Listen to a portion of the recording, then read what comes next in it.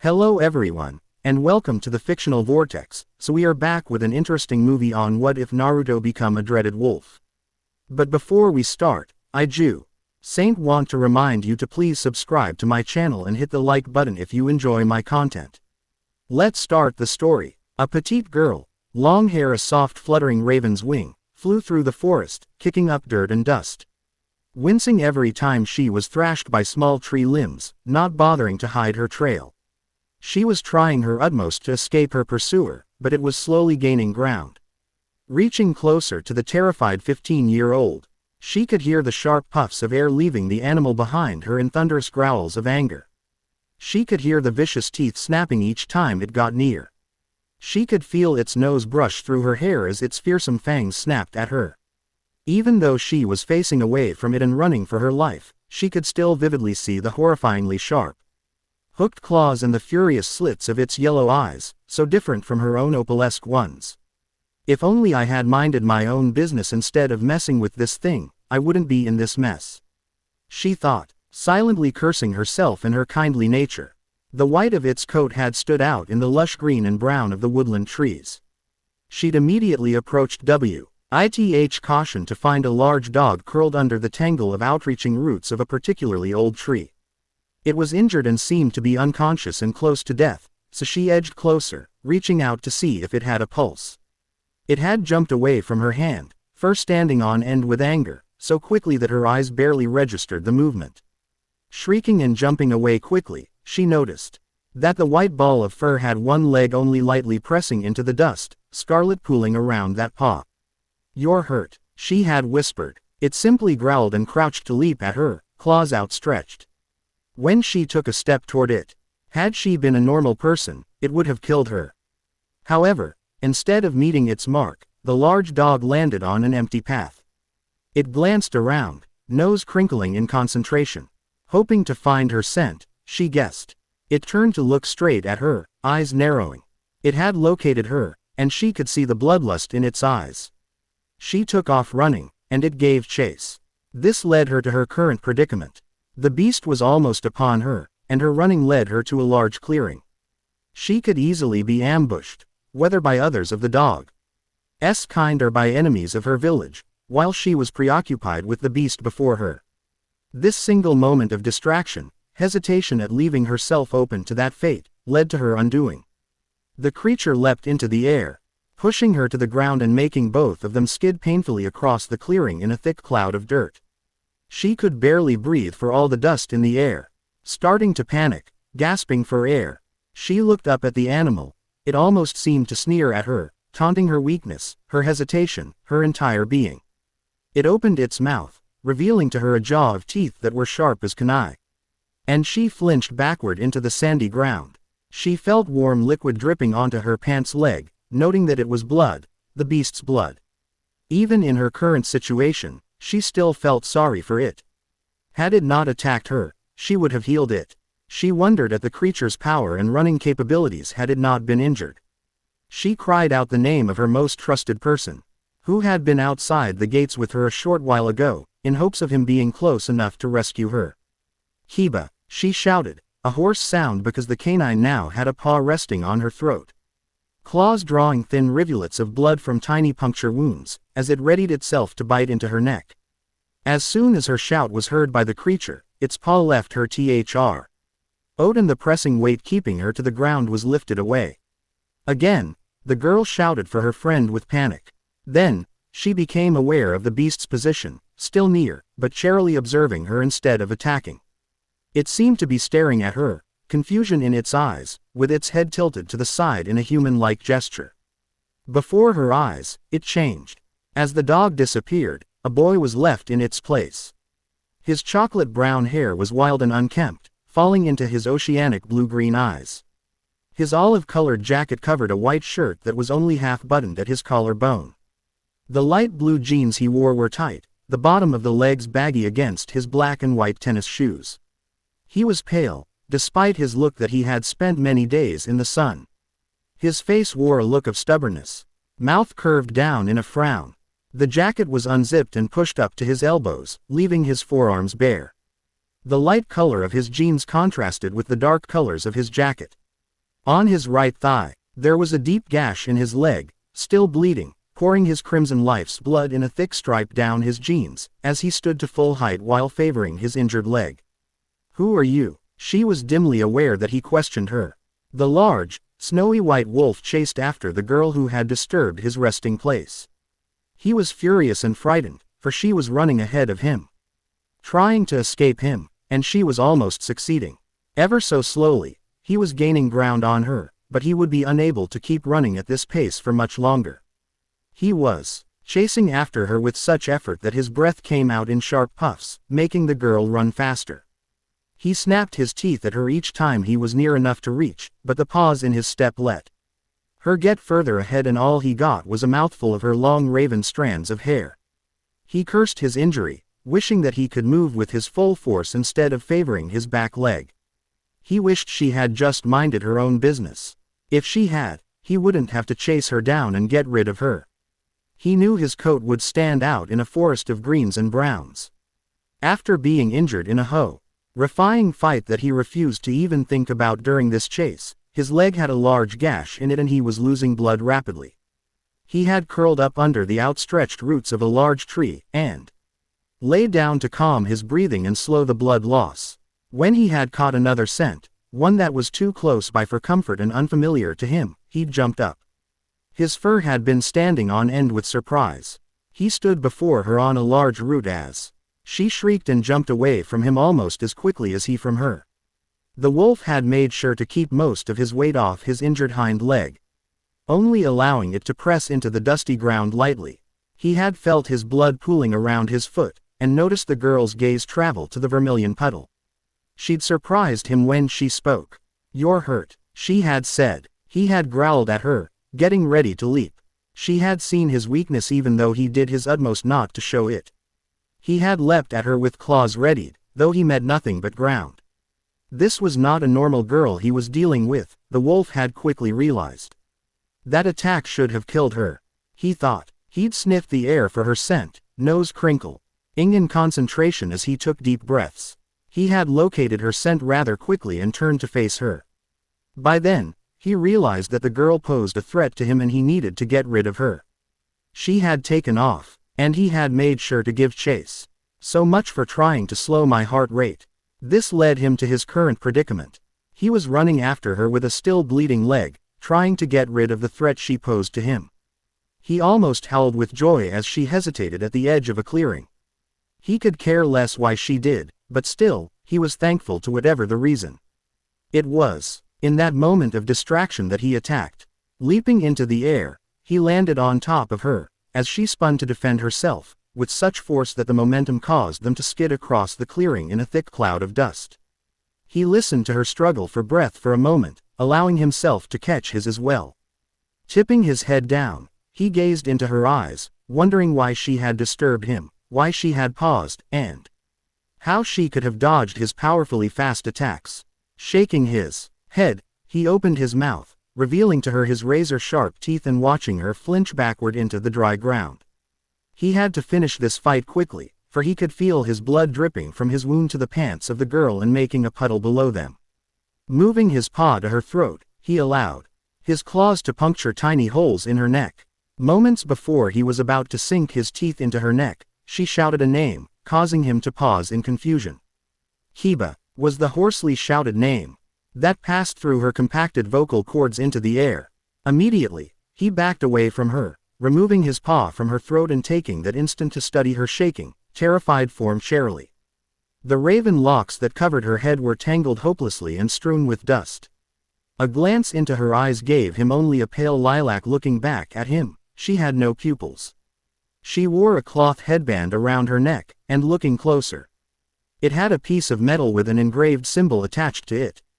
Her clothes were rather baggy, a large lavender and white jacket that covered her entire upper body and a pair of blue pants that ended around her mid-calf. She had netting under her jacket, which was unzipped enough to see only the headband and small bit of netting, and bandages wrapped around her upper right thigh. Her shoes were open-toed and almost similar to boots, but more like sandals than anything.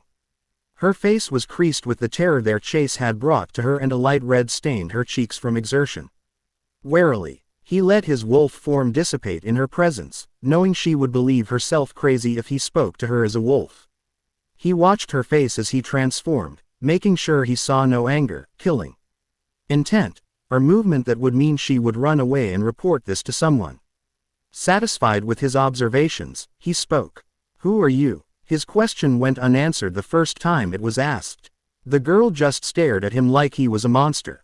Then again, he was used to that. Once more, he asked his question. Upon being ignored, he growled, more like his inner self than his human counterpart. This made the girl's attention focus immediately to his words. "Who are you?" he repeated, angered by her lack of answer. Hyuga Hinata. D demo, why? She questioned in return. Hinata, the boy said, as though testing her name on his lips. "How do you know me?" he inquired, ignoring her question for the moment. He was unsatisfied with her answer, given a few seconds later. I have never met you before. Who are you? Are you a spy for Jagora? Someone kind of mind reader? How did you know my name? The boy demanded. I'm none of those things. I have never met you in my entire life. The petite girl flinched away from his smoldering eyes, voice hitting a higher octave as her panic rose. She knew that even with him injured, there was no way for her to flee this creature. "Then how do you know my name?" he asked, his quiet fury more frightening than outright yelling would have been. "I truly do not have any idea of who you are," Hinata sincerely stated, wondering if this boy, Wolf, was sane. Sighing, he answered her with his name. Kiba. When she only looked at him in confusion, he clarified. "My name is Kiba." Her expression cleared impetuously and she leapt to her feet, causing the boy to flinch backward and growl at the sudden movement, preparing to attack again. Hinata's head turned toward him, raven locks flying around her face at the movement. I have a friend back in the V village that goes by that name. It was he whom I was calling earlier. Kiba's eyes narrowed at her easy mission of performing such trickery on him. He glared at her with prideful arrogance, wondering what, exactly, she was. When she spoke, it did not grate on his sensitive ears like many human speech, but was a soft, lilting tone that flowed gently to his mind. Without the stuttering, her speech would have been quite enchanting, he was reluctant to admit. Where do you come from? I have never seen you in this forest before. He noted that the more she spoke with him, the more comfortable she grew with speaking, and the less she stuttered. He tucked the observation away for later, in case he needed it. I have been a wanderer for most of my life. I have no home. I came here because I needed rest, nothing more, nothing less. He scowled at her, trying to figure out where her conversation was taking them. I could heal your leg for you. I trained a bit in medical jutsu, so that would be no problem. She stated hesitantly, unaffected by the wolf boy's glower simply because she was used to it. There were enough Hyugas who sent them her way every day, though none of them would admit it were they asked. I've been through worse before. I have no need for your human medicines. All I need is a little rest. So either you leave, or say something worth my time. Kiba looked around the forest, searching for each escape route or ambush point, as per his habit when away from his pack. I would be happy to ask Hokage-sama to let you stay in the V village until you've rested. Hinata spoke, wondering if the wolf boy would accept the invitation of a stranger. She had seen the bewildered look on his face when she had spoken earlier, stating that he was hurt, then seen it once more when she offered to heal him. The raven-haired girl wondered exactly what happened to him, wherever he had come from, to make him so confused when receiving kindness. Just as she had suspected, her offer made him pause in his observations of their surroundings and focus on her with puzzled expression. Why would you offer such a thing? I am a wolf. Is that not enough reason to kill me now? The boy questioned bluntly, wondering if this was some elaborate scheme to get him into a village, then surround and torture him. Why would anyone kill you simply for being a wolf? I must admit I've never seen one personally you until now. I was only wondering at your safety here in the middle of the woods. Then again, the forest is where you live, now that I think about it. The girl shyly ended her sentence more to herself than her companion and seemed to shrink before Kiba's eyes. He observed the girl for a moment, wondering what she was trying to accomplish by inviting him into her village. He thought carefully at what motive she might have, and upon finding none, he spoke. "I will accept your offer," he said simply, finding that her company did not grate on his nerves as he had thought it would. "Okay, we will have to go straight to the Hokage's office. To let her know that you will be staying with me until you are well." Hinata paused in her explanation. She studied the boy before her warily as she opened her mouth, then closed it once more. It was as if she were searching for the correct words to express what she needed without provoking an attack from him. "Anu, it is probably best if you are a wolf when we enter the village. There should be no reason for anyone in Konoha to suspect you of being one, but just a large dog, as I did." She was ecstatic at the idea that he accepted and liked her idea. She wasn't entirely why she so desperately wanted to help the wolf boy. But he had looked like he was in such pain, curled under the tree, that she felt he needed some kindness sent his way. She knew it sounded foolish, but he really did okay, like he needed someone to help him heal. Besides, very few people actually heard her ideas, and even fewer liked them. Not once did she realize, though, that she didn't stutter. She watched as Kiba thought through her logic and, upon finding no dangerous pitfalls that could certainly spell his death, he became a wolf once more. "What now?" he asked, curious as to how she expected to get him into the village itself. "Well, I was thinking I could transport us both straight to the Hokage Tower, but that would require you to trust me and be in CC contact with me." Kiba, albeit cautiously, complied once more with her statements. They were reasonable enough, and he had yet to sense any murderous intent. He knew his limits and he knew that he needed help. Besides that, he was following his instincts in this strange place the girl called home, certain that such a method was the only way he could survive. Hinata gradually inched her way closer to the wolf boy, careful to make no sudden movements that could entice him to attack. When she was close enough to pet the soft fur of his ears, she withheld the urge and instead lay her hand, with the palm facing her other hand, on the crown of his skull. She brought her other hand forward, quickly forming the needed signs for the transportation jutsu. The two disappeared from the forest, the only sign that they had been there. All puff of white smoke that cleared away immediately. The two reappeared in a building that was foreign to the wolf, causing him to immediately tense and be on his guard. He told himself to just relax.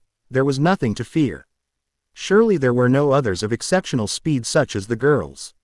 He could definitely outrun each and every human present, save for the Hyuga girl, of that he was confident. He observed his surroundings for a moment more before he heard the girl speaking to two men standing outside a door. "May I please speak to Hokage-sama for a moment? I don't have an appointment. But I found an animal in the woods, and it has been injured badly. I think Tsunade-sama would be most interested in it." Hinata spoke with a stutter while gesturing vaguely in his direction. The two men took in the blood-stained fur of his hind leg, the deep gash from which the crimson liquid fell, the fact that she had its blood on her leg, and the way he lifted said foot off the ground.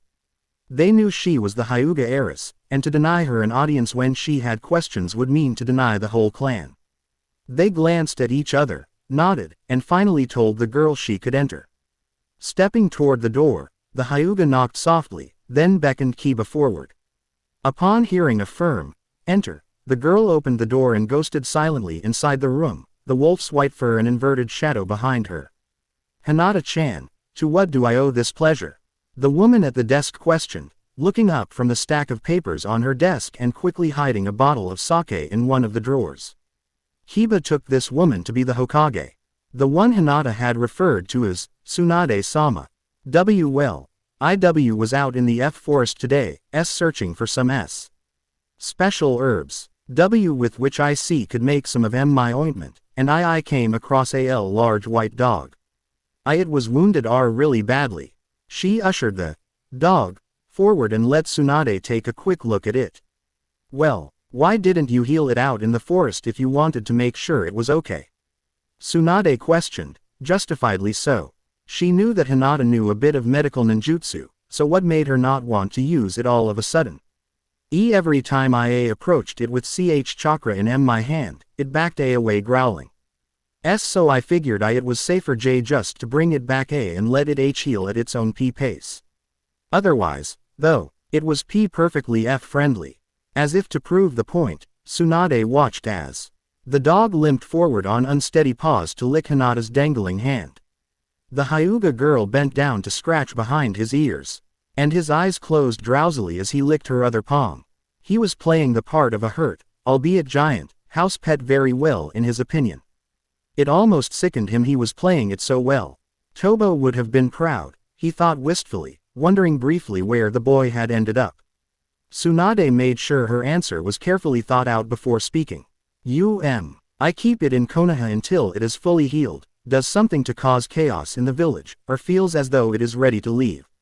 Any and all damages that may be caused by the beast are going to be on your tab, and you are responsible for keeping him fed, housed, clean, and calm. Is this clear? Tsunade had no doubt she would be the perfect ninja to care for such a large dog. She also had no doubt that the girl knew more than she was telling, but if it was important, it would come out eventually. Besides, a simple dog was of no threat to the village, especially with it staying in the Hyuga compound. Hi, Tsunade-sama. Hinata smiled happily at the dog, then turned to usher it back out of the room. By the way, when it is outside, it is to be kept on a leash at all times. Tsunade called to the girl's retreating form, knowing for certain that she heard when her reply was a small, almost invisible wince. When they left the tower, Hinata decided they had to find Kiba a collar and leash as soon as possible. No matter how angry that would make the poor wolf boy, she took hold of the scruff of his neck and began to lead him down the street. Because of the wolf's height, she was able to keep her hold without having to bend or walk in an awkward position. We'll go to my house first, to make sure my father will let you stay with us. I'm sure he will once he learns that Hokage-sama said it was fine. But I would hate for him to find you and be angry at you for what he would think would be breaking and entering. He is a very strict man, and I just want to make sure neither of us will be in trouble, for both our sakes. Hinata confided quietly as they traversed the few blocks to the Hyuga compound. The wolf made no indication that he had heard, but Hinata knew he wouldn't. She could sense his uneasiness at the prospect of being trapped with her until he was healed, in a strange place, with no one he knew. She could hardly be counted as a friend, they had barely just met. Nay, Hinata-chan, a male voice called to her from somewhere behind them. Suddenly, a large white ball of fur rushed up, jumping and knocking the raven-haired girl to the ground. She shrieked a bit at the fall, but the wolf mistook the shout. He immediately paced until he could get a good shot at the dog. The head butted him off of the Hyuga. The dog stood and growled at him for a moment. The wolf ignored him, opting to look at Hinata with his head tilted, as if questioning whether she was without harm. I'm fine, she whispered to him before the dog's owner came near to give her a hand up. Konbanwa, Kiba-kun, arigato gozaimasu, she spoke to the boy. He smirked a bit. I see that Akamaru found you before I did, now didn't he? He laughed at her slight blush, then walked over to his ninja dog. Akamaru, the dog, was growling at the white beast beside her. Who is that? The boy questioned Hinata. This is a dog I found out in the forest. He had a broken C collar with tags beside him. The collar seemed to have been ripped from his neck. The tags said his name was Kiba, and he seemed to respond to it, so I assumed they were his. I already got permission from Tsunade-sama to keep him until he heals, because he has a huge gash in his leg.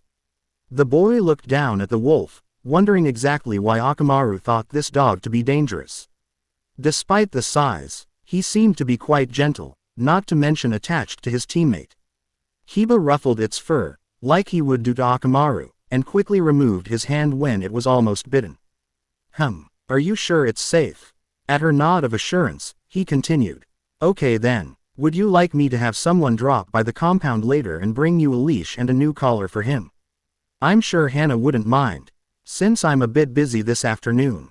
Arigato, Kiba-kun. I would appreciate it. That would save me a trip into the village, and with his hurt leg, I'm sure he'd thank you for it also. She smiled at the dog lover in front of her as they said their farewells and continued with a new fervor to her house. She glanced down at the wolf boy, who seemed to be tiring by the second, though she knew he would never admit it. He seemed too prideful for that, just like her family. They needed to finish their business quickly so he could rest. The meeting with her father was nerve-wracking. But this was not about herself and by her father's choice, as it usually was. It was by her choice, for a new friend. It went well, but Kiba noticed that she had stuttered more there than when talking with anyone else they had met today. He wondered how the man sitting before them could possibly be the father of someone so quiet, shy, and kind. It left him bewildered, but family never really did click with him. Maybe that's how all families are. When her father had given her permission to keep the pet, she had smiled and thanked him quietly. The smile stuck until she was halfway out the door. Hinata, by the way, you have to make sure he stays in your room when you're not around. I don't want him running down the halls in the middle of the day causing a ruckus. Hyuga, Hiyashi stated as she walked from the room, almost successfully causing her to fall flat on her face when she froze mid-step. She took a deep breath. Hi. OO2SS Sama. She forced herself to look as normal as possible as she walked from the room and quickly hurried to her own with a blush so red that could possibly fool Sasuke into believing her head was a tomato. Hinata was forever grateful that she had grown her hair out for the simple reason that her father could not see the back of her neck as her upper body turned a bright red. She hurried to her room, hyper-aware of the wolf boy by her side. With his still injured leg, mentally kicking herself, she realized that she should have gotten him a place to rest before talking with her father.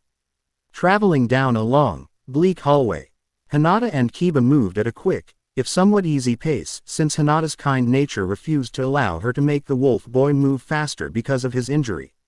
She came upon the door leading to her room, and quickly led the wolf inside. She was about to let Kiba know that she was going to get some bandages when she heard a knock on her window. Turning to look out, she found Hana holding up a collar and a leash. Turning back to the wolf boy, she told him to lay where he liked while she went to greet the female Inuzuka. She assured him she would be back momentarily, but she needn't have. Though he didn't mind her company, it did not mean he was used to being in a house with many other people. He took heart in the fact that he would leave as soon as he was well. When the girl, Hinata, his mind filled and left, he decided to get his bearings and look around the room. Though he was exhausted, his blurry, heavy eyes permitted him a moment's glance before his weary legs gave out. He knew, before he could fall into a restful slumber, he would have to take note of his surroundings.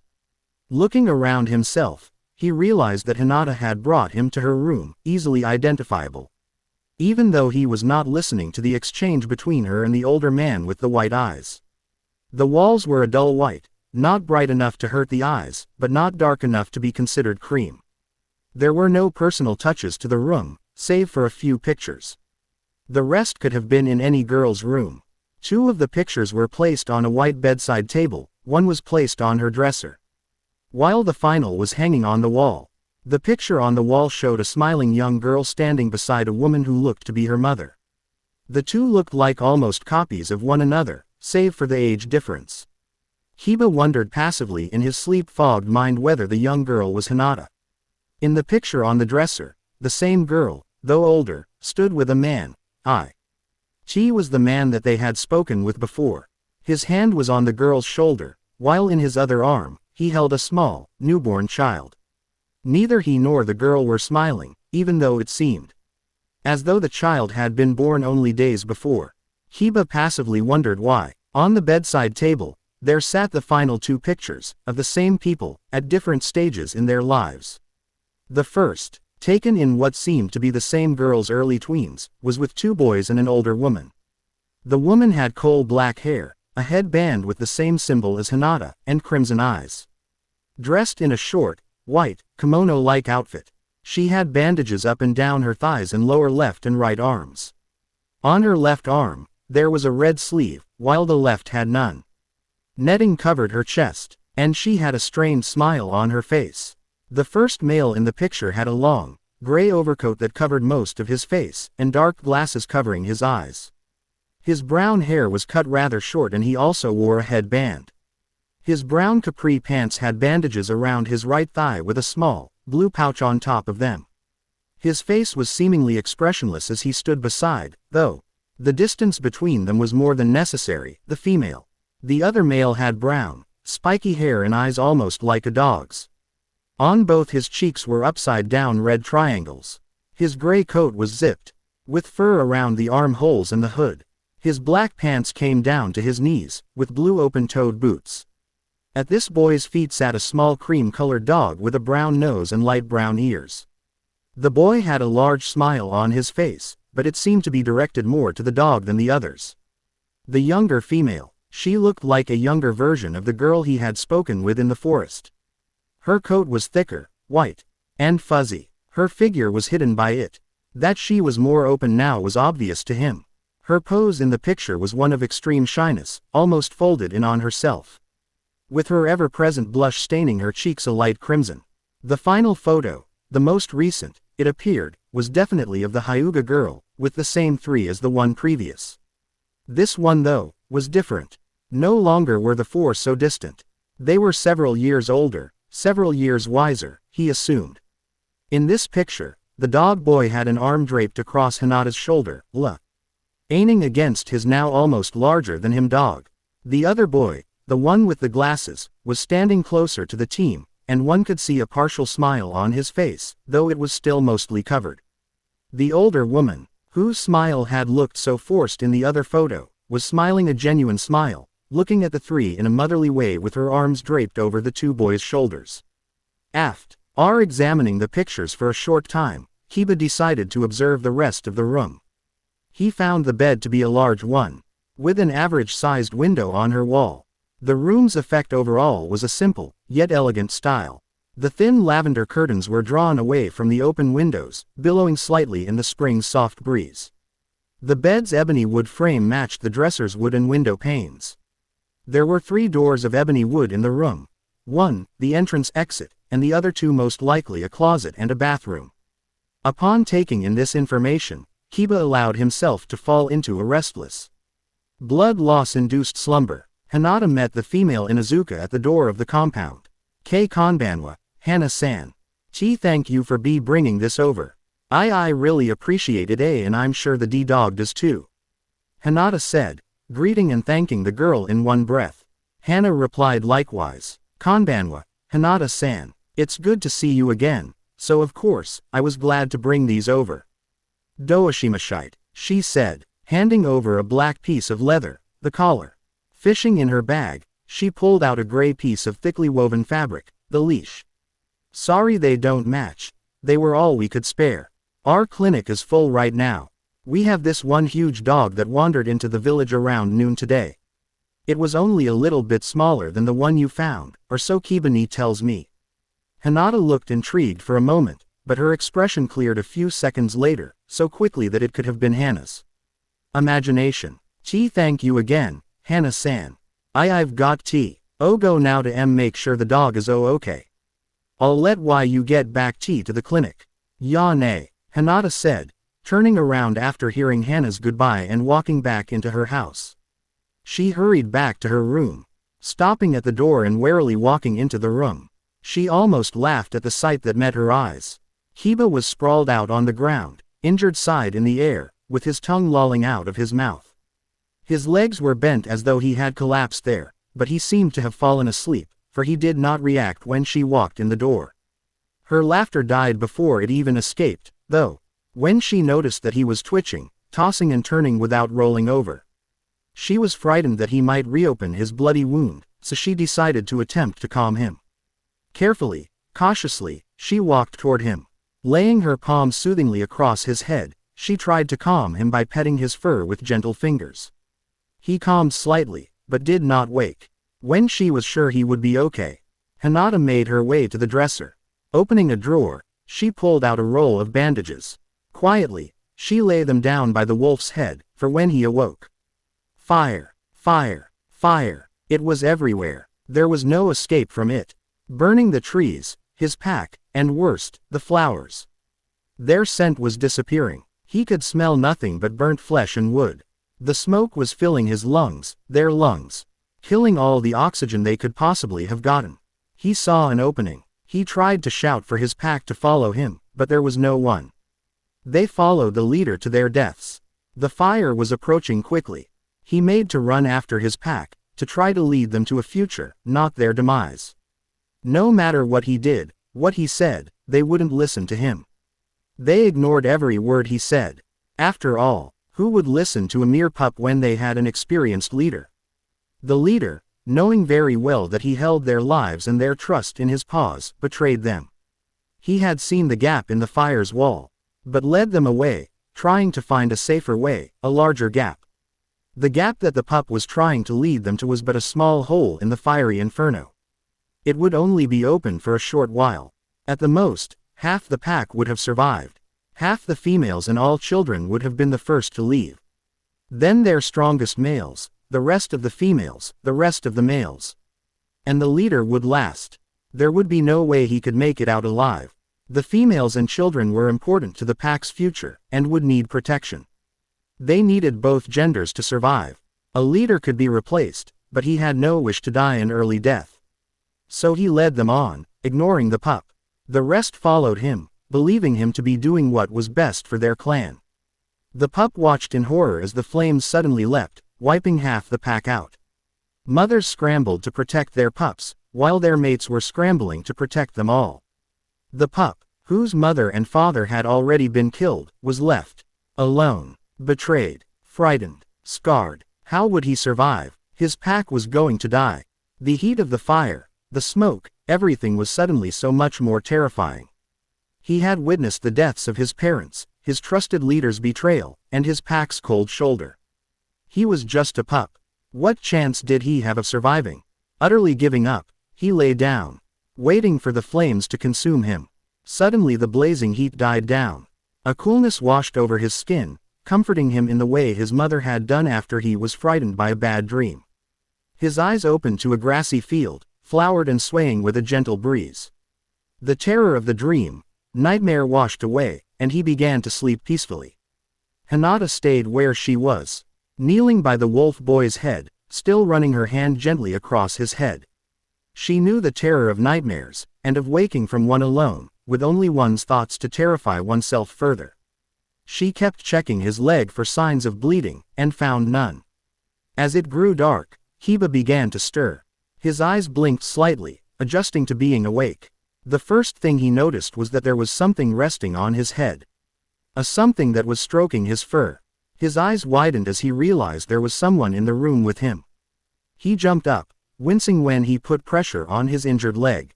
He made a quick glacé over the room before focusing his attention on the other person in the room. It was the girl Hinata he noticed in the dim light. The room was darker now, so it must be nearing nighttime. Kiba noted this, and the fact that Hinata had yet to move. "What were you doing?" Kiba questioned, growling. "You were having a nightmare. It was the only way I could think of to comfort you." "Did I disturb you?" She spoke quietly, as though a child who was being scolded. Kiba reflected on his dream. No, she didn't disturb him. He remembered the cool, calming feeling that had washed over him and made him realize he wasn't alone. He stayed silent, unwilling to admit this. "Your wound is beginning to heal," Hinata stated. "Would you like me to clean and wrap it for you?" She gestured to the bandages that had been lying by his head. "Why did you take it upon yourself to attempt to comfort me in a nightmare? No one would hold it against you to abandon me. Why are you doing this?" he demanded. Never before had he met such a girl. Not even the woman they had called Cher had been this kind. Hinata tilted her head in confusion. Why would he look for a motive behind her helping him?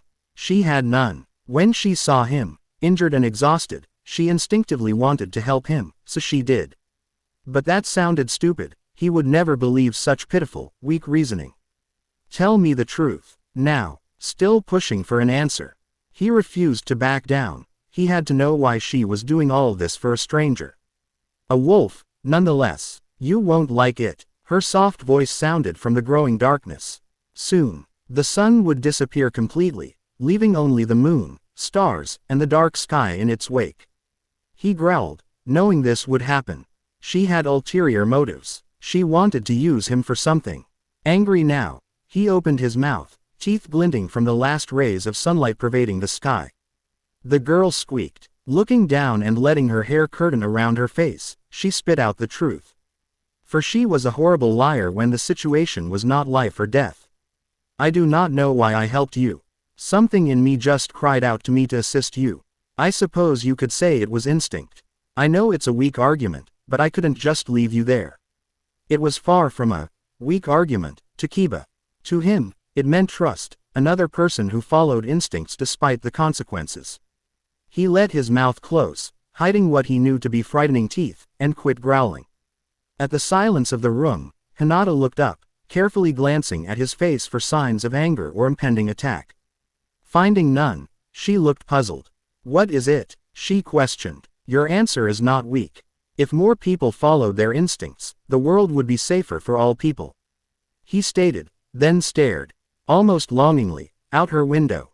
The room was now pitch black. Hinata, aware of how much time had passed, stood to close the windows and curtains. The female Hyuga turned at the sound of his voice. Nand, don't close them. Understanding his love of the night, she left them open. Kiba slowly stood, his legs stiff with blood and sleep, and walked to Wher. The moon's light fell on the floor of the room. He lay there, resting, basking in the moonlight. As she watched, Kiba became more peaceful. His shifting began to settle, so he could finally rest peacefully. Hinata smiled, then turned to grab her pajamas, and walked to the bathroom to change. Walking sleepily back into the room, she crawled into her own bed, completely forgetting the question she wanted to ask of him. The next morning when she woke, the white wolf was nowhere to be found. In his place lay a boy, peacefully sleeping, curled up by the window. The gash on his leg was still dangerously unhealed, and blood clung to his pants and made them like a second skin. Wishing he had let her tend to him the day before, Hinata sighed. Quietly, so as not to wake him, she grabbed some clothes to put on. Walked to the bathroom to change out of her pajamas, and readied herself for the day. She then ghosted out of the room, heading to the kitchen to grab a meal for two in a bowl. Thankfully, no one questioned her request. They just got what she asked for and left her to her reasons. Hurriedly, she walked back to her room with her cargo. Arriving at her room, she paused, wondering at how to open the door without dropping everything, when the door opened from the inside. Kiba stood, leaning against the door frame for support. He offered no explanation of what he was doing or why he was there, and just got out of her way. She nodded, thanking him, and walked into the room. She did not ask questions, and he gave her no answers. It was a simple agreement made in those few seconds. He made to walk over to where he had slept, but paused when he felt the light touch of her fingers on his arm. I need to clean your wound before it gets infected, she said simply, giving no other reason. He nodded almost imperceptibly, watching as she walked into the bathroom with the bowl after setting the food down. She came back with a washcloth, bandages, and a bowl full of liquid that smelled medicinal. She winced upon looking at the injury. I'll need to cut away almost all of your pant leg from your thigh down. Are you okay with that? She questioned, not wanting him to be furious for cutting them without his permission. Yes. His answers were so simple and easy to understand, unlike many of the male patients she treated at the hospital where she had volunteered in order to learn her medical ninjutsu.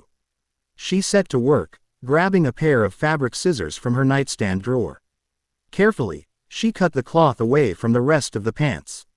When her cut was complete, she carefully pried the fabric from the bloody mess that covered his leg. Some parts of it stuck, so she'd have to use the hydrogen peroxide to loosen it up. Every time he'd wince at the burning sensation, she would apologize and pause in what she was doing, turn to the bowl, and wet the fabric until it no longer clung to him. Finally pulling the cloth off his wounded leg, she found the gash was more serious than she had originally thought. The cut was ragged, and not just one, but multiple right next to each other, claw marks. She picked up her washcloth, dipped it in the liquid in the bowl once more, and gently began to clean the clotted, dried blood away to get a better look at how to bandage and heal it. Her hands and the cloth soon began to turn a light pink from the diluted blood being washed away. When it was finally clean, the wound looked less ghastly than it had. Standing, the girl walked back into the bathroom, leaving it with a small round container. She walked back to the wolf boy and opened the container, letting him see the medicine she was applying to his laceration. He did not want to let her use her human medicines on him, but it seemed he had no choice. He had been lying the day before when he said he'd had worse. These were the worst injuries he'd ever obtained, and he was at his limit, in no condition to protest something that would help him heal. Even he was not so prideful as to resist help when he needed it. It was something Sum had helped him realize. Thinking of the older wolf made Kiba realize how deeply he and his pack were connected. He could feel the loss of the other three. He felt the emptiness beside him. He was jerked from his thoughts as a stinging sensation traveled to his brain from his leg. He hissed, unable to contain the sound, for it surprised him how much it stung. "Sorry," Hinata squeaked. "It's fine." Kiba ground out through gritted teeth. She began to wrap the injury with skilled, gentle hands. Soon after she began, she was through. His wound was bandaged and would heal sooner than if he were alone. He shifted his leg, testing the limits of the bandage and his motion capabilities.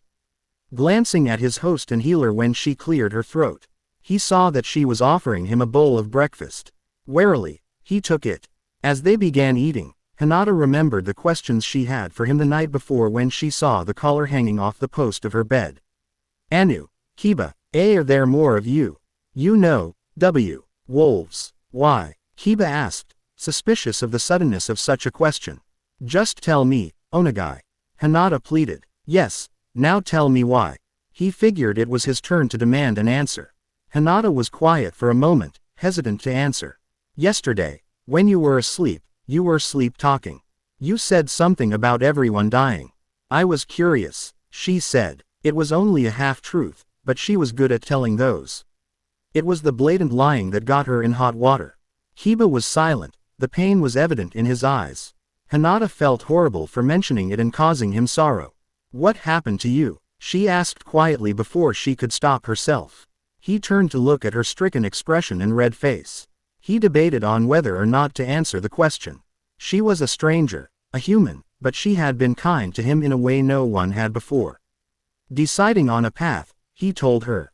His past, the fire, his pack, their betrayal.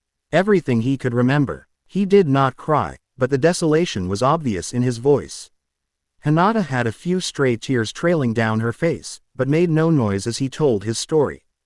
At the end, Hinata resolved herself to help him heal and meet back up with his new pack.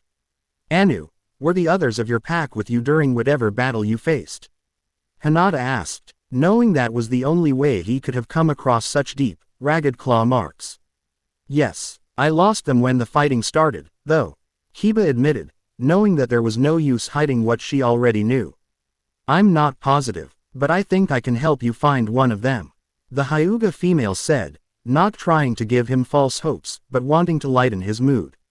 He glanced up sharply, looking for deception. He knew he wouldn't find any, not after the way she sat and listened to his entire story so silently, but he wanted to be sure. He found none, and allowed a small smile to cross his normally expressionless face. "Where?" Quote, "With Hana-san, in her family's veterinarian clinic. She's the one who brought me the collar and leash for you. When she was explaining to me why they didn't match, she said there was a large dog. A little smaller than you, that had wandered into the village around noon yesterday." Kiba's eyes lit up slightly. It had to be one of his pack. He quickly finished eating, the Hyuga female following suit. Finishing, Hinata picked up the bowls and silverware. Telling Kiba to stay in her room, she took them back to the kitchen, along with the bowl she used for cleaning Kiba's wound. The branch members working in the kitchen greeted her kindly, taking the dishes from her and walking away to clean them without questions. The girl hurried back to her room. He opened the door to find the boy sitting at the foot of the bed with his legs stretched out in front of him, trying to figure out how to put on the collar. Hinata chuckled slightly, making him startle and guiltily drop the leather circle. He blushed slightly, caught doing something he would never have considered had he never met this girl. He shook off his embarrassment and handed the collar to her. Soon, the white wolf stood before her, waiting impatiently for her to put the collar around his neck. She slipped it over his head, tightening it so it wouldn't slip off, then attached the leash to it. She let him walk ahead of her and led them out of the Hyuga compound. Out on the street, however, he walked beside her, taking cues to turn or stay straight from the angle of her body. Him being by her side, most people gave them plenty of room to walk, but every once in a while, someone would walk up to them, bow their heads, and politely ask to pet him. Of course, she would reply with a, "Yes, but we really must be going." So only for a few moments. That occurred very few times, though, in the long walk through the village. Most of the people turned their heads away and wanted nothing to do with them as they passed. Very few even spared them more than a respectful glance. Kiba stored this information away in his brain to question her later. Soon, they arrived at a building with, Inuzuka Vet Clinic, scrawled on the sign out front. "This is it," Hinata said, seeming to the pedestrians to be talking to herself. The two entered the double doors slowly, because Hinata didn't walk. To push their luck and reopen Kiba's wound. Hana greeted them immediately, thinking they were customers, then turned and, upon seeing them, greeted them more warmly. "Nay, Hana-san, remember the dog you were telling me about earlier? May I see it please?" Hinata asked bluntly. "I think it's really cool how these two are so much bigger than the others." Maybe they know each other. Hinata explained herself at Hana's perplexed expression. "I'm not sure if that's such a good idea, Hinata-san. It's hurt, but every time someone approaches it, it tries to attack. I'm not sure either it's a good idea for you or anyone to go in there."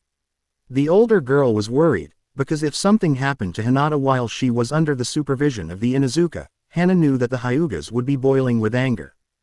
"Don't worry, Hana-san. I'm AK Kunoichi, I'll be fine," Hinata said reassuringly. Besides, if it comes down to an Inuzuka Hyuga F feud, I'll make sure and nothing bad happens." Her half-hearted joke fell flat in face of the risk that she could be taking. Finally, Hana sighed, defeated. "Okay, go through the doors, down the hall, turn the corner, and enter the first door on the left. Be careful." "Okay," the Hyuga nodded, pushing through the doors and following the Inuzuka girl's instructions. Arriving at the door, she carefully entered, shutting it behind her. The room was somewhat small, with tables and cages lining the wall. Each cage was empty, so the dog, maybe wolf, was most likely ferocious. On the walls were cabinets full of bandages and medicines which would help the clan heal the animals in the room. There was a single, blue mat sitting in the corner, with something on it. Upon closer examination, the raven-haired girl found that T was whom she thought to be Kiba's friend, curled into a tight ball, as if trying to hide from pain it could not escape. His brown fur was light, even lighter around his stomach. He was smaller than Kiba, indicating the age difference between them. Around his right forepaw, he wore 3 silver-colored bracelets. His stomach had a gash in it, seemingly still bleeding, but Hinata hoped her eyes were wrong. His ears perked up when the door clicked shut. His head raised, revealing caramel-colored eyes. He jumped up, growling, and leaned back on his haunches to attack. Kiba, the white-furred wolf, jumped in front of her. Growling in return, he spoke to the smaller one. "Tobo, stop." The wolf, Tobo, sat back, eyes wide, as he saw the pack's leader protecting a human. "What are you doing, Kiba? You have always told us to stay away from the humans, and now you're protecting one of them." He growled again, baring his teeth at the both of them. "You can trust her, Tobo. It's hard to explain, but she's trustworthy," the white wolf replied, casting a sidelong glance at the girl. My name is Hyuga Hinata. It's nice to meet you." She greeted the boy with a soft voice and a caring smile. Her gaze drifted to his wound. I could heal that, if you would like." Tobo looked from the girl to the wolf, confused, wondering if it truly was Kiba who had come to trust a human when he himself had finally begun to doubt his own trust in them. Warily, Hinata reached out and lay her hand gently on his head. A wall in the brown wolf's mind finally gave way, and he let his natural trust flow through him once more at her tender pat. Moving his head out from under her hand, he opened his mouth to lick her palm. Though she hesitated when he moved his head forward with his mouth open, she didn't move her hand. And was rewarded with a friendly nuzzle. She giggled, reaching out to hug him like he was one of the Inuzuka's ninja dogs. But Tobo didn't mind. It had been a long time since he had been shown that sort of kindness. Suddenly, the door was thrown open and a lady with wild hair and eyes like Inuzuka Kiba entered the room. The red triangles on her cheeks were creased with the worry lines marring her face. Upon seeing the Hyuga girl, they deepened with surprise. "Hinata, how did you get it to trust you?" she asked. "When Hana told me you came back here alone, I was worried that you had gotten hurt. But here you are hugging it." "I was right, Sum-san, they do know each other." "I'm not sure what they said, but I guess Kiba told Tobo that it was okay to trust me or something." Hinata turned, smiling at the woman with one of her arms still resting around the brown wolf's neck. "Tobo." Her confusion intensified. "The dog you found. I got close enough to it to see the engraving on his bracelet. I just guessed it was his name and he responded to it." She lied convincingly, knowing it was necessary to keep the wolf's secret. Sum thought for a moment, and Hinata worried that her lie had been seen through. When she spoke, though, her doubts were laid to rest. "Would you consider taking care of this dog too? You are the only one whom it'll let approach it. We need this room to help other animals. But we can't just turn him out on the street, and we can't leave it with other dogs. We tried that once, and it just attacked everyone in reach. My father would never allow it," Hinata said forlornly. "Otherwise, I would love to." Sum stood with a thoughtful look. "I'll be back in a few moments, Hinata-san." She disappeared in a puff of smoke. That was Kiba-kun's mother, Inuzuka Sum. The Hyuga girl explained to the wolves. Tobo turned to Kiba with his head tilted curiously. The white wolf's attention was focused on Hinata and did not notice him, but the girl did. "Not this Kiba. My friend's name is also Kiba and that was his mother," she explained serenely. A small poof of air, causing white smoke to enter the room, carried Sum back with it. "Hokage-sama wants to see you, Hinata-san. You can leave the white dog here for a little while, until you can come back for him." The girl stood, lay her palms on each wolf's head, and gently scratched behind their ears. "I'll be back in a little bit, okay?" She spoke before she hurried from the room at Tsunade's request. She walked purposefully through the village to meet with the Hokage in her office. When she arrived, she found the woman awaiting her presence. The moment the Hyuga girl closed the door, the woman at the desk began to speak. "I am assigning you a mission. The Inuzuka veterinary clinic is almost full to bursting, as I'm sure you know. They are in desperate need of the room that is currently housing a large dog with a ferocious attitude, as I'm sure you have been told." Hinata nodded at each point she deemed necessary, already knowing where the woman was heading with her mission. The Hokage continued, though she knew the girl was sharp and knew the mission's point. "The dog can hardly be let loose around the village, allowed to wreak havoc among my people, and the Inuzukas do not want to kill it.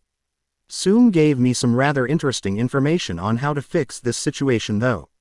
There, the woman ended her sentence, noting the thoughtful look on the Hyuga heiress face. The girl opened her mouth and began a stuttering sentence. "Hokage-sama, I hate to be so blunt. But father would never allow me to bring so many animals into his house. He can barely tolerate Kiba-kun and Akamaru, and was you unhappy letting me keep the dog I am currently caring for. He would never consent to let them both stay." The Sanin sighed deeply, yet inaudibly. She hoped the Hyuga leader would be tolerant of animals, but she supposed there was a reason they never kept pets. This only meant she was going to have the mission agreed to the hard way. "Hinata-san, what if I allow you to stay at the Hokage Tower, in a guest room, while you care for the animals? The rent would be free, and you would be given money for their care. You would also be paid, for this as a mission." She watched as the girl's eyes lit up, finally seeing a way that she could help her village in a time when they were short on needs within her limits. I will accept this mission, but what shall I tell my father?" She wondered. "Tell him I've given you a mission, hand him this scroll. And tell him you'll be at the tower if he needs you. You are dismissed," Tsunade bluntly stated, handing her the aforementioned scroll with the mission details within. The Hyuga girl nodded, and spun on her heel to leave the office of the intimidating Lady Hokage. She swiftly ran back to the Hyuga compound, knocked on her father's study, and entered when he bade her to. Father, Hokage-sama has assigned me a mission.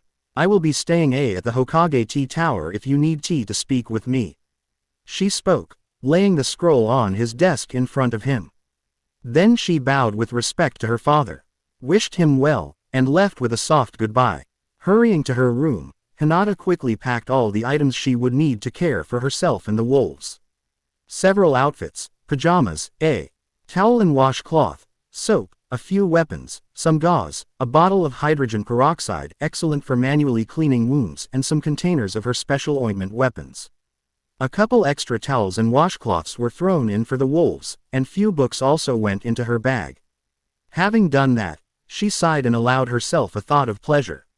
She was glad to Avenue the chance to leave the oppressive Hyuga compound after a few seemingly long weeks without missions. Delighted to get away, she rushed back to the Inuzuka clinic to pick up the two dogs. Hana and Sum bid her a warm welcome, aware that the girl was helping them with their business. Arigato gozaimasu, Hinata-san. If you need anything, just call us, Hana said, handing another leash and collar, for Tobo, to the girl before her. I will, don't worry. Hinata smiled amiably back at them, before going to pick up the wolves and led them to their new sanctuary. Hinata left Inuzuka Hana and Inuzuka Sum standing at the door, waving. Beside her on either side were Kiba and Tobo. Both were looking worse for wear. Kiba's injury was still paining him, though a small bit less than before. Tobo's injury, however, was a cause for much more concern. Both he and Hinata would shoot glances his way, trying to gauge how badly he was hurt, but Tobo was determined not to show any weakness. Briefly, he wondered how he had gotten himself into this situation, delving into the memories. During the battle, Tobo had gotten separated from his pack because of the confusion surrounding all battles. He was the first to go missing from his group, and he was also the youngest and least experienced in fighting. He panicked, dodging blows this way and that, hoping without hope that he would somehow find his pack. This proved to be futile. He couldn't find his pack, and in the process, he was hit with a slicing blow on the stomach. Maneuvering through the warriors and away from the battlefield, Tobo suddenly began to feel weak. Just as he approached a large structure, seemingly gates to a village, his paws fell out from under him and he collapsed into a puddle of blood, his blood. He tried to calm his racing heart, knowing if he didn't it could spell his end. How did this happen? He asked himself. He searched for the answer, wondering how he could have gotten hit. Then he remembered the blow he had received. He hadn't thought it was that deep. Before his eyes closed and his consciousness slipped away, he thought he heard a gasp. He tried to stand, to fight, but found he couldn't even lift his eyelids. Then everything faded into blackness. When he awoke, he realized he had been somehow taken into a large building, almost like a hospital. But there were only animals within it. He carefully took note of his surroundings as he had seen Kiba do so many times. There were bars in front of him, thick steel, and there was no way he could escape in his weakened state. He worried about what would happen to him now that he was alone and caged. Remembering his wound, he looked past his paws to see how bad it looked. Someone had obviously cleaned it while he was unconscious, but it looked like the wound had reopened while he slept. It almost looks worse than it did when I passed out. When the door opened, he violently jerked his head toward the figure, feeling dizzy and nauseous from the sudden motion. He observed the person, smooth brown hair, pale skin, and upside-down triangles on her cheeks. 2 locks of brown hair framed her face. Her black eyes were warm with pity, it seemed to him. Her white coat had a high collar, zipped all the way up, yet it did nothing to cover her concentrated frown. She approached his cage, readying to open it. She did so, and Tobo had taken his chance to escape. He leapt from the box, knocking her down in the process. Fleeing to the other side of the room, he growled ferociously, snapping at the hand that drew near him. He could see the trail of blood that was left behind with every step he took. Finally, the person sighed, giving up, and left the room, warily watching her back to make sure he didn't attack her while she was vulnerable. From there, The hours passed in a painful haze. People came and went, delivering food and water, but none approached him. No one spoke a word in his presence, fearful of waking him from the haze and incurring his vicious wrath. Eventually, the door opened more hesitantly, and a girl entered the room. Warily, she approached Tobo. He immediately jumped to his feet, letting out a violent growl, and readying to leap at her. He felt the blood still flowing from his wound, briefly wondering why it wouldn't clot and heal. He didn't see the white creature that walked in with her, being too focused on his thoughts and possible danger. Just as he was about to snap at her fingers, he heard a voice that broke through his pain-filled mind. It was that of Kiba, his pack leader. Whipping his head to look at the wolf, he found his ears to be telling the truth, and he was ever so relieved, yet surprised, to see the older boy protecting a human. When the other woman had come in and told her that the Hokage would like to see her, the girl had left, with a promise that she would be back. When all the humans had left the room, Tobo finally asked the question that had been nagging at him since Kiba had protected the girl. The white wolf explained all that had transpired since the battle had ended, and the small brown wolf shook his head in amazement. He marveled at how lucky the girl had been to escape her death in the way that she did, and how strange it was that she then offered to help his pack leader in such a way. He wondered where the adventure with this girl would lead them.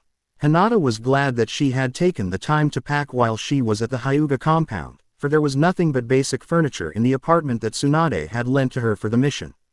She was also incredibly glad that she had packed medical supplies, too, because the Hyuga heiress could tell she would need them by the time they had settled in.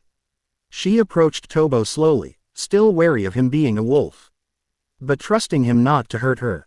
The girl knelt down by his stomach and began to speak. "I will need to clean and wrap your wound if you would like it to heal quicker, so you may be on your way," she said in her whispery soft voice. Tobo nodded his head. "Will my fur be in your way? Or would you prefer me to stay a wolf?" he asked, curious as to how she would help him. It would be easier if you were a human. But then it would require you to take off or shirt. She stuttered, blushing deeply when she finally got the words out of her mouth. She was accustomed to helping patients older and younger than her by many years with their wounds, but never had anyone so close to her in age needed her help before. She was embarrassed to have to tell he'd need to take his shirt off in front of her, but he seemed content with just getting rid of his pain. She hovered fretfully over him as she tried to remove his shirt without further injuring the boy. Carefully, she peeled it away from his body, trying not to blush. The Hyuga girl instructed Kiba to go to the kitchen area to find a bowl and fill it with the medicinal liquid from her pack. Having done this, the boy wolf sat back on his heels and watched the process she used on him, with an outside view this time. He watched her skillful, gentle hands clean the younger boy's wound before an infection made its way to harm him further. The progress was slow, for the blood that had dried had also melded with his shirt, which was impossible to remove without causing Tobo pain, but they progressed all the same. The peroxide had to be replaced twice because it had been turning red with so much blood. Then, there was the matter of the blood that was still leaking from the wound. Tobo had asked her why it would not totally close up, and though she admitted to not being sure, she told him that it was probably because whatever had hit him pulled a chunk of his skin away with it. Finally, done with both cleaning the wound and explaining her thoughts, she reached into her bag and pulled out her ointment and a roll of gauze. Her hands seemed to caress his stomach as they rubbed her salve on his wound. Having done that, she wrapped his injury tenderly, making sure not to reopen it, then pressed the end of the roll gently into his side, making sure it stuck, before telling him he could move.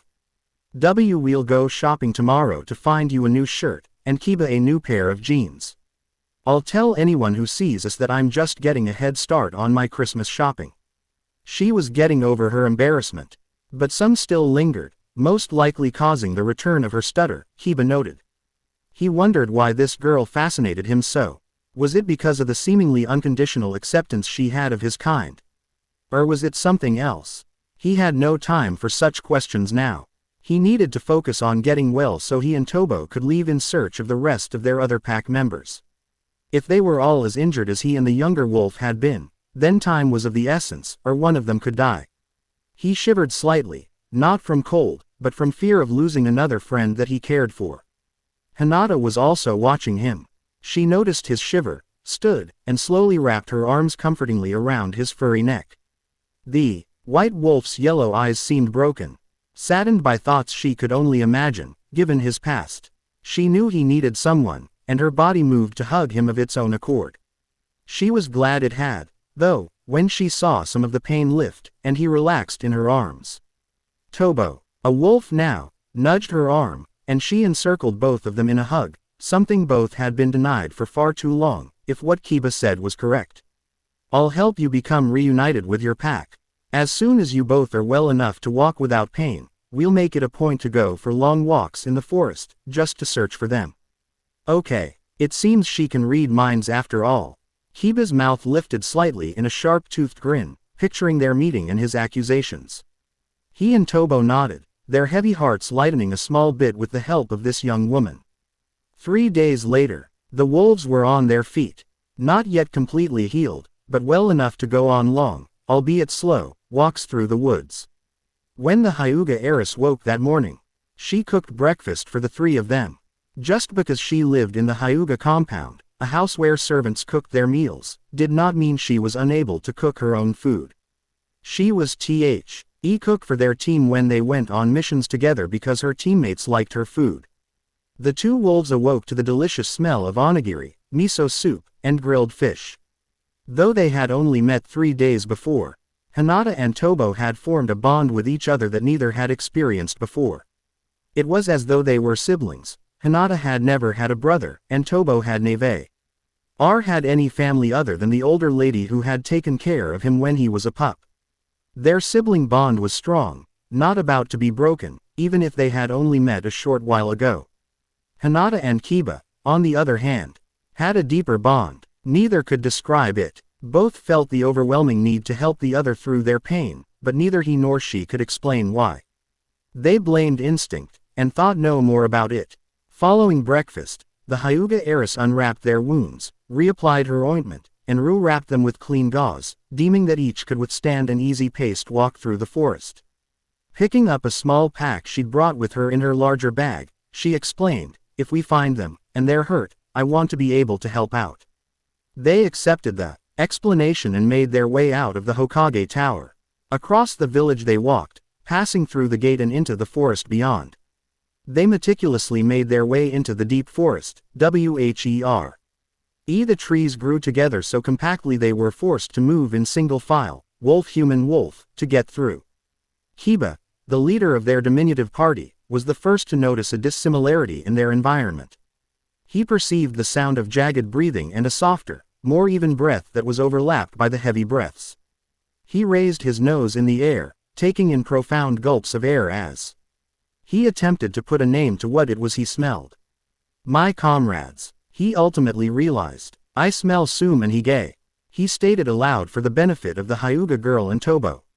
The girl instantaneously stopped moving, holding her hands in front of her to form a hand sign.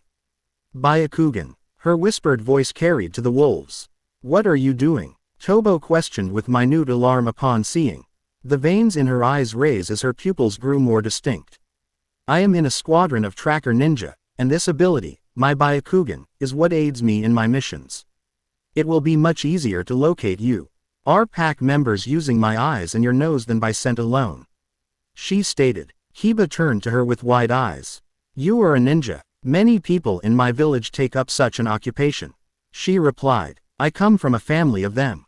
"Then that is how you were almost able to escape me when we first met." "And we have been staying in a village full of them." He was unable to believe his ears, but they had never lied to him before. The girl nodded, wondering why it meant so much to the wolf boy.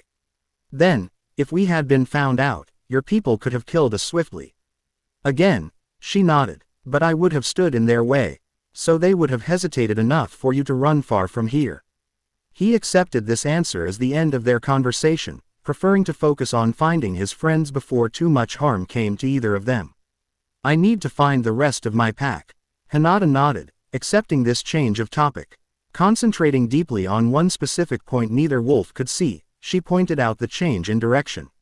Shortening their search, They traveled onward, twisting their way through the forest under the Hyuga heiress jurisdiction. Within the span of a quarter hour, they had located the place where Hige and Tsun were resting. Kiba and Tobo immediately rushed toward the location of the two, but Hinata held back. Something was wrong with one of them. She could see the blood with her Byakugan. But the wolves had left her before she could warn them of this detail. She pulled off her pack, digging in it for her peroxide bottle and washcloth, knowing it would be needed. The girl also pulled from her pack more gauze and ointment. A piercing howl drew her attention to the four wolf boys. The three well ones had crowded around a man with hair the color of smoke, and cut neat and short. As though he had once been in the military, with none of it hanging raggedly in his pain-filled golden eyes.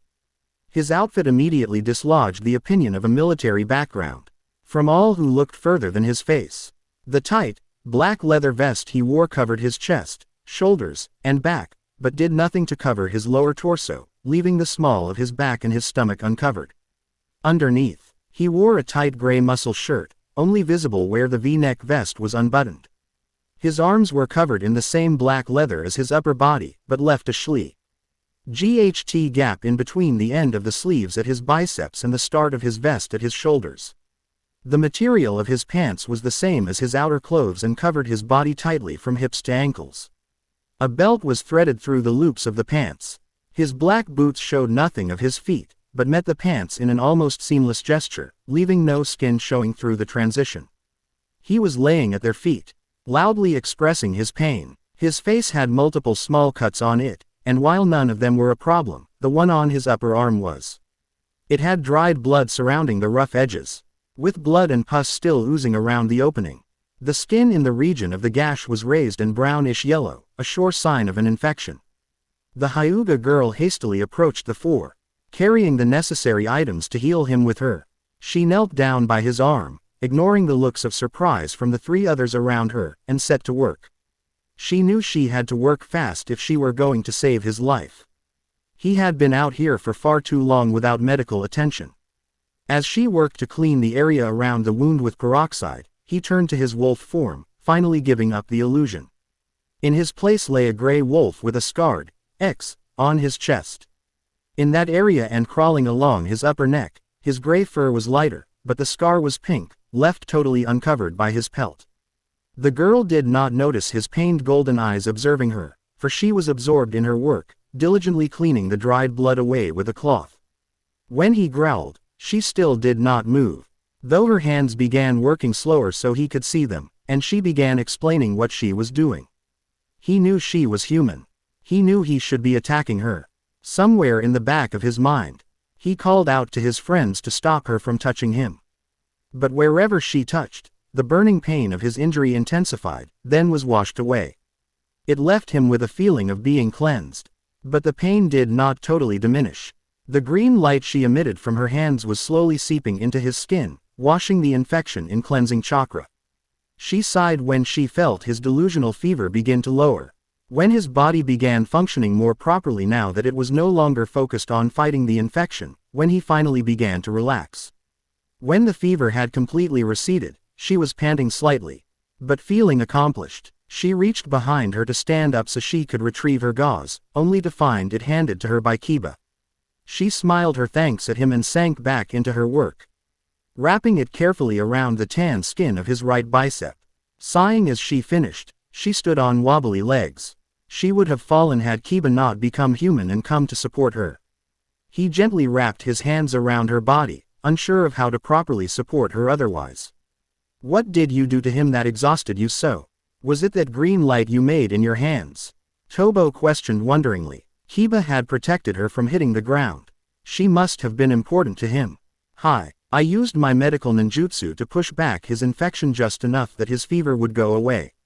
That way, by the time we get him home, I will have had proper rest. Then, I will be able to apply my ointment to the wound to heal it naturally, which is what I know you wanted me to do with the two of you," she said. Referring to Kiba and Tobo, "I'm not sorry I used my healing jutsus, but I know you didn't want me to do so. If we had found him much later, he might not have lived. So I had to do what I could to save him. We both just need a little rest before we can move anywhere." It's okay, Kiba assured her, merely glad that his pack member would live. I will trust you on this because you have not harmed us up to now. We may not like it, but it was necessary. She nodded, and then her weight suddenly dropped as her head fell to rest on his shoulder. Kiba worried. Lee removed one arm from her waist and raised her head up. She blinked wearily at him. Fighting infections is incredibly straining. I will be all right, she whispered before her head dropped to his chest and she lost consciousness. Tobo spared her a worried glance before running to Tsunade, who was beginning to awaken. He wanted to make sure Tsunade did not attack Hinata when he came fully to consciousness. The gray wolf boy groaned. What happened? He looked around the forest, passively glancing at each face before moving on, then paused. He looked at the midnight-haired girl in Kiba's arms. Foe. The white wolf boy had yet to put her down. Kiba caught his questioning look, returning it with nothing but an empty one, being sure to keep neutral. Tsunade took his expression in and decided not to ask. Tobo was the one who finally spoke, but only after observing the exchange. He explained all that had happened to them, Kiba throwing in small bits of information here and there, though they ended at the point when they had met Hinata. Why is she here? I thought you had a profound doubt of humans. The gray wolf spoke with narrowed eyes in a tone that would have been mocking if it hadn't been so obviously searching for an answer. The white one responded with eyes just as narrow. There is an exception now. When she awakens she can explain things herself. You should just be thankful she was here, Tsunade. She saved your life. Tobo interrupted. Before she passed out, she said that you would have died if she didn't heal you. Tsunade shot the boy a skeptical glance, but that changed surprise when the other two nodded their heads in agreement. I'll have to introduce myself to her then. Just to see what's so special about her that she would help wolves. The people here aren't like the ones at home. They're a lot nicer and I don't think anyone has even seen a wolf before. Surely they don't kill our kind here. Tobo, just because they haven't seen us before doesn't mean they won't kill us when we do meet. She said you both need to rest, so shut up and sleep, Tsunade. Kiba said forcefully, already growing tired of arguing, and so soon after they met back up. Glad for the lapse in conversation. All four sank to the ground, Kiba unconsciously still holding onto Hinata with gentle hands. A few short hours later found 3 wolves and a human girl slowly waking from sleep, while one sat over them. Watching for danger while holding the human lightly, her head resting on his thigh. She fully awakened, then blushed a tomato red before scrambling away from the white wolf boy. What happened? She questioned, blush spreading from her face down to her neck. You passed out after healing much of Tsunade's infection. So we stayed here and let you both rest. Hokage and Tobo also slept, so I kept guard. What if some of my friends came out here and saw us? She asked, worried for the safety of the 4 wolf boys. They would have seen you sleeping with your head on the stomach of a white dog. With 3 other dogs surrounding you. He could see the relief in her relaxing posture. She tensed again when she remembered that Tsunade was still injured. And Tsunade, is he all right? Kiba nodded. The other 3 were awake now, and staring at them. Would you like to introduce yourself to the rest of my pack? She nodded, then bowed formally before the 2 pack members whom she had yet to meet properly. My name is Hyuga Hinata, ninja of Konohagakure. It is a pleasure to meet a pack of men such as yourself. Putting into play all her knowledge of proper greetings she had learned from her family. She hoped she made a good impression on the 2. For the first time, she noticed the features of the wolf referred to as Hokage. He was a brown wolf with a leather collar around his neck. He changed into a human when she cast her eyes upon him, for he knew that she was aware of this secret. Considering that Kiba trusted her enough to let her come search for he and Tsunade led Hokage to believe that she could be relied on. He had faith in his pack leader's judgment. His shaggy light brown hair, red amber eyes, and quick-to-appear smile gave him an easygoing appearance. His collar hung loosely around his neck and over the top edge of his tannish yellow, short-sleeved jacket. There was a pocket on the front, and one on each of his sides for his pale hands to fit into. Underneath, he wore a long-sleeved black t-shirt that covered the forearms left bare by the jacket. His light blue-colored drawstring pants had a darker blue stripe traveling from top to bottom on each side, down to where it met the end of each leg of the pants. His gray tennis shoes completed the outfit, making it seem as though he truly were a human. He nodded his greeting to her, as did Tsunade. They were not sure what to make of such formalities. I'm Hokage, and this is Tsunade. The dark brown wolf boy introduced, motioning to Tsunade when his name was mentioned. It's, also nice to meet you. The ending sounded more like a question than a statement, and Hinata giggled at the fact. It's okay. You don't have to bother with formalities. I know you were never taught them. Kiba has told me much about you. It is an honor for us to finally be able to meet. I'm sorry it had to be under such dire circumstances. She smiled a genuine smile before looking to Tsunade. How are you feeling? I passed out before I could wrap your wound. Would you like me to do so now? The gray wolf gave a ferocious growl. Why would I consciously let a human being touch me? He spoke with a narrow-eyed glare. Hinata, however, was unfazed. She calmly answered his rhetorical inquiry. Because you, like Kiba and Tobo, know your limits. After passing through a life-threatening situation, you need help, as much as your pride hates to admit. Every injured wolf of your pack has accepted their need for help, and let me heal them. Not using my chakra, but using regular medicine and bandages. Where would your pride be if you were dead? She questioned, almost echoing the words Hokage had spoken to Kiba when they had first met. Hokage and Kiba both sharply turned their heads upon hearing her last statement. While Tsunade's eyes widened slightly, he still looked extremely reluctant and angry, but finally agreed to let her begin wrapping his wound. Soon, after much wincing and apologizing, the 5 were ready to head back to their temporary home in Konoha. Tsunade was loath to trust the human girl, but he had worked with humans before, so he was determined not to be left behind and called a coward. Upon closing in on Konoha, Tobo and Kiba once again became wolves in body, bowing their heads and allowing their collars to slide over their heads. Tsunade and Hokage watched in awe, knowing how hated those contraptions were by the white wolf. The Hyuga heiress wrapped both leashes around her wrists, then reached to grasp the skin at their neck to keep a seemingly firm, yet actually light, grip on them. We must walk into the village like this, otherwise, we would scare the villagers. She explained the unasked question. Pausing for a short moment as though a thought had occurred to her, she continued, actually. We'll still probably scare them, but at least this way they will feel safe. Tsunade growled, but grudgingly allowed the girl to lead the pack into an unknown village full of humans. Kiba and Tobo have been staying with me for almost a week now, and neither of them have been injured in the slightest whilst under my care, so don't worry, Tsunade. I'll make sure none of my fellow villagers harm you. I have great pull in this place, so they'll listen. She explained, putting many of Tsunade's doubts at rest. He had never before met anyone so in tune with others that she could put her finger so accurately on his worries. He decided that these upcoming days of healing may not be so terrible after all. The 5 quickly maneuvered their way back through the forest toward the village.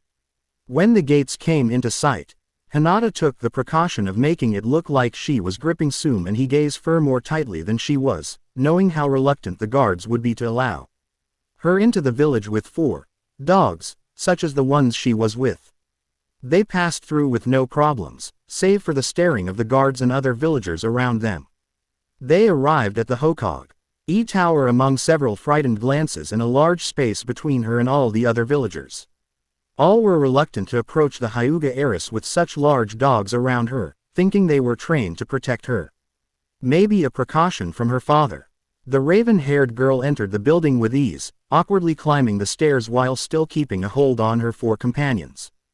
E5 made their way to the Hokage's office, to report the addition of 2 more dogs to the pack being cared for.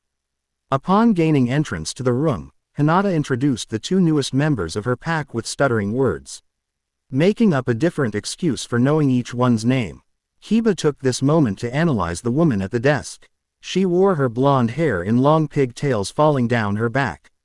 She wore robes that Kiba assumed signified her as the Hokage, leader of Konoha. There was a small purple diamond on her forehead, with golden eyes accentuating its color.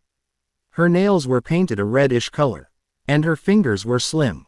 She looked around the age of 20, but Hinata had confided in him that she hid her real age. Technically, she was 50 years old. The look on the blonde woman's face showed her disbelief. But either the Hyuga girl did not realize it, or she chose to ignore it. Kiba liked to think she was simply ignoring the disbelief written across the older woman's face. Because he was acutely aware of how well the Hyuga could read others' emotions. Tsunade could not afford to get on the wrong side of the Hyuga clan, for they were the biggest financial supporters of Village Works projects. Thereby, she could not question the young girl as to what she was hiding.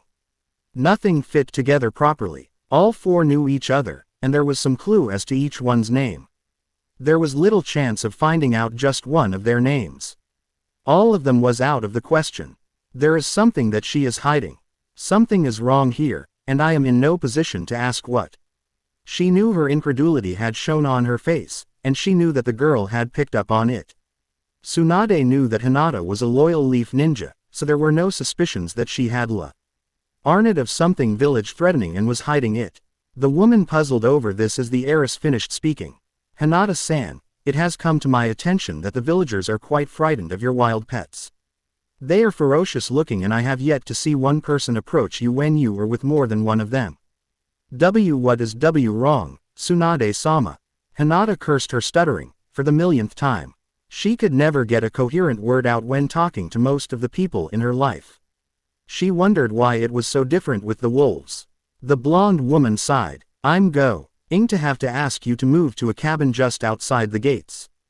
The gatekeepers will always be somewhere nearby, should something happen, but I just cannot have these mutts potentially running through the village frightening my people. I will not allow the safety and comfort of their homes to be destroyed, only to be replaced with fear and uncertainty. I have told your father such, and though he may dislike the arrangement, he has agreed to let me move you from the Hokage tower. Before you go, though, I would like you to get 2 more leashes from Hana-chan. I would also like to tell you that if you know anything that has the potential to threaten my village, and you do not tell me, then you will be guilty of treason. I believe you know this, but I just thought I should remind you. I trust your judgment on this matter. But you and I both know you are not telling me the whole truth. You are dismissed. The older woman handed her a small, rust-brown key before turning her back to the heiress. The heiress turned bright red in embarrassment, walking slowly from the room. She was worried about being caught, but she supposed she hadn't thought through her plan well enough to satisfy the Hokage's curiosity. She shook her head, preferring to focus on the trust Tsunade had placed in her. They headed down to the apartment she had used for 4 short days, gathered all of her possessions, and headed out of the tower. She knew where the cabin was, how to get there, and how far away it was. Her body was running on autopilot, choosing to feel nothing at her leader's insinuations. Hoping to push the problem to the back of her mind. The wolves, keen on the emotional turmoil she was facing, kept quiet until they arrived at the cabin. They knew she had forgotten to pick up the extra leashes, but they were content to let her rest and wait for the shock to wear off before they reminded her. Neither of the 2 newly reunited wolves wanted to be forced to wear one anyway, for that was how they perceived that the girl had gotten Kiba into it. The girl approached the cabin, drawing out the key she had been given and sliding it into the equally rust-browned lock. Opening the door, with a high-pitched squeal that had them all cringing, the 5 walked hesitantly into the slightly dusty wood cabin, with Hinata leading the way and Kiba bringing up the rear. Looking at their new home, Kiba began to scout out the rooms. The entrance was a large room with a kitchenette in the right corner closest to the door. The appliances were black, and there was a small window above the sink, which was several paces away from the door. A microwave sat on the ocean blue countertop, between a stove and a toaster oven. A coffee pot was sitting off to the side. At the place where the walls met, a refrigerator was standing beside a cabinet filled with dishes, pots, and pans. In the middle of the room sat a large, plush, blue couch facing the back wall. Along the side walls were other, slightly smaller blue-hued sofas. A few feet behind the largest couch sat an ornately carved wooden dining set, with 6 seats surrounding a rectangular mahogany table. Bookshelves covered what was left of the walls, each filled to the brim with books. Wondering at why anyone would keep a mostly abandoned cabin stocked with such modern items, Kiba missed the 2 doors branching off from the main room. He heard the creak of a door and swung around to see who had followed them into the house. He saw nothing but a closed door. Kiba puzzled for a moment, sure he had heard the creak of an opening door. The white wolf turned back around to see Tobo motioning for him to go toward a door that was nearly hidden between two bookcases. They entered a new room, virtually as large as the last one. In it, a bed with burgundy sheets lay between more mahogany, this time in the form of two side tables. At the foot of the bed was a chest with an open lock, the key sitting forgotten on the ground nearby. Curtains, off-white in color, were billowing in the wind from the window that had been opened by Hinata to air the cabin out. A door, probably leading to a small closet, was located at the far side of the room, directly in front of the one they had entered from. Taking care to note all the details of the room this time, Kiba noticed another door, nearly camouflaged, in the shadows. He approached, sniffing warily at it. There was no one behind the door, so he, as a human, grasped the handle and turned it, revealing a small bathroom. Satisfied that there was nothing dangerous behind it, the boy nodded decisively and shut the door once more. Mere minutes later, the five met back in the entrance room to report what they found to one another. While the wolves had been exploring the bedroom, Hinata had decided that after opening the windows all over the house, she would explore the other room. She warily cracked open the door to the room, aware that the cabin was only cleaned about once a month as an easy mission for the newly formed genin teams. She scanned the area inside the room. Upon finding nothing, she opened the door fully. This was a bedroom also. It was a perfect mirror to the one on the other side of the cabin, save for the coloring, which was full of spring-hued colors. Hinata backtracked into the main room to talk with the wolves as to how they were planning to divvy up the rooms. She noted that they were still exploring the other bedroom, so the girl decided to stand by the window.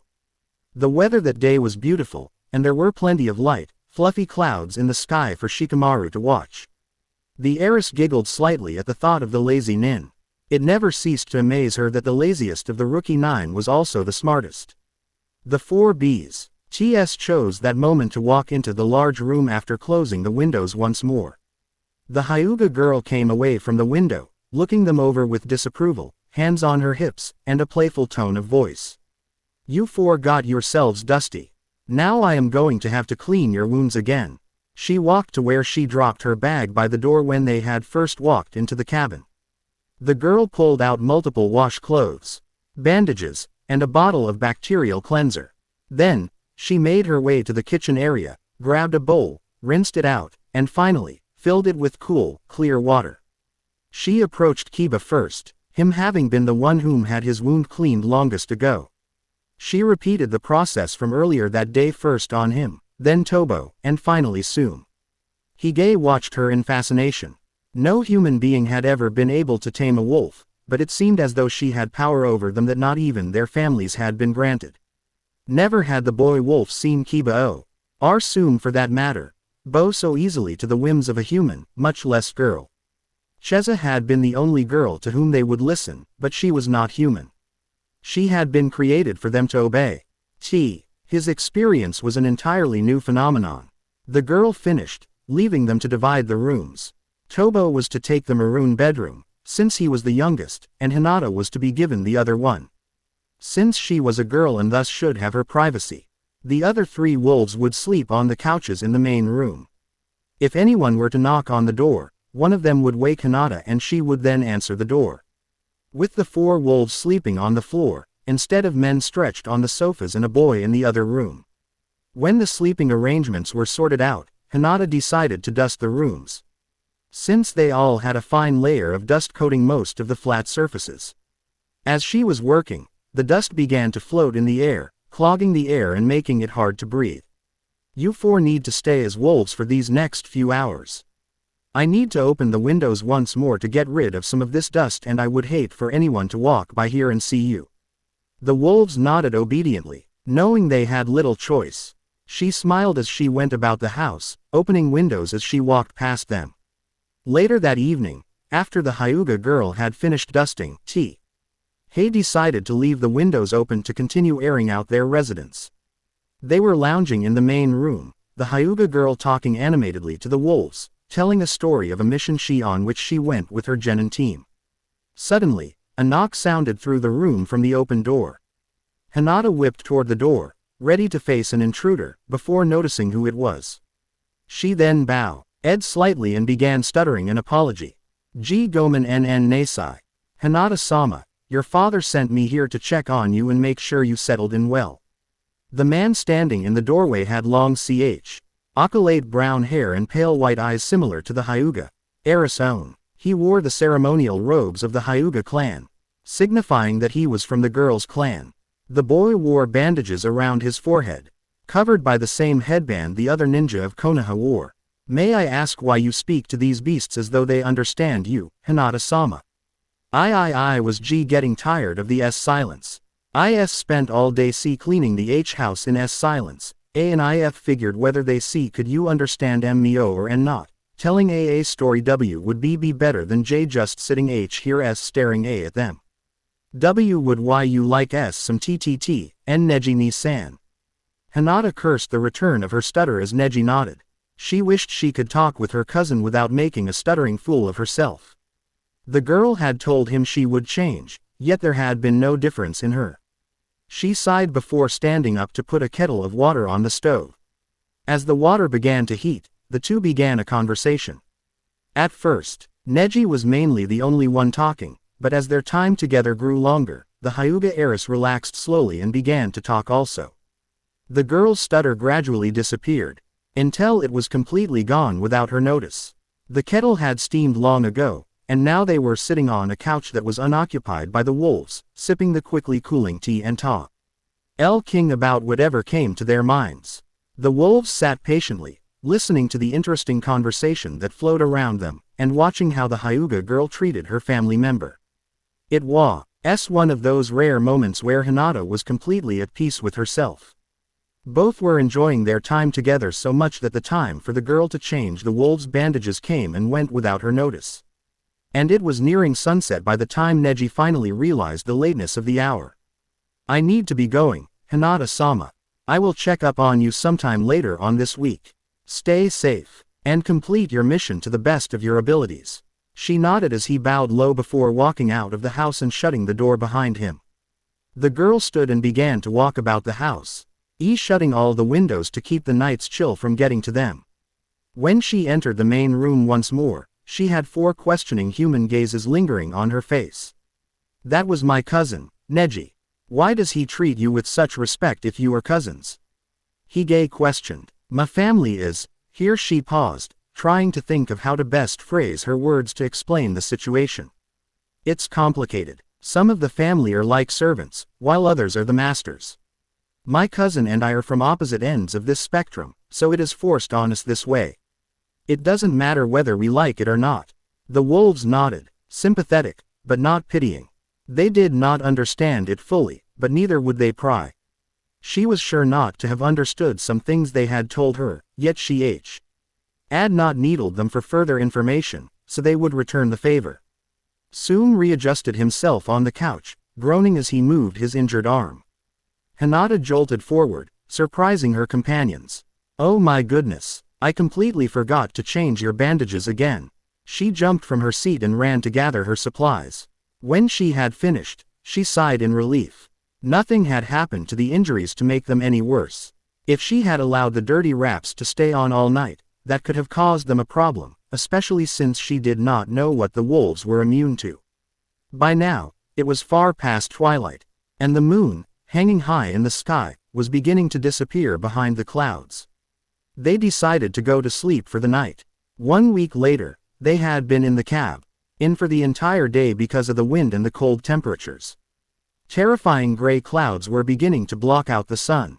It's going to storm tonight, Kiba observed as the humidity in the air began to thicken, making them cold and sweaty. He picked up what sounded like a small squeak from Hinata, but it was so quiet even to his ears that he dismissed it as him hearing things. They had all been gathered in the main room, the wolves telling of some of their travels apart and together. Hinata had been listening avidly to a story Hige was telling, until the white wolf had commented on the weather. The girl lost her interest immediately. I'm going to go ahead to bed. I'll see you 4 in the morning. The Hyuga heiress mumbled, suddenly very eager to get to sleep. The wolves watched her go, before deciding to turn in themselves. Each muttered a short goodnight, then went to their respective beds. The thunder began only a few short hours after they broke up to sleep. Suddenly, a particularly loud clap of thunder shook the cabin, jolting Hinata awake with what she thought to be an ear-splitting shriek. In reality, it was only a small squeak in the dead silence following the thunder. She sat whimpering for a few moments, before she heard a scratching sound across the floor outside the door. When the handle turned and the door creaked slowly open, she had to hold her breath, the nightmares coming true. The Hyuga girl was infinitely glad, however, when Kiba walked through the open portal, letting his questioning eyes linger on her quaking form before traveling about the room to find what had frightened her. His eyes cast about the room twice before returning to the shivering girl who cowered beneath the covers. He asked the only logical question. What happened to terrify you so? The girl looked up at him, glad for the darkness. Her face had taken on a bright crimson hue as she stuttered about for an answer. Anu. I mean to say, Anu. The boy's eyes softened ever so slightly. Relax. Nothing will hurt you here. He watched as her shoulders slumped slightly and her red face dimmed a small bit. A lone tear trekked its way down her pale cheek. My mother died in a storm like this a long time ago. She spoke quietly, afraid of his laughter. When he made no noise, she continued, still wary. We were at the Hyuga compound and my sister and I were playing outside in the rain. My mother told us we needed to come inside or we might get sick. When we kept playing, she walked into the rain with us to drag us back inside. The storm was nearly right on top of our house. And she was struck by the lightning. She died on the spot, and I've never been able to sit through a storm without that memory since. I've always felt that it was my fault. Kiba felt her pain in the small space separating them. There was no way you could have known that would happen. You were young, there was nothing you could have done. Your sister still would have been out there even if you, yourself, had gone into the house like your mother told you. My father always blamed me for her death. He cannot bear to look at me, since I look so much like my mother. He scolded me many times without even glancing my way, but he praised my sister. He said that if I hadn't been out there, Hanabi-chan wouldn't have. He says that she was following her big sister, idolizing her, wanting to be like her. She was doing her duty as a little sister, but I was not doing mine as a big sister. She could have been killed too. I wasn't looking out for her. I failed my first mission that night, with many casualties. From that moment on, I lost all respect from my clan. Kiba noticed that her tears had pooled further in her opalesque eyes. The white wolf approached her, sensing her need for solace. He leapt beside her and curled up. She bent into his now soft white fur. By the time she had exhausted herself, the wolf's fur was soaked, but she was comforted. Deciding the story needed to be finished. Since he already knew far more than her other friends, the Hyuga girl continued. When I lost my mother, my father couldn't bear to look at me, as I said before. No other from my clan was willing to train me, so by the time I was academy aged, the others were so far ahead of me that I had no hope of catching up. I worked as hard as I could, but I was far weaker than all the other kids. I was looked down upon by them also. I grew up to the words, "You're weak, you're hopeless, and you're only a liability." Eventually, I came to believe them. But a few years ago, I was put on a team of 3. With my sensei as a 4th member. They helped build my confidence back up, but friends can only help so far. My skills and confidence are better, but I'm still only a burden on others. And my family sees it the same way. Neji Ni-san and I have a better relationship than we have had for years, but as I said, no one else in my family cares. The white wolf sat, with a thoughtful expression for a few moments, piecing together the information with every occurrence since they had met. You are far from a burden, Hinata. If you were not you, how would Tsunade, Tobo, and I still be living? The 3 of us would have died alone, save for Tsunade, who was with Hokage. But Hokage could have done nothing to help any of us. It is because of you that we are healing. I would not call that a burden. The tear-stained face looked at him with eyes shining from a newly lit hope.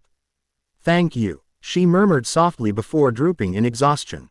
The wolf caught her deciding to stay still and let her sleep where her head was pillowed on his fur. He himself was drained from the emotions he had experienced for the very first time that night. He lay there thinking for a few moments, before following the girl's example and falling into a deep sleep. The next morning dawned with gray skies. The storm had ended, but it seemed like a gloomy day was to follow. Hinata awoke disoriented. She woke to a pure white, warm furry body. As the events of the night returned to her, she jerked away, startling the wolf awake. Jumping away also, he glanced around the cabin, confused. When did I get in here? I thought I went to sleep on the couch last night. He spotted Hinata and last night's happenings came back to him. He nodded to her in greeting before leaving the room to lay on the couch. Neither of them wanted to be questioned by the others about what had happened, so Hinata allowed him to leave without comment. She crawled back into bed, thinking of how he had changed since they had first met. She had managed to befriend the wolf, and since then, he had been a quiet, loyal companion at her side. He had been opening up to her, slowly but surely, in the close to 2 weeks they had known each other. The other wolves were more reluctant, but something was different about the white one. It was as if something she had said had triggered an immediate trust in him, allowing for a more intimate understanding of this being that had seemingly come from nowhere. Growls in the other room brought Hinata's attention back to the present. She stood, walking into the main room. He 3 wolves already there were facing the door, growling at it. Tobo walked into the room, sniffed, and also began growling. What is it? Hinata asked. Hokage, the darker of the brown wolves, nodded. Ed persistently to the door and barked quietly, almost as a real dog would. He was playing his part. Hinata nodded and walked to the door just as a knock resounded through the room. She opened the door a small bit, allowing some view outside. She looked around for a moment, before finding their guest. He was standing off to the side, clutching a strange-looking metal contraption in one hand and a black leash in the other. He bowed slightly and removed his hat in respect. Attached to the leash was a small blue dog with piercing blue eyes, but it was slightly larger than a normal one. Hinata suspected that it was at least part wolf, going off of what she had recently learned of the species. Why yes. How may I help you this morning, sir? The Hyuga girl asked, wary of the unfamiliar. Our man and the unfamiliar thing he was holding. Hello young lady, you haven't happened to have seen a few wolves wandering around this village, have you? He asked politely. The older man was reluctant to admit that he had gotten lost looking for the beasts. His gray hair was on either side of his head, but seemed to avoid the top of it. He replaced his hat and stood straight once again. The man wore a brown trench coat and black boots. He had dark, squinted eyes that seemed to shoot daggers at her even though his tone had been of the utmost politeness. No, I don't believe I have. Is there anything else you need? Sir, Hinata asked, her proficiency at playing a part coming to use. He did not seem convinced. I'm positive they came this way. Are you sure you haven't seen them? He looked at her suspiciously as she nodded that she was sure. In that case, my name is Quent, police chief of Curios. Would you mind if I came in for a little while? I have had nowhere to stay. Why for the whole of my long trek looking for the wolves? The girl glanced behind her for a moment as she opened her door to the man. Sure, I don't mind. Would you like some tea? Tea, she asked. The man nodded as she led him to one of the couches. She then walked to the small kitchenette, putting a kettle on the stove and bringing out the necessary ingredients for tea. She asked the question that had been burning at the tip of her tongue the moment she turned back around. What is that metal contraption you're holding, sir? If you don't mind me asking. It's a gun, miss. Haven't you ever seen one? At her negation of experience, he explained how it worked. You put a piece of metal inside it, along with some explosive powder. Then you pull back the safety so it's turned off, here. He gestured to the movable metal at the back of the gun, and pressed down on the trigger, right here, and it sends the metal, called a bullet, flying out. Again, he gestured to the appropriate part of the gun. But why do you need it? She was confused about the use of the strange little device. It's for protection, miss. Those bullets can fly through the skin and cause some awful damage.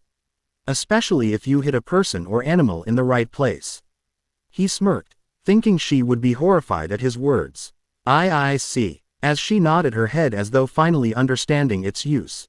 He was almost disappointed in her lack of reaction. So what B brings you all this way, J just to search for wolves. I have never heard of them C committing such horrible C crime as to deserve the involvement of the police. They killed my whole family. I was coming home from work, and there they were, standing in front of my house, watching it burn. C could it have all been misunderstanding. I've never seen a wolf before, B but from what I've heard, they are very docile creatures. You're protecting them. I knew it. Your house smells of the beasts. And now you're saying good things about them. I knew it. He shouted at her, but began to regret this when her eyes filled with tears. I have no idea what you're talking about. She wept convincingly. My dog died last night, during the storm. I figured that since wolves are CL closely related to dogs, that maybe their personalities were similar. She broke down and wept, falling heavily to her knees. Quent's expression was one of such shock that any lesser-trained ninja would have broken out into laughter in the situation, but Hinata was better than that and continued sobbing. I'm so sorry. I didn't. No, he murmured, acutely uncomfortable, wishing he had just kept his mouth shut. The kettle began to steam, and the Hyuga heiress turned her back to him, shoulders shaking in the fake sadness, and took it off the stove. She poured it into 2 cups, turned around to him, and handed the hunter policeman his cup, afterwards wiping the tears from her eyes. The man finished his tea quickly. He handed over his cup to the girl and began to speak. I think it's time I take my leave. You have been of very much help, young lady. I am sorry to have accused you of housing the horrid beasts I've been searching for. I'll be on my way now. Have a nice day. He turned his back on the house, leaving it behind, without a doubt in his heart that she was telling the truth to him. The girl within, however, was laughing quietly, mind you, in case he came back, as she stood at the sink washing the cups. You 4 can come in now. She earned as she heard the 4 wolves jump through the window into the room once more. That was a good show you put on. How did you come up with such a story with so little time? He could have killed you. Tobo asked incredulously. Hinata laughed in answer. It's my line of work.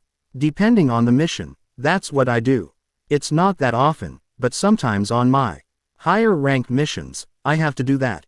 Either that or die. That's how. Quote, the wolves gained a new respect for the life of the girl before them, but they had a feeling of foreboding that Quent would be back, even angrier than before.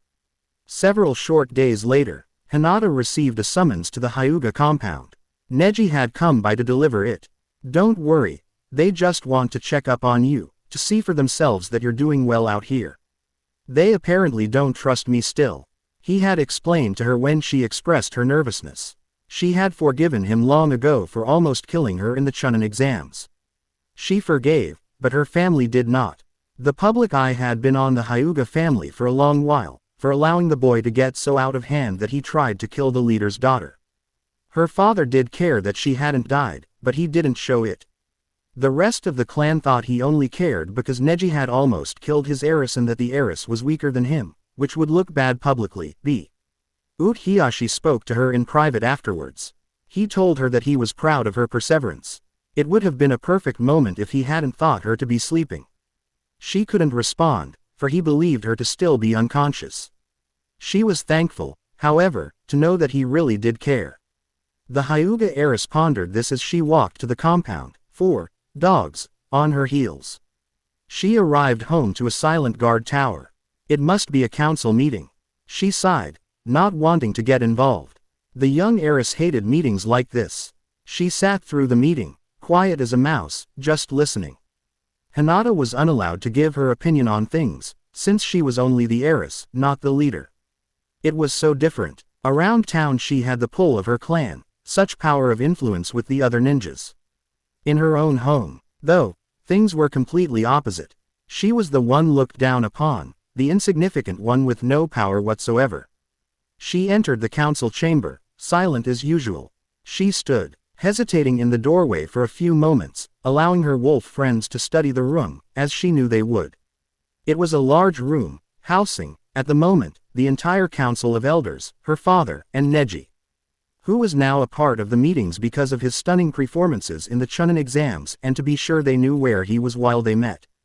They all knelt at a long, low table, with Hiyashi at the end, with the head elder to his right, and the empty chair where his wife used to sit to his left. From there, the elders sat further away, depending on their rank in the council. Hinata's seat was at the other end, facing her father. To her right sat Hanabi, to her left, Neji, though the former was not present in this meeting. There were no windows in this room, so as to allow no spies from outside the clan easy access.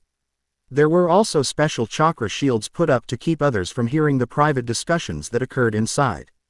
This did nothing to keep out the Byakugan stares and lip readings, but there was no reason for secret meetings in a family of ninjas. They would all know sooner or later anyway. Other than this, there was nothing other than the entrance way. A sliding paper door. The elders of the council stared at the 4 animals she brought with her with suspicion and incredulous expressions.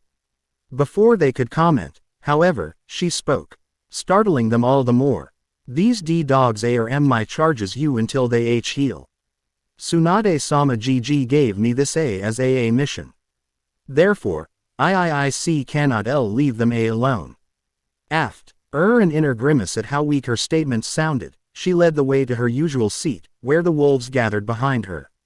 The head elder masked his shock at her boldness to speak without formal address before regaining his movement and nodding. So, shall we begin? He asked Hiyashi. The man nodded, and the elder began to speak once more.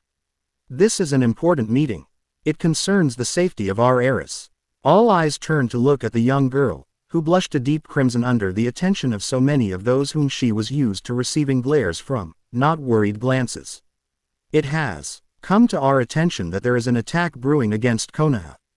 Kabuto is hoping to gain the Byakugan, and he is prepared to launch a full-scale attack to get it. We are worried that there might be another attempt at your life. Hinata-sama, is there some way you can convince Tsunade-sama to let you move back into the village with those mutts? You need to be more protected than with 4 wild dogs. We don't even know whether they're loyal enough to defend you. G. Gomen, Demo, IIIDD don't think she'll let me stay W with 4 DD dogs. She didn't even W want me staying W with 2. They frightened the VV villagers. The Hyuga heiress had listened to these meetings long enough to know that the head elder did not like to be talked back to by children, else he will lose his quickly and yell even quicker. Insolent girl, tell Tsunade that we're keeping you and your mutts in the compound on house arrest. The man yelled, causing the room to wince from the volume. Hinata bowed her head in agreement. IIIW will go tell Hokage-sama RR right away, SSS sir. She stood from the table they had been kneeling at and turned to leave the room. The moment her hand touched the door, the elder nearest to where she sat spoke in a quiet whisper. You were not dismissed, girl. Come sit back down and listen to the rest of the meeting. It seemed that Hinata was more accepted than she had thought. Usually the woman would talk louder, to get her in trouble. Today it was as if she had no desire for mischief. The Hyuga heiress turned back around as though it were her own choice and returned to her seat. The head elder nodded approvingly. The rest of the meeting was merely politics, and interesting things that Hinata decided to file away in her memory for the time being. As soon as her father dismissed the meeting, she approached the woman who had spoken to her earlier. Arigato gozaimasu. Her reply was a mere nod and simple sentence. You did not learn by harsh words. So I decided to try a different tactic. Hinata bowed slightly to the woman before taking her leave with her charges on their leashes. As they walked to the Hokage tower, Hinata began speaking to them. So it looks like we're stuck on house arrest. Father won't let you wander around the house, so you'll be stuck in my room all day. I'll try to find some blankets to lay on the floor to make you more comfortable. Just remember that you have to stay wolves all the time now, because the compound is full of Byakugan users, such as myself. Tobo was about to ask her what this Byakugan was. But he remembered that there was nothing he could say if he wanted their existence to be kept a secret. Once again, the villagers gave the Hyuga girl a wide berth on the streets of Konoha. She entered the Hokage tower and resignedly climbed the stairs to arrange an immediate meeting with Tsunade. Opening the door upon being allowed entrance, Tsunade glanced up, then looked once more. I thought I told you to keep those beasts out of Konoha, that they were scaring the villagers. Well, I was, but my father summoned me for a meeting. I was ordered to see come back home. I told them why you said to K keep the dogs out of public eye, and the head elder told me was to be put on house arrest, along with them. He gave me no choice, I am simply messenger for the council. The Hyuga girl bowed her head. She knew that she had no control over the elders, but Tsunade was sure to be mad at their assuming that the Hokage would be okay with it. Tsunade sighed, knowing she was not allowed to interfere with clan politics. Just keep the dogs out of sight. I'll send someone to pick up your things and straighten up the cabin later this afternoon. Hinata nodded, so the blonde dismissed her. The five traveled back to the compound in silence. As they approached, the girl spoke once more. You can speak to me when we are in my room, you just have to stay as wolves. The Byakugan can see through solid matter, but it is an eye trait, it cannot hear. Nor can it read the lips of animals, for no animals they know of can speak. Hige and the others nodded. Hinata was well aware that the injured three were beginning to show signs that their injuries were still prevalent, but she did not acknowledge this fact, for the sake of their pride as wolves. They arrived, and the heiress went to work gathering her healing supplies. She cleaned and wrapped the wounds of the injured, then went to her dresser table and picked up a grooming brush that Kiba had once given her so she could groom with Akamaru. She hesitantly looked at the four animals sprawled out on her floor. Do you mind if I brush out your fur? It looks like it could be so soft if it didn't have all those knots. Hige and Tobo hesitantly shook their heads. They did not mind, but they were unsure of how their leader and Sum would act. After observing the two, Kiba also shook his head. He couldn't care less what Sum thought of him for this. They had been through enough that Kiba knew he would always have Sum's respect. Said Wolf, however, declined the girl's offer. Hinata set to work, brushing out each one's fur, save for Sum's, and being sure to avoid their wounds. They found that it felt good to be petted by a human, even if she wasn't the same as Cheza, the flower maiden. When she finished, their fur was velvety to the touch, so she simply sat stroking them for the duration of the conversation. Hige began to see why Kiba had first trusted the human girl of the Hyuga clan. She was unlike any other human he had ever met before. The girl was genuinely concerned for their well-being, she was able to help them, and she did. Over the following few days, Kiba's pack members began to gain a much deeper understanding and trust of the human girl who decided she was going to heal them. The week following the moment when her family stated that Hinata was on house arrest, she noted with mixed emotions that the wolves were almost fully healed. Soon, they would no longer need her. There would be nothing tying them down to her or her village, no thing to compel them to stay any longer than needed. This gave her mixed feelings. While she was glad that they were healing well, after they left, she would most likely never see them again. It wasn't like they knew where they were. They could probably never get back if they tried. But there was nothing holding them to this place, so the Hyuga girl knew they would leave as soon as they possibly could. She was jolted harshly out of her thoughts by a feminine shriek from somewhere within the compound. The girl quickly glanced around to find that the smallest wolf, Tobo, had left the room. The door that she had left cracked slightly when she had gone out to get breakfast for the five of them. With a quiet order for the rest of the wolves to stay within the confines of her room, the Hyuga heiress quickly left the room to return the poor, probably lost, young wolf boy to the rest of his pack. As she left her room, she muttered, Byakugan, and began to scan the compound. She found the pup's location, near her sister's room.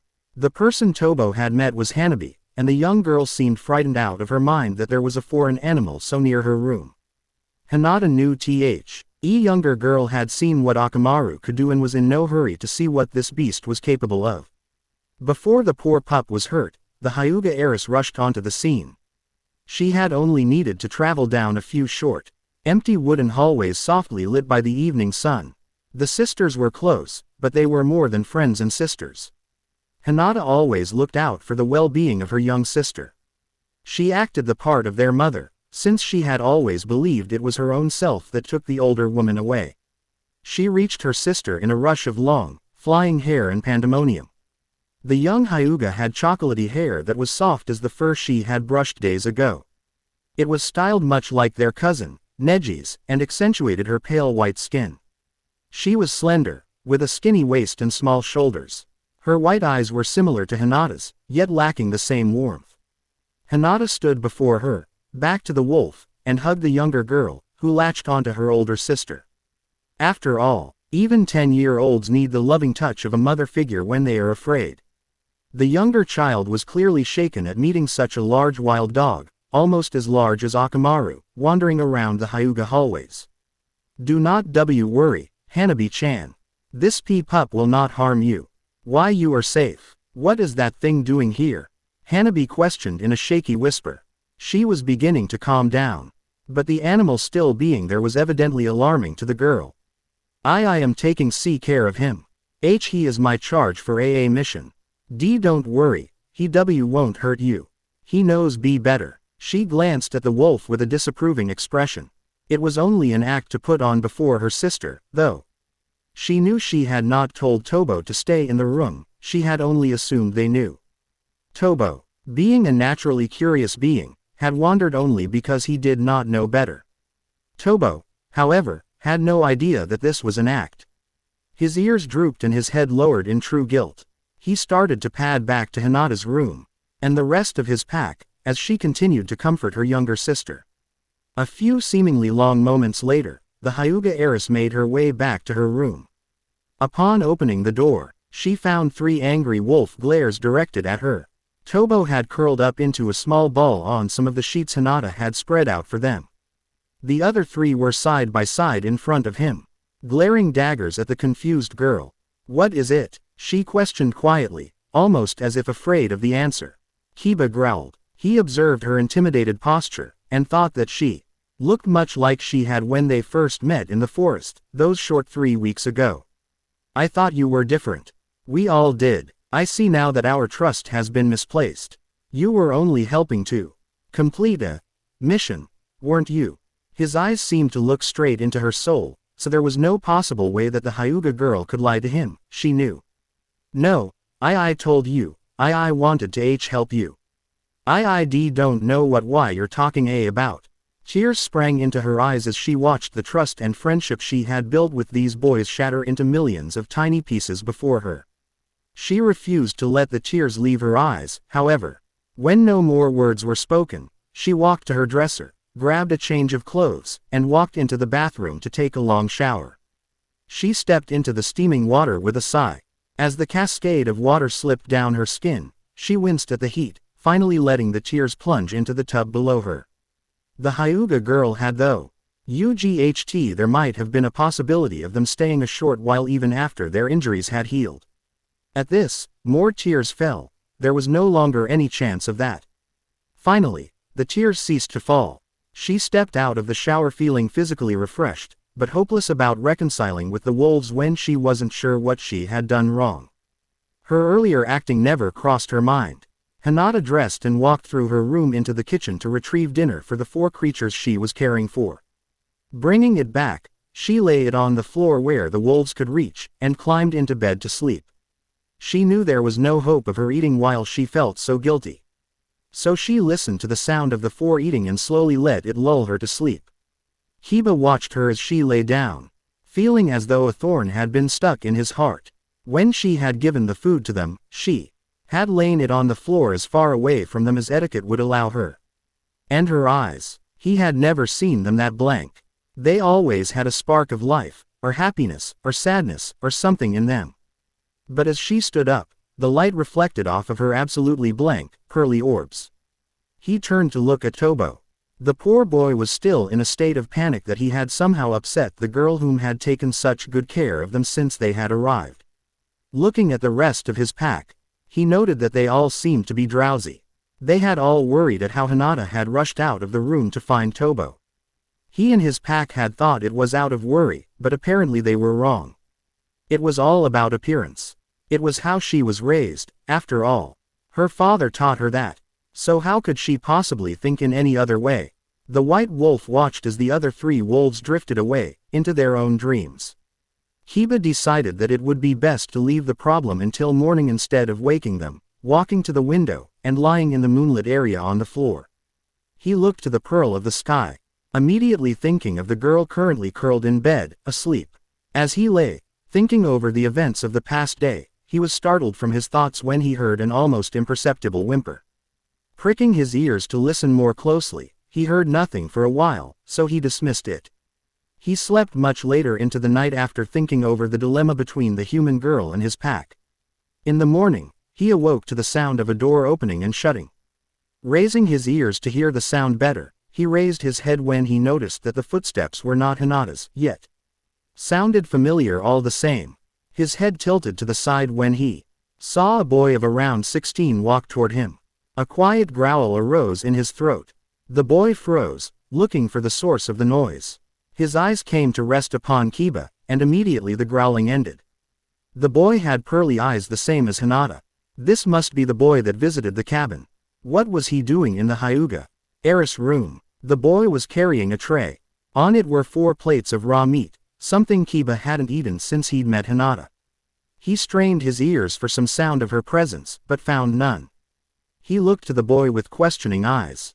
Apparently, the boy, Neji, the white wolf remembered, felt the stare, for he spoke. "Here's your breakfast. Hinata-sama asked me to bring something to you this morning. She didn't say where she was going." As soon as he spoke, he looked around, as if ashamed to be seen talking to lesser beings, who couldn't understand him anyway. He laid plates on the floor and ghosted from the room on soundless souls. Kiba wondered where the girl could have gone. He had never imagined that she would just leave without telling him where she was going. She'd never done it before. He looked to her bed, messily made, with a dark spot on her pillow. Upon closer examination, it was wet with salty drops, Hinata's tears. He waited for the others to awaken, then ate while telling the others of the morning's events and questions. Neither Tobo nor Sum had an answer, though Hige offered them all something to think about when he spoke. "Didn't you think, last night, that maybe there was a misunderstanding? Didn't you see how stunned she was when she saw us protecting Tobo like that?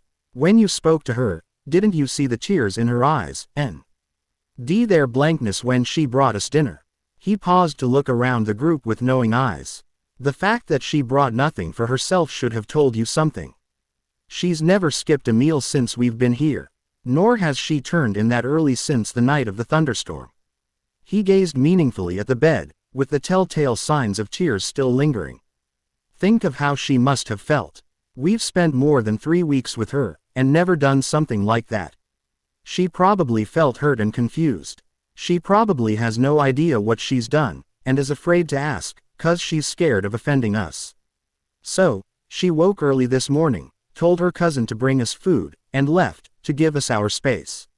He ended his sentence and bent back to his food. Having shared his part, he was still hungry. This left the white wolf in a state of stunned unease. He hadn't thought about her side of the story. He hadn't bothered to ask her what she had meant by the look she gave the younger wolf the night before. He had just automatically jumped to a conclusion because of his previous distrust of all humans. When Hinata still hadn't come home by sundown, the wolves were starting to worry that she was not planning on returning home that day. Neji had come in with more food for their lunch, but he said nothing this time. He refused to say a word without Hinata there, because they were still inferior beings, and they couldn't possibly understand them anyway. The rice paper door slid open quietly, and a much more familiar set of footsteps reached their ears. She walked into the room, not glancing once at the wolves. Kiba studied her form in the few moments she was in the room. Her outfit was covered in dust.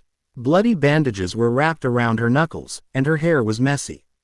In his opinion, she looked as though she had been in a fight.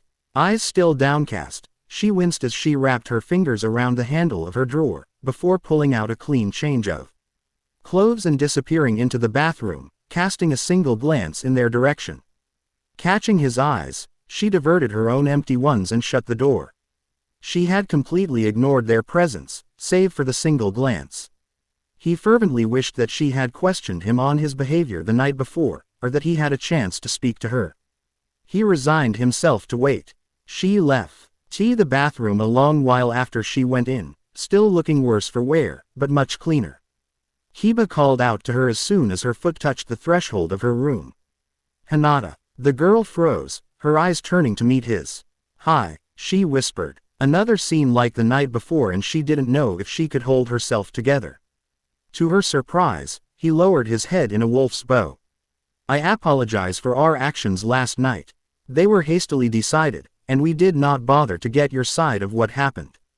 So let's hear your side. Now, why did you look at Tobo so cruelly?" Hinata explained how she had to, for the sake of her sister's calm, give the wolf boy the disapproving look.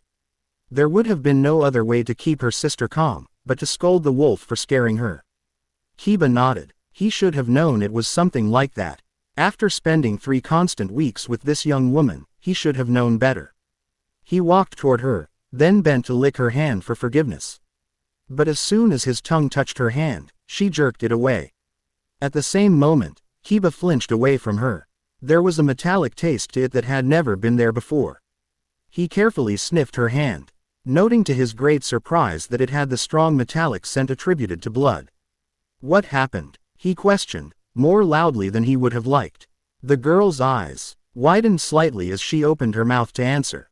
She paused, however, when there was a knock on the door. Hinata knelt by the white wolf's side and placed her hand on his head, as though she had been petting him all along. She turned to look at the door, speaking only loud enough for the other person to hear. "See, come in." Her cousin stepped in the door, looking quickly about the room with his Byakugan. "Who was in here?" I heard a male voice as I was walking by. "Who was it, Hinata-sama?" "No one, Neji ni-san. It's just me and these 4. They would have barked or growled if anyone other than myself was in H. Here." The boy cast another lasting glance around the room before nodded reluctantly. He bowed slightly. "I beg your forgiveness, then, Hinata-sama. I apologize for intruding on your evening." He looked back up at her face, noticing that there was no sense of relief on her face. He finally seemed to accept her answer, his face clearing of its suspicious expression. The Hyuga heiress nodded her head and watched as he walked from the room. When she was positive that he was out of hearing distance, she sighed. "That was close." Kiba nodded, but was not deterred. He knew she was trying to change the subject and avoid his question, but he refused to let her this time. He repeated his question, albeit more quietly this time. She smiled at him. "Don't worry about it. It isn't important. Nothing happened." The white wolf looked far from convinced, but before he could repeat his question with a demand for an answer, Sum spoke up. "Obviously something did happen. I smell blood. Therefore, one of us has a fresh injury. It is not us wolves. We've been here all day. Spill it, Hyuga." Hinata's face fell as she sighed once more. There was no further way to avoid this. "I went training with the rest of my team. I was out there with them for a few hours earlier today. I haven't trained with my team in over 3 weeks, so I was a little rusty in my one-on-one fighting. I lost my match against Shino-kun, my other teammate, so I told them to go home without me. I kept training long after they had gone." She looked away, a scarlet blush blossoming down her face. "By the time I tired so much that I could barely get home, I realized I had trained my hands bloody. I stayed a while longer, ate the dinner I packed, wrapped my hands, and just rested. When I realized the time, I rushed home. And you know the story from there." Tobo, who had observed the exchange quietly, approached Hinata ashamedly. "I'm sorry I left your room, and that I misunderstood what happened." He looked sincerely worried that he had upset her, and, in truth, had never meant to make the others mad at the young girl. "It's okay, Tobo. I did not tell you you had to stay within these 4 walls. It never occurred to me that my younger sister would be frightened of you. It was my fault. It was all just a misunderstanding, as Hige assumed earlier." Sum added, "Now let's just forget it. Your cousin didn't bring us anything to eat for dinner." As he spoke, his stomach rumbled. He looked away from the smile on Hinata's face, scowling with a hint of a blush. She fetched them food, happy that the misinterpretation had been fixed. As she had already eaten, she simply watched them eat. They enjoyed fellowship with one another until far past sundown. They retired for the night. For Hinata had a long day of training behind her and had fallen asleep while listening to them converse. Each slept soundly for the full span of the night, unbeknownst to them that they were in the calm before the storm. Tsunade awoke to the sound of a gentle humming the next morning. Almost falling back asleep while listening to it, he jerked awake at the crack in the soft hum. The tune, he realized, was a melancholy one. The gray wolf opened one golden eye and cast a look about the bedroom. The Hyuga girl was standing, looking at a picture that was hanging on the wall. It seemed to be her, though much younger. And an older woman almost identical to her. It was the girl who had been humming the saddening tune. Tsunade stood quietly, patting over to her on silent paws. "Is that your mother?" he murmured. She nodded. "She taught me that song. I was too young to remember the lyrics, but she used to sing that to me when I was sad. Now I just hum to myself." Her eyes never strayed from the picture before her as she spoke. Tsunade, surprised that she had answered so completely, stayed silent, observing the picture and the sparkle of sadness in her eyes. "You miss her." Just a simple statement. Hi. A simple answer. An obvious one. She was glad that the wolf had come to stand by her. It was a silent support that she was ever thankful of. As the others slowly woke, they left the picture, opting instead to sit on the floor near where the wolves were still laying. Hinata had been thinking during her alone morning moments, and had come to the conclusion that they all needed fresh air. When she went to get their breakfasts, she would talk to her father and hopefully get permission to go out into the forest with them. Her father agreed, much to her surprise, but he said it was simply because there had been no sightings of Kabuto. She returned to her room with a smile on her face. She told the wolves over breakfast, and each was as happy to be out of the stuffy compound as her. She took them through a secret passageway used for when one of the Hyuga clan wanted to leave the gates without being seen. It had been used only once before, when the Akatsuki attacked. The Hyugas needed to send a team of reinforcements to a few people in the outer fights without going through the middle of the fray. Not a single person outside the Hyuga family, other than the Hokage, knew about this passageway, but Hinata figured she could trust the wolves with the secret. Upon reaching the outer limits of the village, they proceeded to meander through the trees, simply relaxing in the feel of being outdoors once more. More than once, the Hyuga girl stopped to admire the new growth in the forest. The winter's frost had killed off many plants earlier in the year, but the forest was quickly beginning to revive itself. After a while of reveling in the outdoors, they found a clearing to lay out their luncheon in. The mid-spring trees were a bright green, blocking out much of the sun's bright rays. They, all as humans, were relaxing in the shade of one of the many trees surrounding the clearing, hiding from the heat of the sun, when Tsunade sniffed, looking up meaningfully. "Did you hear that rustling in the bushes?" The sharp snap of a stick under a boot alerted the rest of them to a presence other than themselves in the vicinity of the clearing. Hinata bent somewhat closer to the ground, and reached into her pouch, retrieving a kunai. Immediately, she activated her Byakugan, scanning the area.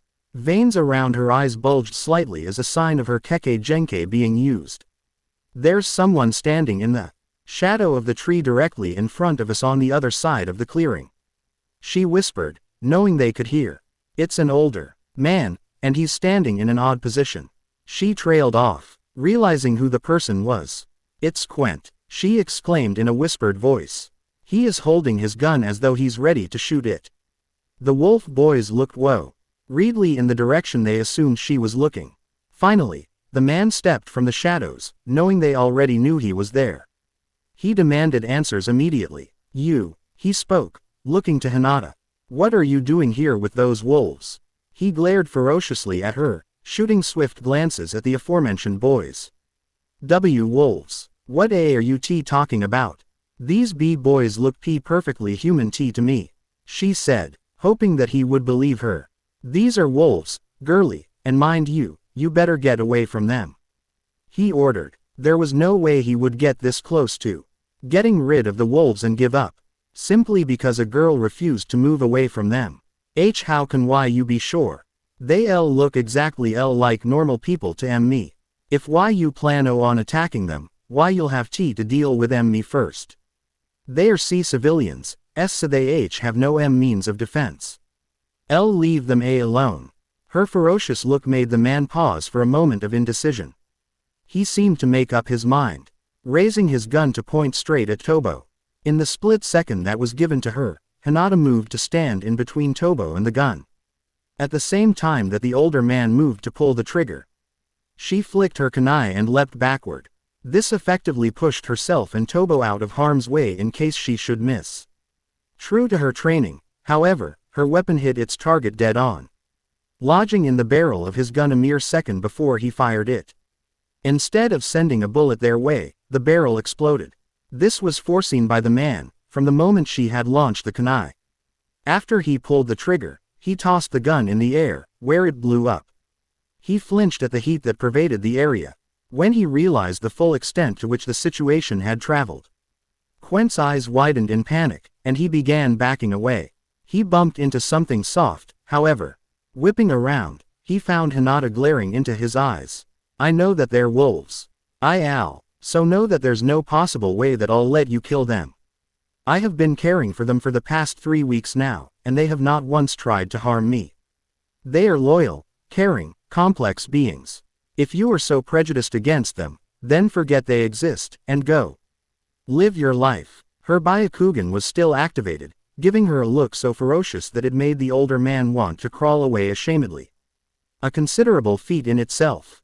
Last week, you told me you had no idea where the wolves went. You lied, very convincingly, I must add. He narrowed his eyes in return, putting up a brave front. It's what I do. I'm a ninja. If you value your life, I advise you to leave this place, and tell no one what you saw here. Otherwise, I will hunt you down personally, and murder you in your sleep. Her glare grew more intense, leading him to believe she was sincere in her promise, whether she was telling the truth or not. It sent chills down his spine to see this girl so different from the one he had met at the cabin. This gave him a new thought, a new question to ask of her. Are you really the person I met in the cabin last week? He was further stunned when she shook her head. I am not.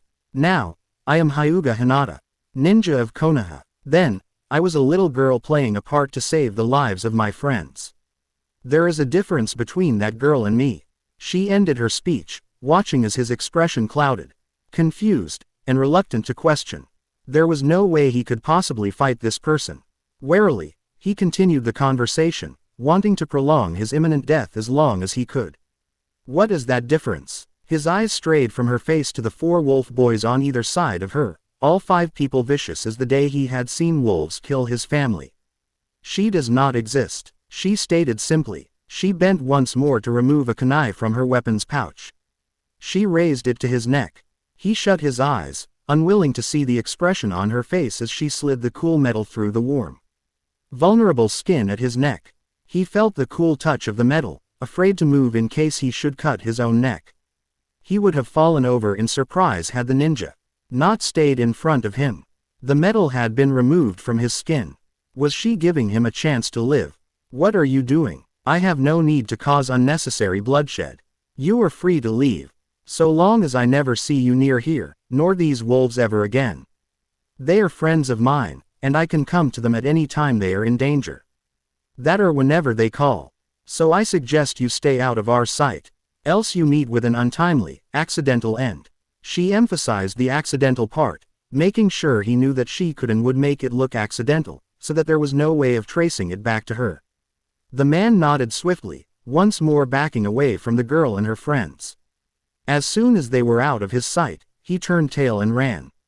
In the clearing, Hinata burst out laughing, uncaring whether the older man could hear or not. The look on his face had been priceless.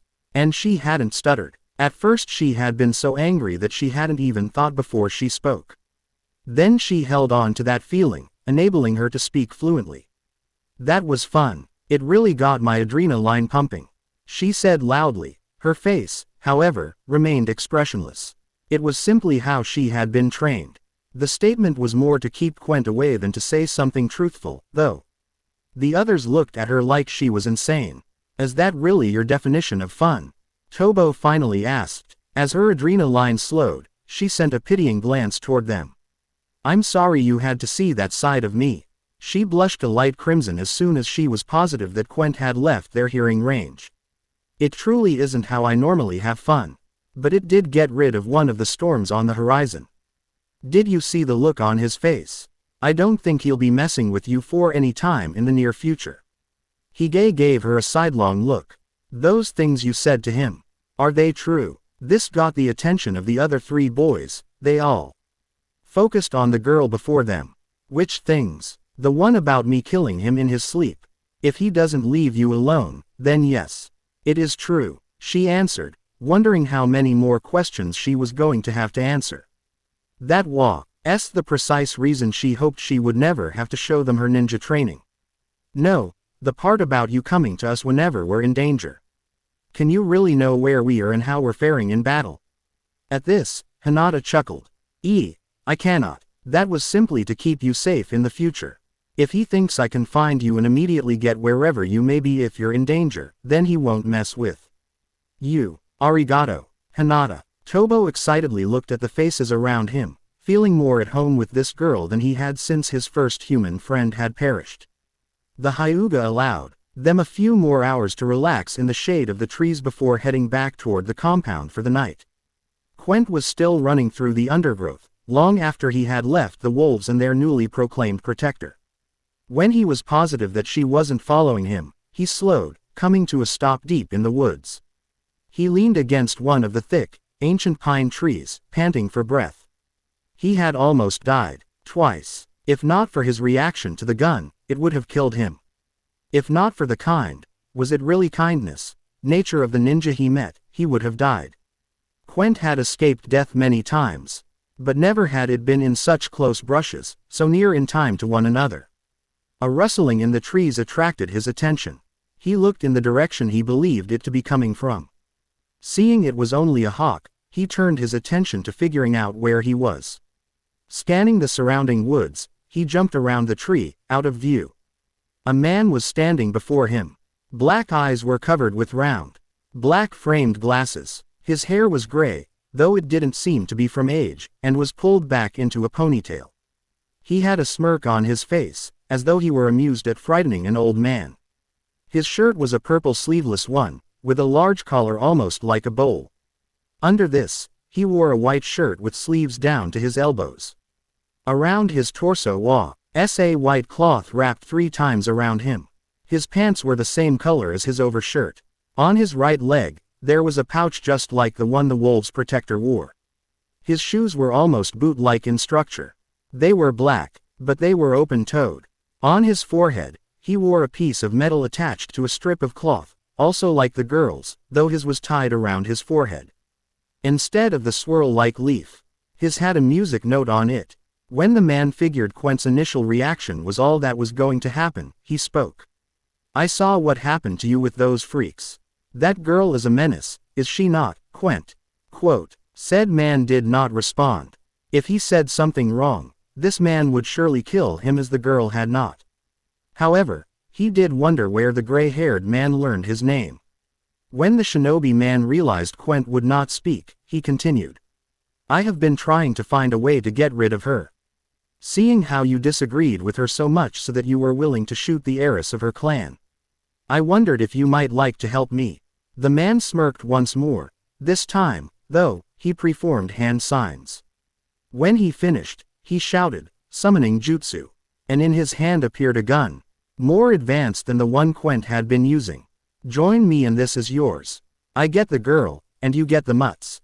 His smirk widened considerably when the old man stepped from behind the tree and reached out to lightly touch the gun.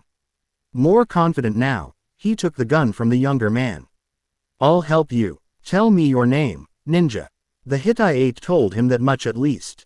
Yukushi Kabuto of Otogakure. When Hinata arrived home, she got many curious stares from her clansmen, but no one questioned her. She had come home in far worse a state before. Her clothes air crumpled beyond normal training wrinkles. Her hair was in knots, sticking out in strange places. Her body and clothes were covered with a thick layer of dust from when she had fallen with Tobo to get out of the gun's range. One of her kunai was missing from her weapon pouch, but she doubted anyone would notice that. Small detail. The wolves seemed to still be relatively clean though Tobo spore a layer visible of dust like Hinata's. When they reached her room, though, Hinata had an idea. She entered her room, telling the pack to wait outside the door for her. When she exited the room again, she was wearing a modest bathing suit, and carrying a few towels. She led them down a hallway they had never seen before, opening a door and coming out with a larger stack of cloth, and finally adding them out into the sunlight at a garden-like place. She told the wolf boys to sit near at the bench near the door of the garden, on which she put the towels, then she walked to a far corner. Shish. He picked up a green garden hose and dragged it to where they sat. They all jumped away with a slight whimper as a stream of water shot out at them.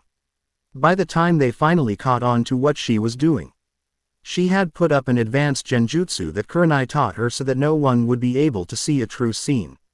No one would see her with 4 unknown boys in the village.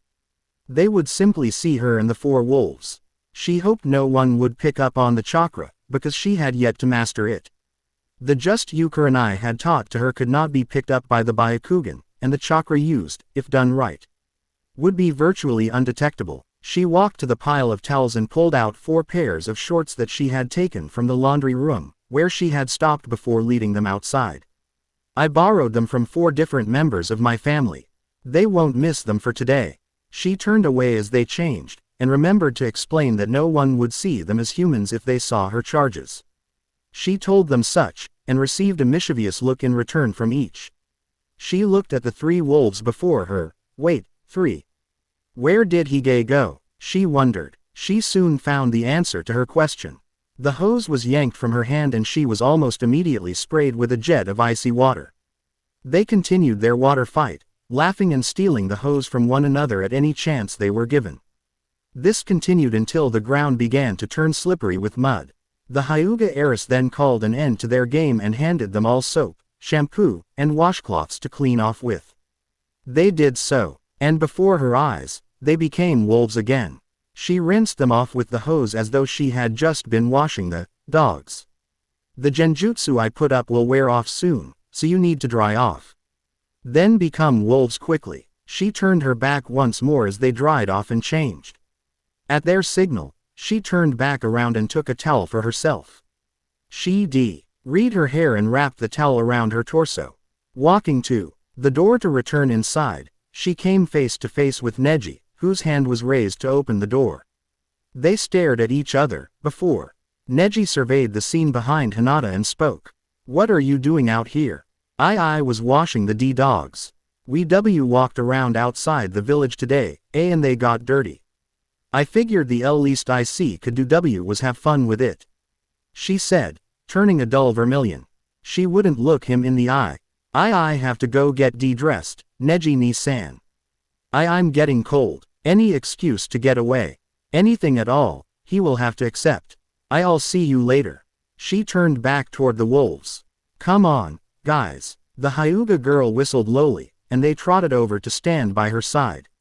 She led the way inside, brushing quickly past Neji, who was standing in the doorway still.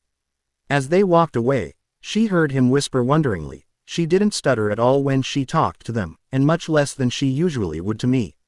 What is going on? She chuckled quietly, too quiet for the Hyuga genius to hear. Entering her room, she took a change of clothes and went into the bathroom for a shower. The wolves stayed in the other room, discussing how different she seemed to be when she was in ninja mode, as they referred to it. Tobo was the one who brought it up.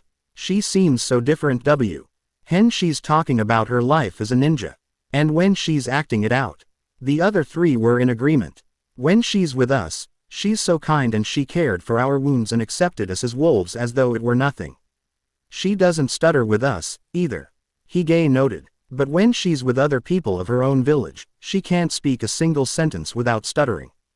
Did you see the way she defended us against Quent? Though, that was completely different from the other 2 sides of her we've seen. She wasn't stuttering, she wasn't kind, she almost killed him. This girl is fast, cunning, she thinks ahead. How many of us would have been able to come up with anything to say that would keep him away in the future while in battle with him? Which of us would have been able to dodge the bullet and destroy his gun in mere seconds? Tsunade added. Do you think this could all be an elaborate act to gain our trust and then kill us? You saw how she pulled off her acting with the hunter. She made him sincerely believe that her dog died. We all saw how good her acting is. She was fake crying one moment, then laughing at how easy he was to trick the next. If I hadn't known better, I would have believed her, too. Hokage looked around at the other 3 members of his pack, seeing nods from all, though one seemed to be torn between nodding and keeping still. This time when Hokage spoke, Kiba felt it wise to end the discussion, even though he knew they were correct about her acting skills. She isn't trying to kill us. You see how different she can be, you saw how good an actor she was. But you didn't see her with all emotions bared. When we first met, she was terrified of me. She really thought I would kill her. When she offered to heal me, I asked her why. She told me she was following her instincts. She thought that since it was such a feeble reason, I'd kill her. I let her live and it confused her. I could tell. Instinct is never wrong. She isn't going to kill us. If she was, she would have done it already. She would have turned us in, killed us one by one, let Quent kill us, something. The other 3 accepted this, knowing the conversation was drawing to a close. She is really good at her job. Tobo commented. Thank you. I'm not the best though. Only a chunin. Hinata stepped out of the bathroom holding the brush. She approached them. May I brush out your fur again? If I don't, it'll knot terribly in the morning after that bath.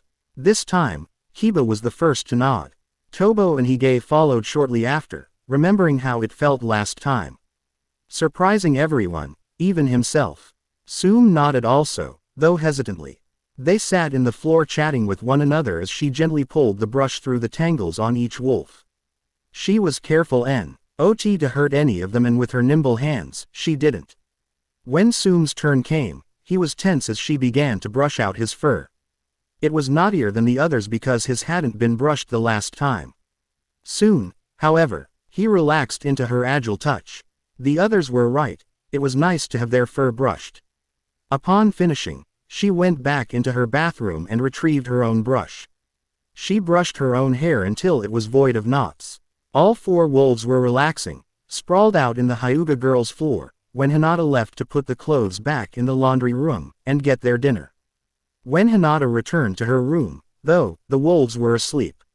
She smiled, leaving the food near them in case they should wake up hungry, and ate her own supper.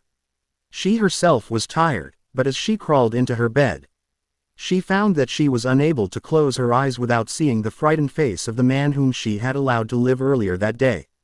A chill swept into the room, from the window that had not been open when she had left.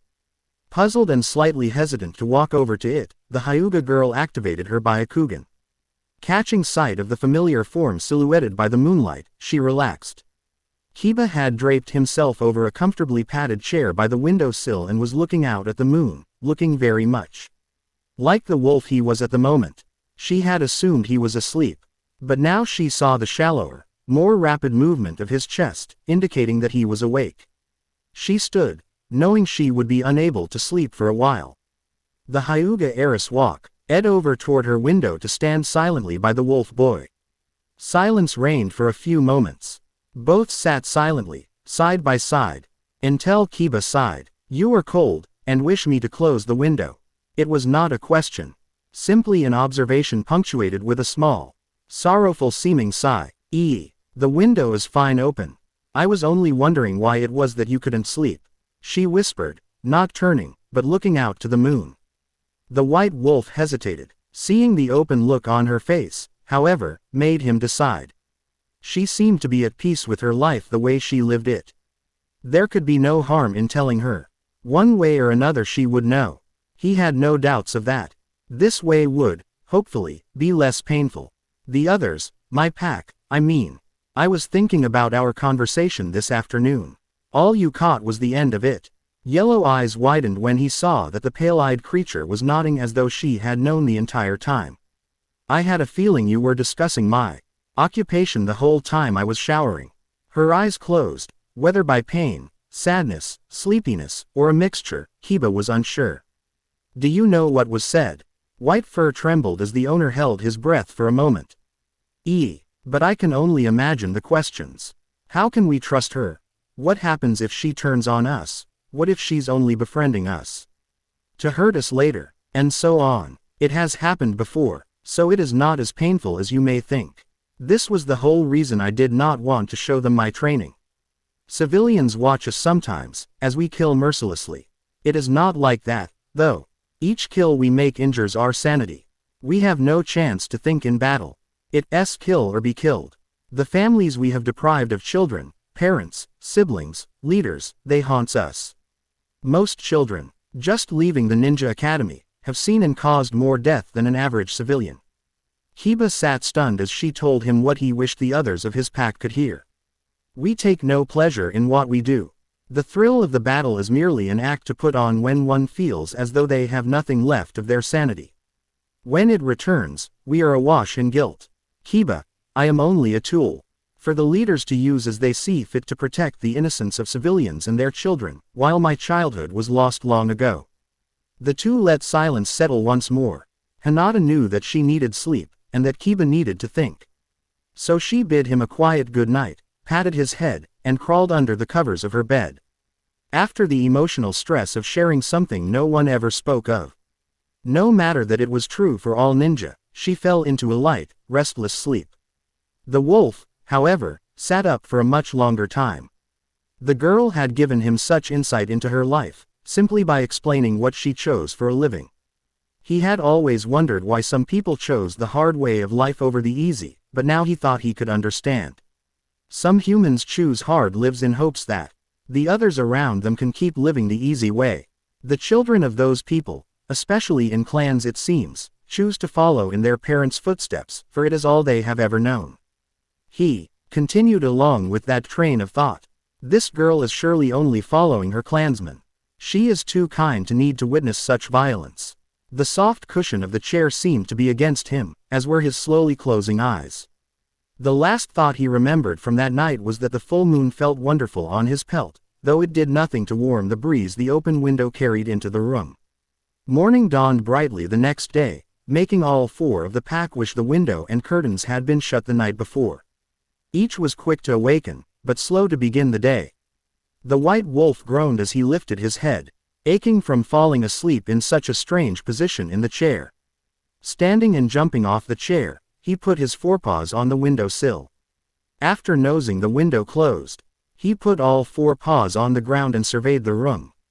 When he noticed that the young Hyuga woman still lay in bed sleeping, Kiba padded over to the other wolves of his pack. Do any of you know if she's okay? Hinata always wakes up at the slightest bit of noise, but she still seems to be asleep. I don't think she's awake yet. What would be wrong? Soom asked, wondering what they would do if she was unwell. Nothing, I hope, Kiba stated, sending a glance toward the girl. During the course of the night, she must have kicked the covers off of her, for the only thing covering her were the clothes on her back. Treading up to her sleeping form, he touched a cold nose to the uncovered skin of her forearm. Nothing. He pressed his nose into her palm, and she still did not move. Though he did notice that her skin was freezing, much more so than his nose. There was little he could do for her while stuck as a wolf though, without ripping the covers. A sudden thought passed through his mind, and he took his nose underneath the folded back covers. Jerking his head up, he watched them fall forward slightly, but not enough to make a difference. He sighed, I'd hoped that would work. He turned back to his adopted pack. I'm going to see if I can find someone. I'll be back in a moment. The white wolf nosed his way through the door, padding past the threshold. Down the hall, he trod silently. Seeing a male with long brown hair walking out of a room nearby, he barked quietly. Kiba knew the other person could hear him, and was rewarded when he turned around to face the white beast. This is Hinata's cousin, he remembered, while at the same time, the young man was thinking, this is Hinata's charge. The white wolf barked softly once more, turned around, and walked back in the direction from which he came. When the boy didn't follow, he turned around and looked pointedly at him, coming back, and walking away again. Neji stared at him as though he were crazy, but followed him to Hinata's anyway. When he saw that his younger cousin was still asleep, he spoke. Hinata-sama, What are you still doing asleep? You're always awake long before now. Nothing. She did not move at all. Hinata-sama. Neji approached warily, hoping she was only pulling a prank on him, however unlikely that was. He shook her shoulder, almost expecting her to open her eyes in mirth and laugh at how gullible he was. Even though he knew she wouldn't. He heard the sound of the door closing behind him, looking to see that the dog had entered all the way and had somehow managed to slide it shut before going to sit with the other three. Bringing his attention back to Hinata, he realized he was beginning to worry. At daybreak, many of the Hyuga were awake, and some were even in the village already. He needed to wake her quickly, or run the risk of being accused of trying to kill her once more. He did not think that likely, but there was no way to be sure. He knew that with him in the room and Hinata unable to awaken, that someone would accuse him. The thought trail led him to another. He could send the dog to find Hiyashi-sama, then leave the room without being seen. That way someone would be able to send for help and he would not be blamed. He turned to find 3 pairs of eyes centered on his cousin, while the final pair of yellow eyes was on him. He shivered slightly under the scrutiny of his human-like eyes. You. The white wolf lifted his head and tilted it in recognition. You understand me. Again, movement to convey the fact that he did. The chocolate-haired young man flinched imperceptibly, remembering the words he'd spoken on the day Hinata went to train with her team. Find her father. If I'm caught here, he'd likely blame me for this. Find Hiyashi-sama and bring him here, he ordered. The white dog stood, turning to leave the room. He was stopped, however, when Neji came up behind him and held the door closed. Thank you, he said quietly before letting go of the sliding door and watching in awe as the creature carefully hooked a claw in the crack between the door and the wall, pulling his paw back and using his nose to effectively open the door. Kiba padded down the hall, knowing the way toward Hiyashi's office, the place they had visited weeks ago to first see if he could stay. Seeing the door to the room, he slid it open and entered. The man was sitting at his desk, intent on the characters he seemed to be writing on a scroll. When the door slid open without knock, Hyuga Hiyashi assumed that it was an elder, coming to speak with him of a political matter. When the man didn't move, Kiba barked quietly. This time, the man's head shot up to see what had entered his office. Seeing the dog, he glared at it. What is my daughter thinking? Letting these beasts wander the compound. When the white-furred dog kept sitting at his door, barking softly every few moments, he angered. Standing, he stalked toward the creature. Go back to wherever you came from, mutt. Kiba turned, beginning to walk away under the other man's scrutiny. He paused, hoping that he would catch the hint. Barking once more, louder this time, he motioned with his head in the direction of Hinata's room. Almost ready to chase the beast away, Hiyashi decided to follow it, simply to be sure it returned to where it belonged. When the man began to move toward him, the white wolf led him all the way to his daughter's room. Both entered, and Kiba blocked the door off to stop him from leaving. Hiyashi saw the other 3 dogs clustered around the bed, sitting on the floor in silence. Each pair of eyes on the girl lying on the bed. Approaching warily, he saw why. The girl was asleep, but she was deathly pale looking. Reaching out to lay a hand on her arm, he recoiled at the chill he felt. Her skin was freezing. He put a hand over her mouth, and upon finding her breathing, released a sigh of slight relief. The older man felt her forehead, and confirmed that something was wrong. Abruptly spinning around, he tried to leave the room to call Tsunade. Kiba leapt to his feet and growled, so that Hiyashi was unable and unwilling to pass. Each time he took a step, the wolf bared his teeth and growled louder. Finally, understanding why the beast was blocking him, he spoke. You understand us. Once more, Kiba affirmed this knowledge. He cared not for the consequences this could bring later, but simply wanted the safety of the young woman whom had fought to protect him and his pack many times. Then let me leave, he heard her father say. Just as the wolf was beginning another fierce growl, he continued, I need to fetch Hokage-sama. I am unsure what is wrong with her and I am no medic nin. Watching in wonder as the dog's demeanor immediately relaxed and it moved from the doorway. Hiyashi took his leave. Kiba turned to the most constant family he had ever known. Let's just hope that this woman can help her. He said darkly. Did you complete your mission? A voice sounded from the shadows. The two men jumped slightly, recoiling from the unknown male voice. We came close, was all the shorter of the two could offer. Both were masked. Height was the only way the owner of the voice could tell them apart. Why is she not here, then?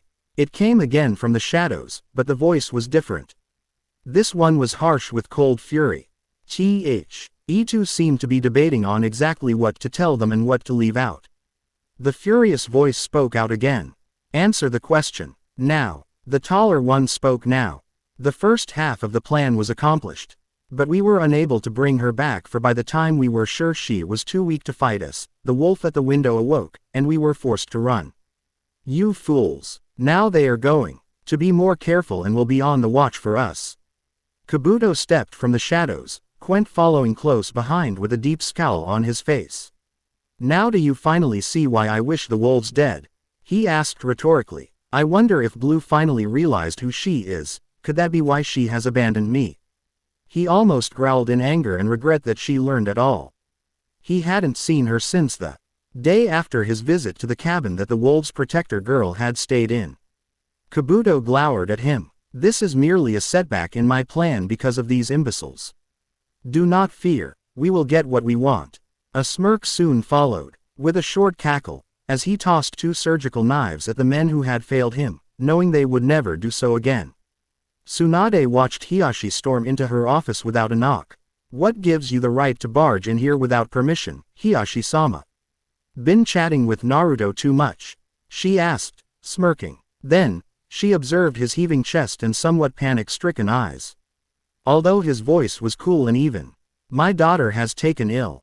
She would not awaken this morning, but is still breathing. I wish that you would come check on her. This explained it. In the privacy of her office, he could show her exactly what no one else would ever see, his love for his eldest child.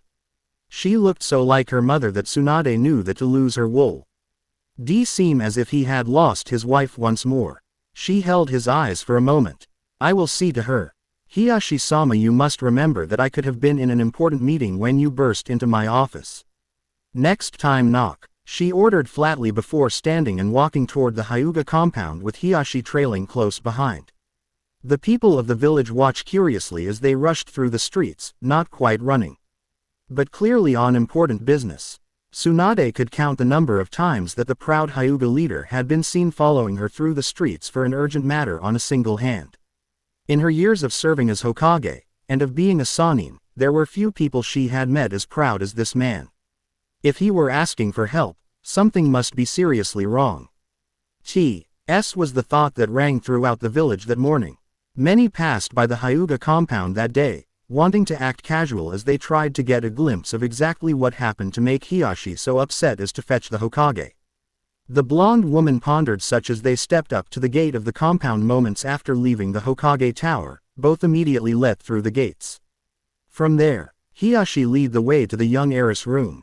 Immediately upon opening the door, Hiashi stepped aside to allow Tsunade to enter the room. The first thing she noticed when she entered the room was the fact that 8 inhuman eyes followed her every movement. Looking for the source, she gave the room a once-over. The woman spotted the 4 dogs, all sitting around the bed where Hinata's sleeping form lay. Tsunade approached the bed, pushing chakra to her hand so that she could send it to the Hyuga girl's body to try to diagnose the problem.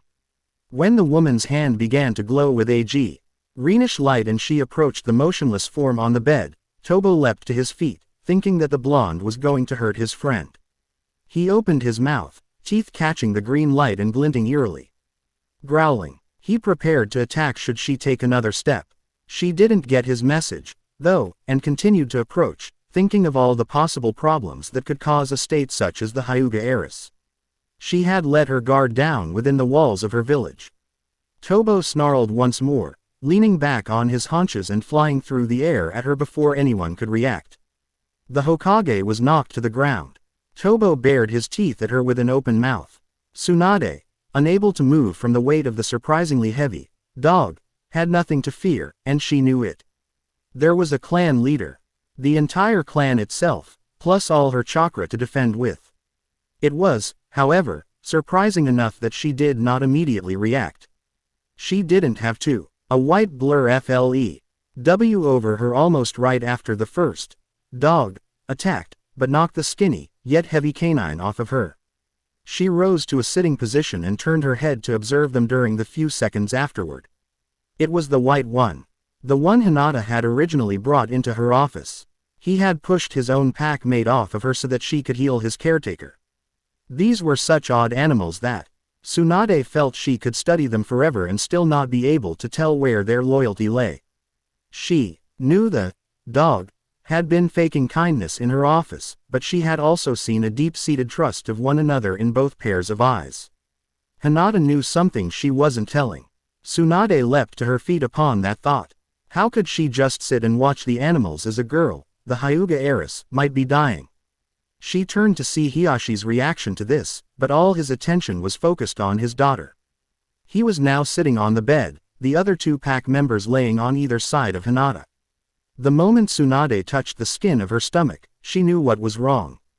Hiyashi, she has hypothermia. How could she have caught hypothermia if it was so warm in this house all night long? Hiyashi was speechless. I have no idea. I checked this morning, and it was only slightly cooler in here than the rest of the house. Both adults' heads twisted toward the window as they heard a distinct whine. The other brown dog, the fluffier-looking one with the collar and tag around its neck, was standing by the window. The clan head stood from the bed to inspect it. The latch was not closed all the way. This probably meant the wind had been blowing in the room since nightfall. Someone caused this. The window has been open all night. He spoke. This could have been an attack to kidnap her, then, without causing a disturbance. They had to make sure she wouldn't wake up, and this is an effective, quiet way to do so. The buxom older woman answered his unspoken question. It was most likely Kabuto. We need to get her warm again. She needs to be fully recovered before we can leave her by herself again. Upon this sentence, the gray wolf that had been sitting beside the bed during all that transpired that morning suddenly leapt up beside her, laying near enough to her back so that he could feel the cool touch of her skin on his fur. He settled down and closed his eyes. The others took this cue and surrounded her unconscious form, each warming her more effectively than a blanket could ever hope. Tsunade moved them, or rather, gestured to where they would need to sit to be most effective. Slowly, hours later, Hinata began to awaken. Groggy and cold, with a terrible headache, she opened her eyes to find herself surrounded by fur. At first, she tried to sit, but found herself too weak to try. Her father, whom had stayed by her side until she woke, decided to speak now. Rest, Hinata. Her eyes immediately flew to his face. I'm sorry, father. I've slept late again, but I'm not feeling well today. Her voice cracked in her dry throat. Here, he handed her a cup of warm green tea. She brought it to her lips, shifting herself and the surrounding furry bodies so she could lean against the wall behind her to sit up.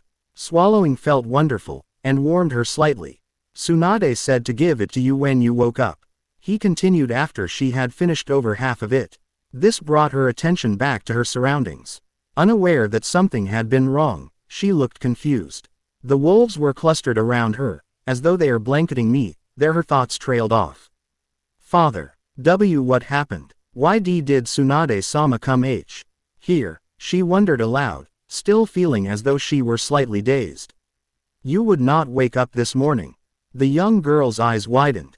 And he still continued. The white dog that you've been taking care of came to get me. He watched his daughter as she faced it and whispered a name. Kiba, said. Dog. Rais. Ed his head in acknowledgement before laying back down at her side, still blanketing her. When he had her attention once more, he continued. She told us you had caught stage 2 hypothermia, that you needed to be warmed quickly. Or you could die. If what did you call him? Kiba had gotten me even an hour later. She said that there would have been nothing we could have done to help you. Hinata's eyes widened. Is this simply because I left the window open all night for Kiba? Hiyashi continued once more. She said it was most likely the doing of Kabuto, but that since your dogs were here they couldn't get in during the night without waking them and causing us to be on alert. Even though we are now anyway. He added as an afterthought. His voice gentler. Now, he spoke once more before standing. I'm glad you're safe. He spun on his heel and walked from the room, leaving Hinata alone with her charges. Thank you, Kiba, she whispered. The white wolf nodded. We all knew you needed help when we couldn't wake you up. I went into the hall. It was your cousin who told me to get your father. Hinata made a motion of acknowledgement, knowing her cousin's reasoning behind this. She was still feeling a bit weak, but otherwise, there were no signs of her having had hypothermia. However, she still had the headache she had awoken with. She closed her eyes once more and drifted off, this Ime with the comforting knowledge of 4 protectors to keep her safe and warm until she awoke again. Now, do you two understand my orders? The last pair to take this on came back empty-handed. You know how I feel about that. Am I correct? His voice was falsely sugar-coated. The men before him knew not to mess up. Unless they had the living, unconscious body of the Hyuga heiress, they would never again see Otogaku. The hunter nin knew exactly how Yakushi-sama dealt with subjects who were unable to complete his missions. Neither would speak of it, but if asked outside the borders of their village, they would simply say that no one had ever seen them again. The two chose the masks needed to complete their mission as Anbu hunter nins. The bear and the rat left the village under the cover of the waning crescent moon. Choosing to stake out the living pattern of their target, they would attack when the moon disappeared from the sky on the night of the new moon. What the Oto nin did not know was that Konoha was preparing a large army, because now that the Hokage knew what the sound nin were after, there was no doubt about a war. They would have to maneuver themselves carefully, so as not to arouse suspicion that she knew exactly who attacked them. Tsunade told all border patrols to be on the lookout for foreign ninja in the area, and that they were to immediately be brought to interrogation if at all possible. Not killed. While she was taking these precautions, Hinata was being kept under constant watch at the Hyuga compound. Neji, Hanabi, even her father were pitching in. No one wanted her kidnapped. Whether they liked to admit it or not, the heiress was strong and cunning, but she knew when to be kind and help also. The wolves too. They were unallowed to leave Hinata's presence, even though they had healed completely by the second day of this arrangement.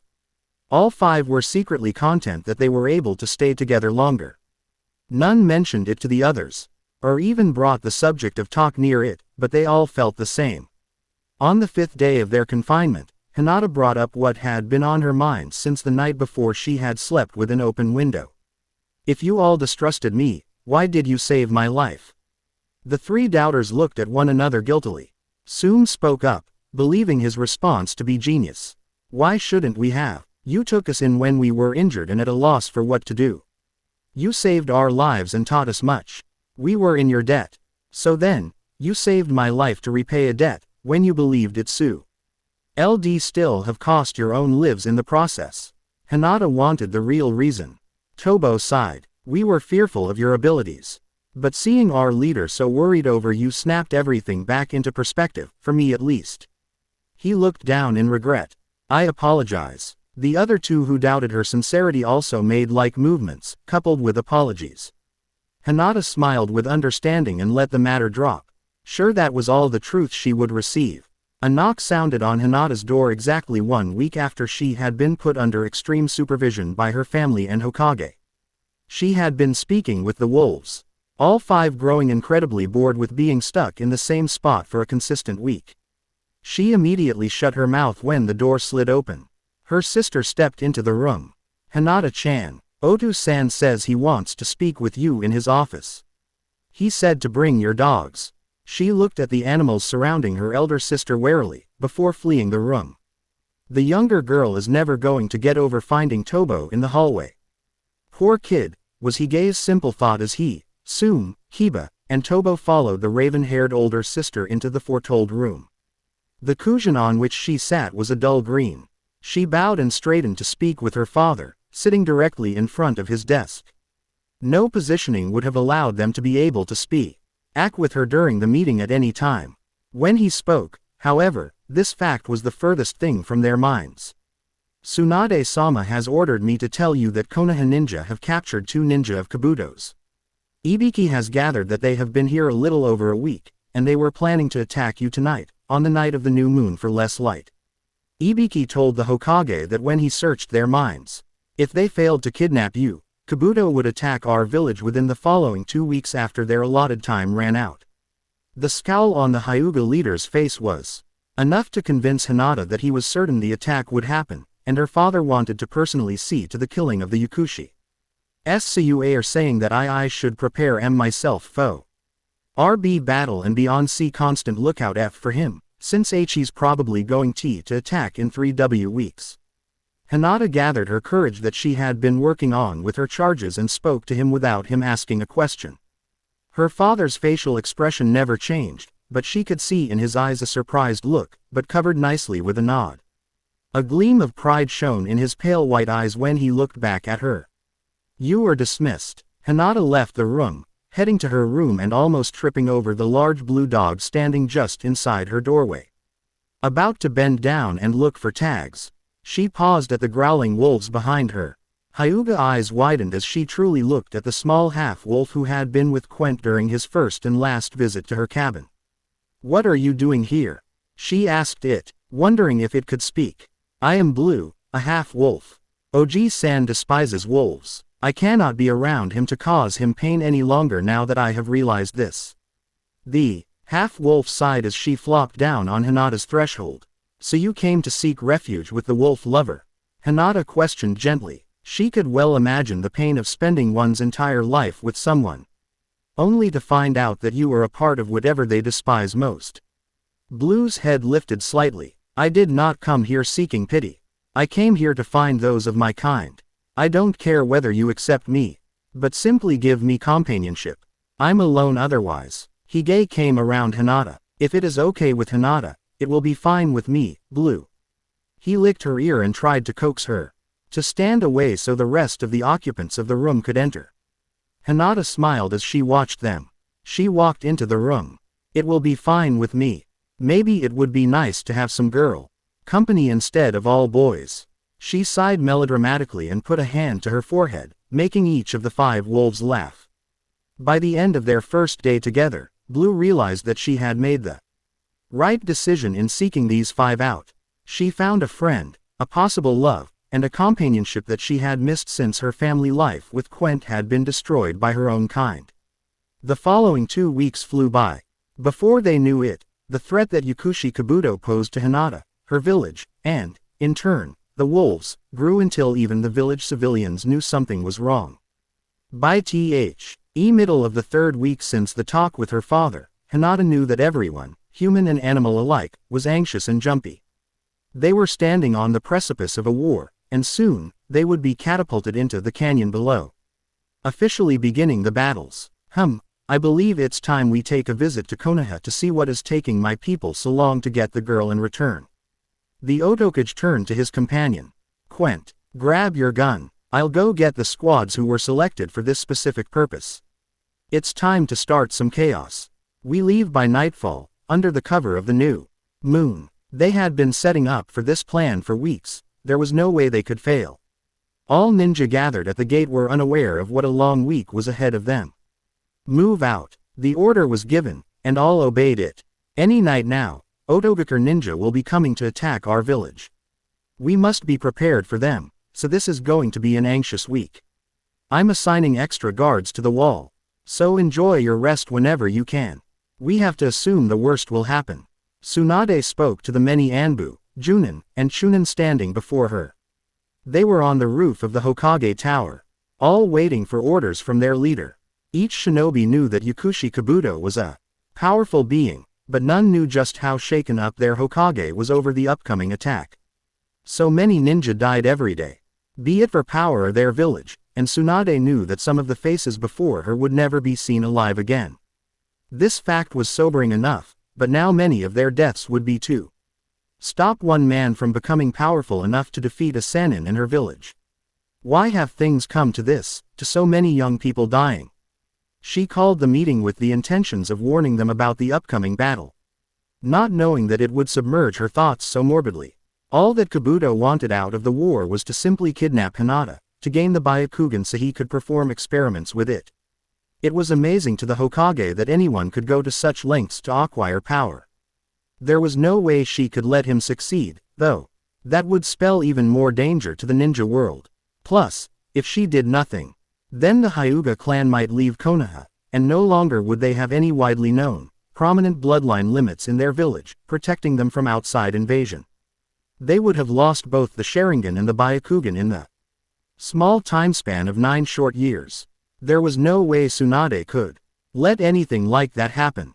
She determined to do everything within her power to save the Hyuga heiress and protect Konoha's way of life. Turning her mind back to the task at hand, the Hokage looked out over the ninja that had gathered before her. She quickly assigned some of the Anbu as border patrol and ordered them to report even the slightest disruption in the forest. You are all dismissed. I want the rest of you to be sure to stay rested and alert. This is not practice. We are gambling a lot on winning this upcoming battle. Had this been a less dire situation, her surrounding shinobi would have had a good laugh over this statement. Hokage-sama loved to gamble, yet she always lost. That would be a terrible way to look forward to the upcoming clash. At the moment, though, all that met this was a grim smile and the disappearance of all porcelain masks after her final word. As soon as the last of her ninja disappeared, she let down her facade, looking more tired than Shizune had ever seen her. The younger woman did not want to disturb the Hokage in her moment of peace. But there was a message that she had to deliver. Tsunade-sama, what is it, Shizune? The blonde turned around to look at her worried assistant. Giving her a minute, bleak smile. The elder nodded for Shizune to speak. Hiashi-sama wanted to speak to you about your plans to protect his daughter. He ordered me to deliver the memo to you without delay. The purple-clad brunette sighed deeply. I told him you were in the middle of handing out the orders, but he refused to leave me in peace unless Words ceased to flow as she caught the vulnerable look on her master's face. Shizune, tell Hiashi-sama I'll be with him in a few moments. The assistant was met not with brown eyes, but with the back of her Hokage garb. Hi, Tsunade-sama, Shizune conceded, wanting to ask about the look. But knowing that her leader wanted privacy, she bowed deeply before turning to leave the rooftop. Shizune delivered the intended message to Hiashi and departed. She couldn't help but wonder what had been going through her leader's mind. What she didn't know was that Tsunade was glad that Shizune wasn't a mind reader. After the younger girl left the roof, the blonde was free to think unhindered. She was reflecting on the battle between her, Kabuto, Jiraiya, and Naruto mere days before she had accepted their proposition to become Godime. The Hokage remembered how she had frozen up at the sight of blood. Praying that such a thing wouldn't happen this time. A bird flew past the sun above, casting the Hokage in a shadow, causing her to jerk from her thoughts. She sighed, knowing she would have to face this sometime. With that, she left to speak with the Hyuga clan leader. Each being moved silently through the lush undergrowth, wary of each branch, leaf, and twig on the ground. Their silence was a necessity, not an option. Even the slightest noise, the simplest trace that they had passed by, could give them away. This would not be terrible if they had been with anyone else. But Kabuto was willing to kill anyone, even one of his own, should he think they would cause the entire group to be found. Very few followed the Hokage willingly. Fear could do wonderful and terrible things to a person. The ones who took pleasure in killing, pain, and torture were the high-ranking officers of Otogaku's army. All others, recruited by fear alone, were mere extras. To hold off the weaker ninja of Konohagakure. This was a mission that depended on silence. They flew in on silent wings, ravens in the dark of night. No sound escaped any of them, not even Quent. Flashback. Quent, on this mission, you will not be walking, for you have not been trained the way my ninja have. You are simply a hunter of wolves. The way you've trained, you would have a chance with the beasts. But there would be no hope if you were to travel by foot in ninja territory. You will be carried by one of my snakes into the land of fire. Kabuto ordered, summoning the snake before the men. Looking warily at it, Quent felt a chill run down his spine. What if what he was doing was not the right thing? Never before had he questioned himself in such a way. The time to flee came and went. Quent could no longer question whether he should back out, everything was already set in motion. End flashback. Finally, the army arrived at the area designated as the rest spot, ending their travel that night. The sound ninja set up camp, and as soon as he lay down, Quent was asleep. However, None were aware that they were being watched. Kiba silently fled from the incoming army. He had merely gone out to scout a bit, acquaint himself better with his surroundings. He knew he had to warn Hinata and Konoha, but he had no idea as to how to go about that. The White Wolf could not simply start talking. But neither could he have Hinata speak for him. It would make her look as though she disobeyed orders, or that she was ungrateful of all that was being done for her. That's it. I'll find Neji and make sure he knows. This thought drove him onward, toward the safety and promise of the village walls. He crossed into the village through the tunnel Hinata had shown them 3 weeks ago, directly into the Hyuga compound. When he arrived near the door of Hinata's room, however, he realized that he had no means of communicating without said girl speaking for him. On a spur-of-the-moment decision, he entered the Hyuga heiress room. He spoke the moment he entered, finding 5 pairs of eyes instantly drawn to him. I'm going to tell your Hokage of our secret. It will make information gathering and reporting much easier for her if she doesn't have to worry about keeping track of 5 dogs in the middle of a reconnaissance mission. Those before him stared as though he had gone mad. When she finally regained her voice, Blue questioned him. How could you say that? After all you've gone through to keep everyone here from knowing who and what we are, how could you want their leader to know? After all the stories and lies Hinata told to keep you safe, how could you throw it all away? To keep her safe, that's how. Kiba replied with a blunt firmness, eyes roaming the friends before him. No words could be found to argue with him. The White Wolf had made up his mind. Hinata, you'll need to come with me, so will the rest of the pack. Please think of a way to make her accept our help. I don't want to endanger my pack along with myself. He bowed his head in fear to her reaction, but he need not have. She agreed easily, seeing how much this favor meant to him. The Hyuga girl left the room, searching for Neji. Finding him in the kitchen, she spoke. Ni-san, would you escort me to the Hokage, Onagai? I wish to speak with her. Upon Neji's yes, she called to her charges to and followed him toward the Hokage tower. Leaving the Hyuga compound saw them into the village. It had been in a quiet panic ever since the day Tsunade had called the meeting with her Anbu. Making their way through the streets was growing ever tougher. Civilians were all gathering supplies in case of a disaster, out at the many sidewalk shops. When they eventually came to the desired building, they climbed to Tsunade's office. When Hinata was allowed entrance with her charges, Neji decided to remain outside. Tsunade-sama, the woman at the desk glanced up from her work, surprised that the younger woman would seek her out at such a time. Hi, Hinata-san, may I tell you something? It is about these dogs. The raven-haired young lady admitted, glancing downward guiltily. What is it? Tsunade inquired gently. She had known that Hinata had been giving her half-truths. They are not dogs. They are wolves. The Hyuga heiress had decided on the way to the tower that she would take a blunt approach. She was glad, for Tsunade was a blunt person, and her explanation matched the Hokage's personality perfectly. Wolves. This is what you were hiding from me. This is not a problem. The why are simply wilder than we originally assumed. Don't look so guilty over that. The woman sighed in relief. That's not all, the Hyuga admitted. She looked around warily. Please do not immediate. Why follow through with your first reaction? She begged. Tsunade tensed. There was something more. I'll do my best. They are not wolves in the sense that we know them. They are. Here she paused, wondering how she could word her next sentence so that she wouldn't worry her village's leader.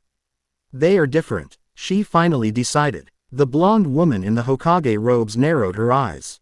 Different how? They are human also. Tsunade looked at the girl before her as though she had lost her mind. You are trying to tell me that they are human? That they can speak, walk on 2 legs, and understand every word we say? You have been spending too much time with Kiba-kun. I should send for Ibiki, to check your sanity. The joke fell flat when she realized that Hinata was being completely serious. You told me you would not follow your first thoughts. I have proof if you'd like. The 5 of them sit before you. Talk to them. Ask them questions. They might even change for you. The girl gave the pack-appointed look before turning back to her leader. Tsunade decided to humor the poor girl. Surely she had been hearing things after spending 3 weeks with wolves as her only company. Okay then, What is your name? She asked, pointing to the smaller, blue dog. Blue, ma'am, she answered, stunning the Hokage, who was completely at a loss for several moments. Regaining her voice at last, she ordered the blue wolf to become human. Before her stood a human with mocha-colored skin. She had short, dark brown hair that spiked in random directions, even into her light blue eyes. Around her neck, she wore a red scarf and silver necklace, with the collar of her coat unfolded and covering to the top of her neck. The coat was long and a navy blue in color, covering most of her body. A belt buckled at her waist showed her figure, while bottom part of the coat looked like a skirt, ending at her mid-thighs. A pair of long boots the same color as her coat completed her outfit, ending Saint above her knees and giving her a wilder appearance. She bowed to the Hokage, knowing the importance of first impressions. At your service, Hokage-sama. What are 5 wolf people doing in my village? Where did they come from? Hinata, did you know this from the start? How? The Hokage demanded, leaving no time for answers until she finished with her list of questions. They were injured after a battle with other, non-shinobi humans. I offered to take care of Kiba, and he accepted on the condition that I could not tell anyone of their identities. I couldn't just leave him out there to die. The rest of them simply came to me. I did know from the start. I followed my instinct, and it has saved my life more than once. Being accepted without conditions has improved my self-confidence also. Tsunade stared at the young woman before her, noticing for the first time that the younger had not stuttered once in her presence. She decided to ponder this at a later time, however, when Hinata spoke once more. The only question left, Tsunade-sama, is whether you will continue to let them stay and help in this war, knowing what you know now. Tsunade came to her feet to approach Hinata and the wolves. You have put me in a predicament that I would wish to avoid. This matter is pressing, and during a crisis no less. The Hokage took a deep breath, intending to continue, but paused. Hinata had also prepared to speak. I owe my life to them, as they do to me. I saved Tobo from a gun, 4 of them from the shooter, I gave Blue a home. They will not betray us, so long as I am attached to this village. Nor shall she betray us. The white wolf spoke, human before them all. We got help when she would not awaken, protected her in the night as best we could. By my pride as a wolf, until the day you set harm upon us. We will not deceive you again. My pack and I have formed a bond with your ninja, Hinata. Tsunade, we wish to help you win this war. We have stayed here for over 2 months now and done nothing to lose your trust. Ponder that before decreeing one way or the other. The blonde sighed once more, turning her back on the 6 and gracelessly flopping back into her chair. She brought a hand to her forehead. Hinata-san, I trusted your judgment on bringing these the woman paused, rethinking her words, wolves into my village 2 months ago. They have done no harm within those months. And it seems as though they will not be a danger. However, at the first sign of their betrayal, they will be sent away and you shall be put under Anbu scrutiny. I cannot lie to you, and say that I can stop the village elders from wanting to kill them, but I will banish them before the council can do so. Convincing them to bend the rules will be much easier. Hi, Tsunade-sama, I accept these terms. The raven-haired young woman turned to her charges-turned friends for their answer. Each one agreed, astonishing the buxom older woman each time they spoke. Once the wolves' fate had been decided, Kiba spoke out. Hokage-sama, I was out scouting earlier this morning. I discovered troops led by a gray-haired young man with a music note on his headband, in the place where your swirl is located. Said woman's eyes widened as she stood once again, this time, however, in a panic. She dismissed the 6, calling for Anbu units within the village the moment the door shut behind them. Kabuto's been spotted on Konoha soil. I want you all to search every inch of land for this threat, and the one who brings proof of his death will be promoted as squad leader. As she spoke, he could sense the tension rising between the Anbu in the room. The village leader could sense the excited looks behind the masks. Dismissed. The moment the word left her mouth, they all left the room in puffs of smoke. As the smoke cleared, Tsunade sat back in her chair, lay her head down, and slept. Hinata and the wolves almost flew back to the Hyuga compound. Arriving inside, she turned to the 5 furry creatures beside her. Tsunade-sama took that very well. How can you tell? Hige inquired, tilting his head in confusion. She didn't immediately pull out a bottle of sake to drink. Hinata chuckled as she pictured the way she thought that meeting was going to play out. By the time they arrived back at her room, the wolves had decided amongst themselves that one of them would always be out in the forest on the lookout for the Odo army. Tobo took first watch, since it was the earliest. This way, he could have a semi-normal sleep schedule. Hige took second watch, and finally Sum took third. Kiba had already taken watch, so he was to stay behind and rest. Blue was to stay near Hinata at all times, so she was allowed to stay within the village instead of traveling the forest on watch. Tobo scoured the forest, looking for any sign of Odo's main force.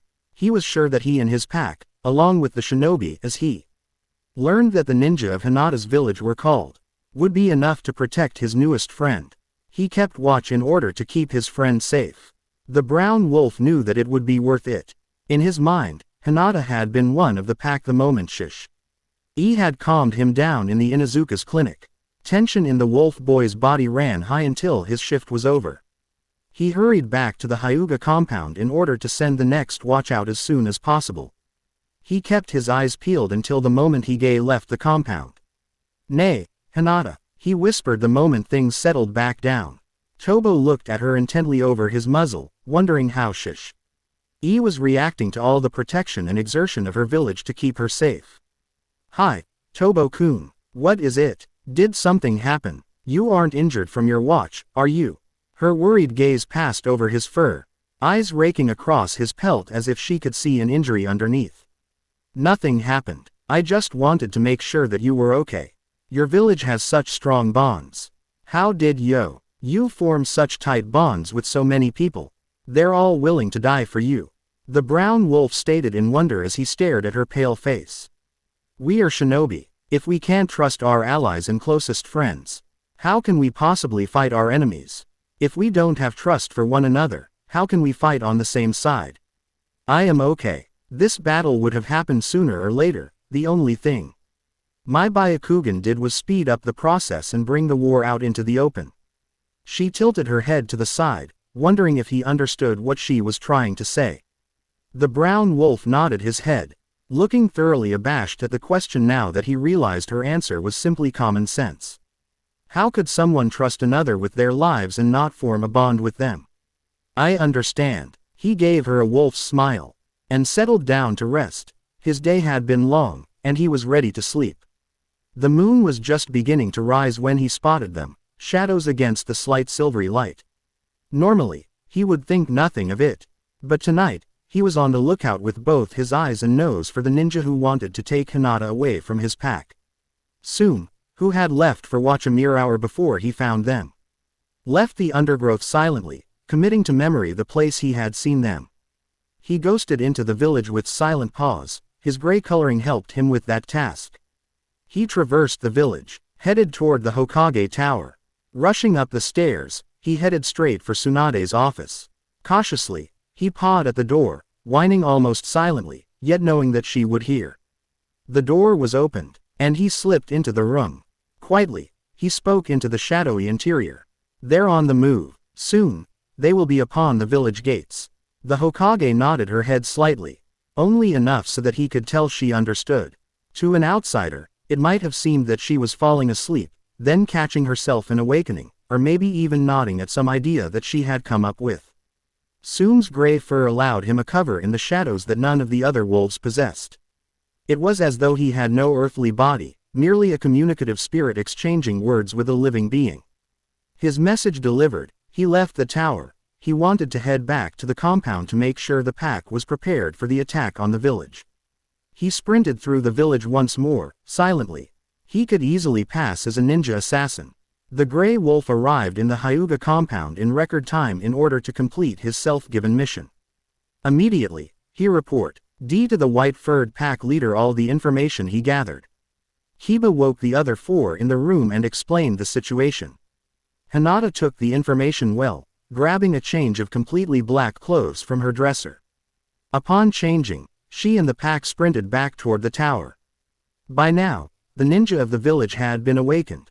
all were alert and at attention by the time Hinata and the pack arrived. They awaited orders with the rest of the shinobi, waiting for Tsunade's plan to take form before them. The genin were to take the walls of the village, to protect their homes from further destruction. Anbu and Junin were to enter the fighting, as well as the Chunin and Special Junin. Hinata would stay near the wolves at all times, and enter the fight in an area isolated from Oto's main force. All aspects were agreed on, so the ninja retreated from the tower and made their way to their posts. The forces of Oto were upon them sooner than anyone had expected. They tore through the forest, silent as the night. Barely giving time for Konoha-nin to react, Hinata scanned the ninja for any sign of Kabuto or Quent. Almost a moment too late, she heard a telltale whistle of a fast-moving piece of metal. She ducked, pulling with her the tallest of the wolves, Hige. Both crashed to the ground, but Hinata rolled from the dive and stood facing the direction of the metal's source. Quent, with a new, silent gun, stood before the six. He wore a grimace, with a slightly mad look in his eyes. The black slits converged on blue, widening as he took in her form, her wildness, her wolfishness. Blue, you finally realized. Ice blue eyes widened. You knew, yet you made me hunt my own kind. She growled, not an angry sound, but one of a wolf who has been utterly betrayed. It escalated into a high-pitched whine at the end before she backed away. I will have no part in this fight.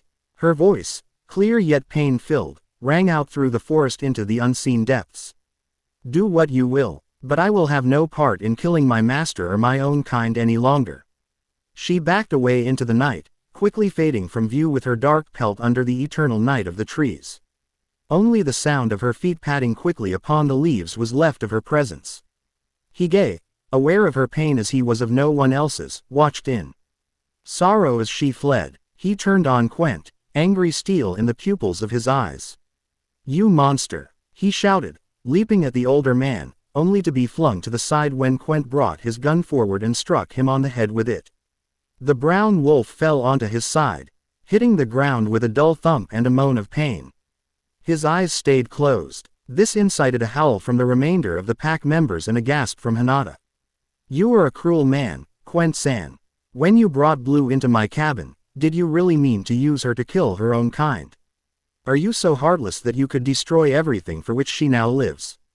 You see this village, it's now her life. You see that wolf you just struck down. He is in love with her. You see this pack of wolves. It's her family, more so than you ever were once your family was killed. Could you really take all that away from her? Opalesque eyes bore into his as Hinata's speech escalated. You, who has cared for Blue for her entire life, could wipe her happiness away with a shot of a gun.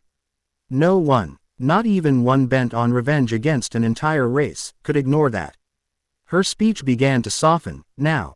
She knew she had struck a heartstring within him. You are not as evil, nor as revenge-driven, as you think you are. Trust me when I say that revenge only brings sorrow. No one could know this better than our village. Her voice was whisper-soft at the end, but it still carried to the ears of the man for whom they were meant. He paused, thinking. Hunting these creatures is all I live for. It is all I've known since my family died.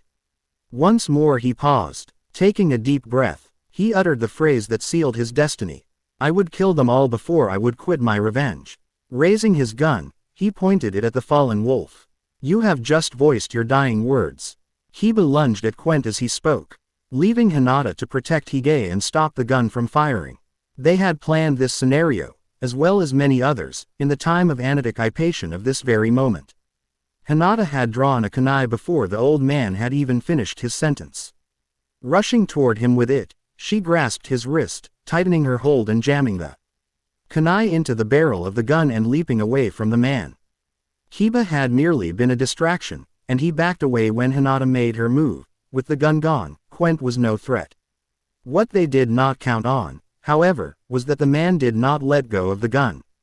He pulled the trigger. The gun, unable to fire normally, exploded. The blast of gray smoke and the thunder-like boom that followed nearly knocked the wolves to the ground. The force of the explosion had injured the older man greatly. He lay dying in the grassy area beneath a tree, where he had been flung mercilessly by the explosion. Tobo, the one most prone to acts of affection, sensed that the old man had held onto the gun for the very purpose that had occurred. He had nothing left to live for, and his struggle for revenge had ended. All that was left for him was to rejoin his family in death. The young wolf crawled over to the man. He nuzzled his face, allowing Quent to believe he was Blue. The old man died happily, believing Blue had come back for him, and knowing he was to meet his family shortly thereafter. The scene had a solemn touch, especially when Blue, who heard the explosion, came rushing back to the clearing. Nothing could describe the anguished howl that burst forth as she rushed toward her, Oji-san, and there were no words passed between the somber beings left in the vicinity. All too soon, Blue's mourning was cut short by a battle cry. A team of Odo Chunin rushed into the surrounding area. The Chunin caught them unawares, managing to knock Blue to the ground and to stab Hige in the right forepaw before anyone could react. Blue stayed on the ground, as though she had lost the will to get up, especially after seeing the two people she held closest to her heart both lying on the ground with their eyes shut. One she knew was dead. The other she could only hope was unconscious. Soom growled and leapt at the one who inflicted damage. Latching onto the girl's arm, he bit deeply. The gray wolf snarled as he felt a coppery, metallic taste enter his mouth. The Chunin shrieked and flinched backward as Soom's teeth touched bone.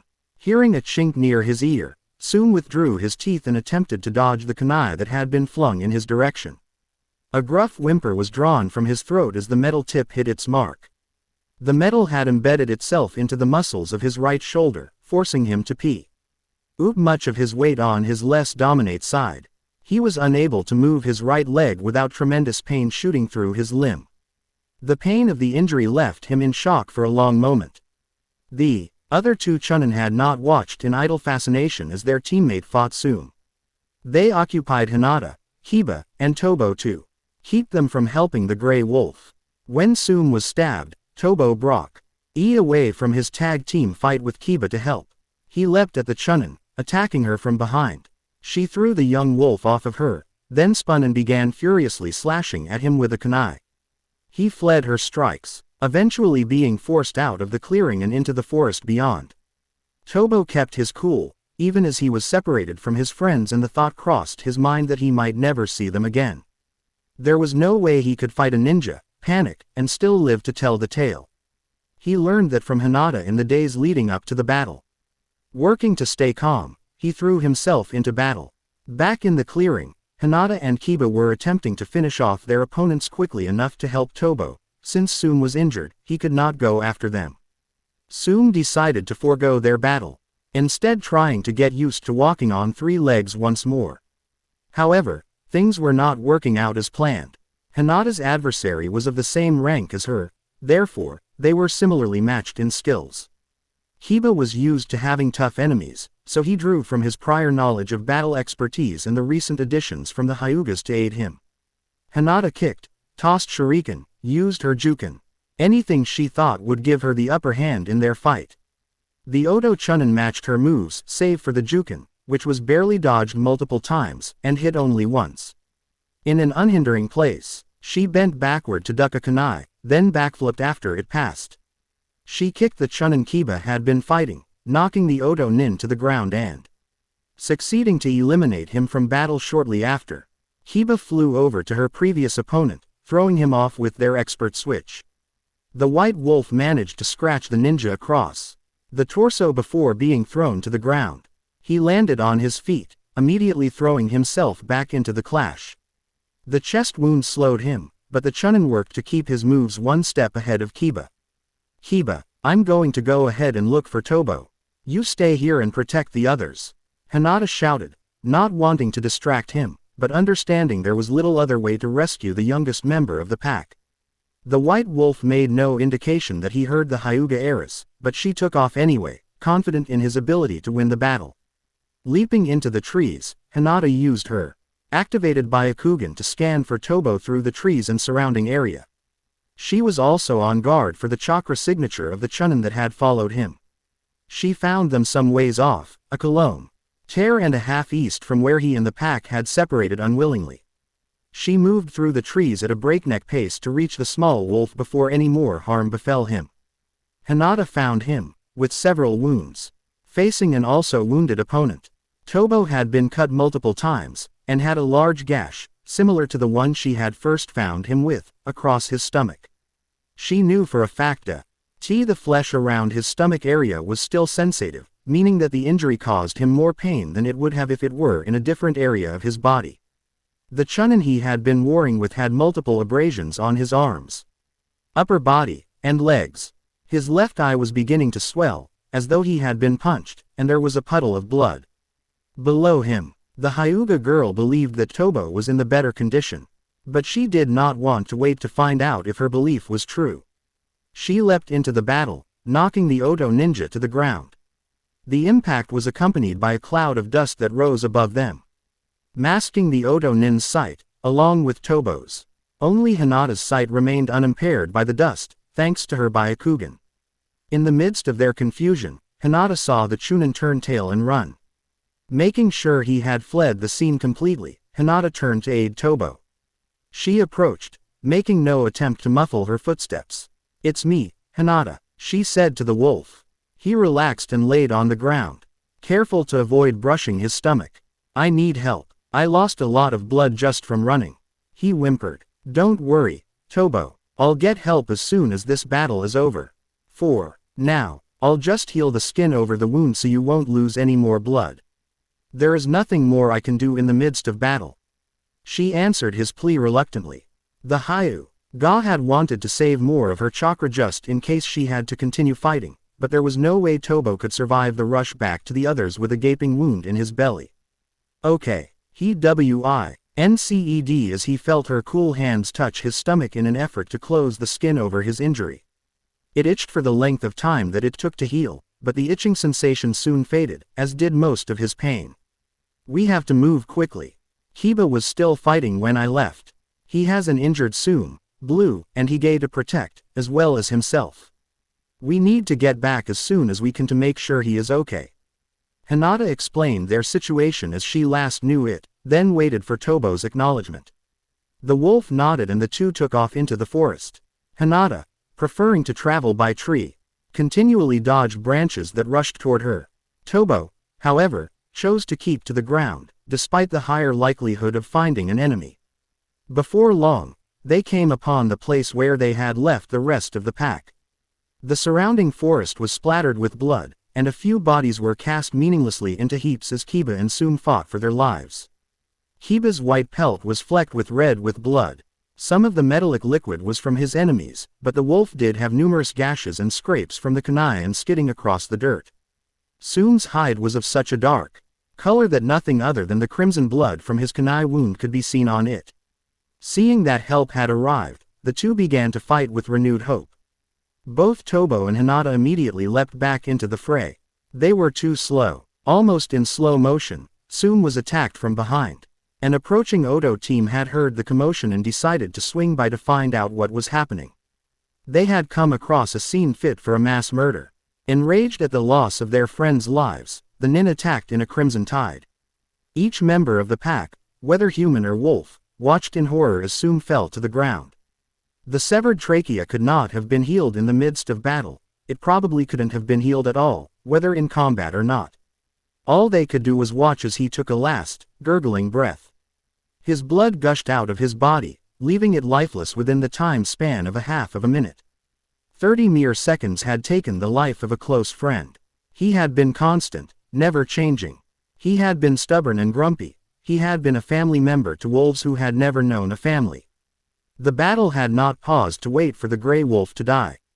This fact almost made it harder to accept the death. Hinata watched in growing numbness. Kiba preferred not to watch at all. Watching Tobo deal with the death of a loved one, a brother by all rights, was heartbreaking. He threw his head back and howled. At that moment, everyone at battle froze. They were transfixed by the pure sorrow, the melancholy expressiveness that could be understood even a kilometer away. Those who knew nothing of the life lost could understand the unadulterated grief of the young one whom had lost a brother. This howl woke Hige, and Blue seemed to regain some of the will to live as he stood, favoring only 3 paws. The dark-furred wolf whimpered at the agony of losing a newly acquired friend, but she could not imagine the pain of the rest of the pack. They had fought together. And were in every sense of the word, brothers in arms. Hige hid the pain of loss under a mask of shock. The real thing would catch up to him later, but it was war, there was no time for such irresponsible action as mourning every death that occurred. Being first to snap out of the agony-induced howl, the Odo ninja attacked once again. By their vests, they were all Junin ranked. The pack and Hinata, already outmatched in rank, were forced to fight to the limits of their abilities. Though they outnumbered the Junin, they were all outclassed. Nearing her limits, Hinata struggled to dodge the incoming attacks and retaliate. Not one of her Jukin strikes touched her opponent. The wolves were also nearing their limits. They were slowing to a fraction of their original speed, and the IR attacks and bodies were suffering from it. A plan began to form in Hige's mind as he attempted to protect Blue from an incoming attack. He leapt in front of Kiba, deciding to run it by him first. If their leader agreed, the others would also. Kiba, take the pack and Hinata and run. Keep Blue safe, please. I'll stay here and hold them off so you can find help. He ducked a kunai as it was thrown between them. The plan had very little time to work, otherwise, they would all die. We can't just leave you here, they'll kill you. Kiba was surprised that Hige would go so far to protect Blue and the others. I know. If I don't do something though, we'll all die. I betrayed you once. I want to be remembered as having helped you before I die. Kiba stood silent for a few short seconds before realizing that Hige's life was in his hands. It is your choice. Whatever you do, it's up to you. Taking that as Kiba's permission to stay behind, Hige went to spread the word to everyone else. His final words to Kiba were, protect Blue as well as you can. Please, Kiba. He turned to the rest of the wolves. He met with unhappy looks from Tobo and Hinata, but they understood. They each told him it was his choice. But no one liked the thought of leaving behind one of their own. Hinata, though, gave him something to think about. After he told her the plan, he asked her to protect Blue. Her response made him pause for a moment. I will not be the one protecting Blue. Haven't you realized that she will stay with you no matter what you choose? For what else does she have to live? She will not come with us if you stay here. Even if it means dying, she would prefer to be with you in death than stay in life without you. Hige looked solemn for a moment before determination flooded his eyes. Then we just won't die. He left to tell Blue of his plan and see how she would react. As Hinata predicted, the she-wolf refused to leave Hige's side. They had previously agreed on a signal, a raised tail, so everyone would know when to flee. Hige executed this movement, then he and Blue leapt in front of the Junin to allow the others an escape route. Tsunade and Shizune were both standing at the foot of the Hokage tower. Across from them, Yakushi Kabuto stood, calmly observing the anger underlying the Godime's features. Tsunade-sama, how nice to finally see you again. His tone was polite, almost careless. His emotionless expression was a great asset to him. You and I both know that you couldn't care less who I am, as long as you get the Byakugan. Tsunade didn't feel like playing mind games with a murderer and traitor. Ah, but don't you love being able to see the product of your teammates' training? I am, after all, practically the student of Orochimaru. A hint of an evil look passed through his glasses. But the light reflecting off the glass covered his eyes before Tsunade could be sure. Just let me kill you and get this encounter over with. I'm tired of listening to your voice. The battle of the leaders had begun. Hinata took the lead as they began making their way back to the village. Her Byakugan showed Hige and Blue fighting two of the Junin. Both wolves were alive, but only the two Junin could still stand to fight. Using her active Byakugan to keep watch behind her and to warn the others to hide from an approaching group allowed them to enter the village gates unhindered. The group approached the Hokage tower. As the scene in front of the tower came into focus in Hinata's eyes, she froze. Kiba and Tobo stopped with her. Tsunade-sama is fighting Kabuto. She has him in a chokehold in the center of a crater in front of the tower. It looks like they're talking. I don't know what they're saying, but we can't get any closer. Tsunade-sama cannot afford to be distracted. Nor can we safely sneak up on her. She explained. They watched Tsunade's rage in silence. So how are you going to kill me? Are you going to slit my throat and watch my blood slip from my body? Or maybe crush me with your fierce power and watch my blood splatter everywhere? Or, you could His voice was rough, courtesy of Tsunade's choke hold on his neck. "Kabuto, shut up," Tsunade broke in, whispering hoarsely. "Oh, that's right, you were hemophobic, I forgot you were afraid of blood. Silly me," he said as though he had no care in the world. His tone was flippant, as though he actually had forgotten. He was cynical, even in the face of death. Tsunade, detecting the lie for what it was, pushed her hand further into his neck. "You know that I am a medic ninja. I can kill you 100 ways without ever breaking your skin. I thought someone of your superior intellect would know that. The ways are all very obvious to medics like you and I. You should be ashamed of yourself." Her tone suggested she was reprimanding a student of hers, not lecturing a man whom she was about to kill. His eyes did not widen, nor did they flicker as her chakra shot into his system. His mask, always firmly in place, never wavered. He had been a spy far too long. He had taken up a mask, never for it to fall again. Not even in his dying moments. "Wish the Hyuga luck for me." With that cryptic statement, life faded from his body. "The fight between Tsunade-sama and Kabuto is over. I think it's safe to approach them now," Hinata stated as soon as movement ceased. Taking no chances, she shouted ahead. "Tsunade-sama." The addressed woman looked up to find Hyuga Hinata running toward her, followed by 2 of the wolves. When they were close enough for the blonde to see their facial features clearly, she questioned them. "What is wrong? What happened?" The girl filled the Hokage in on everything that had transpired since the battle had begun.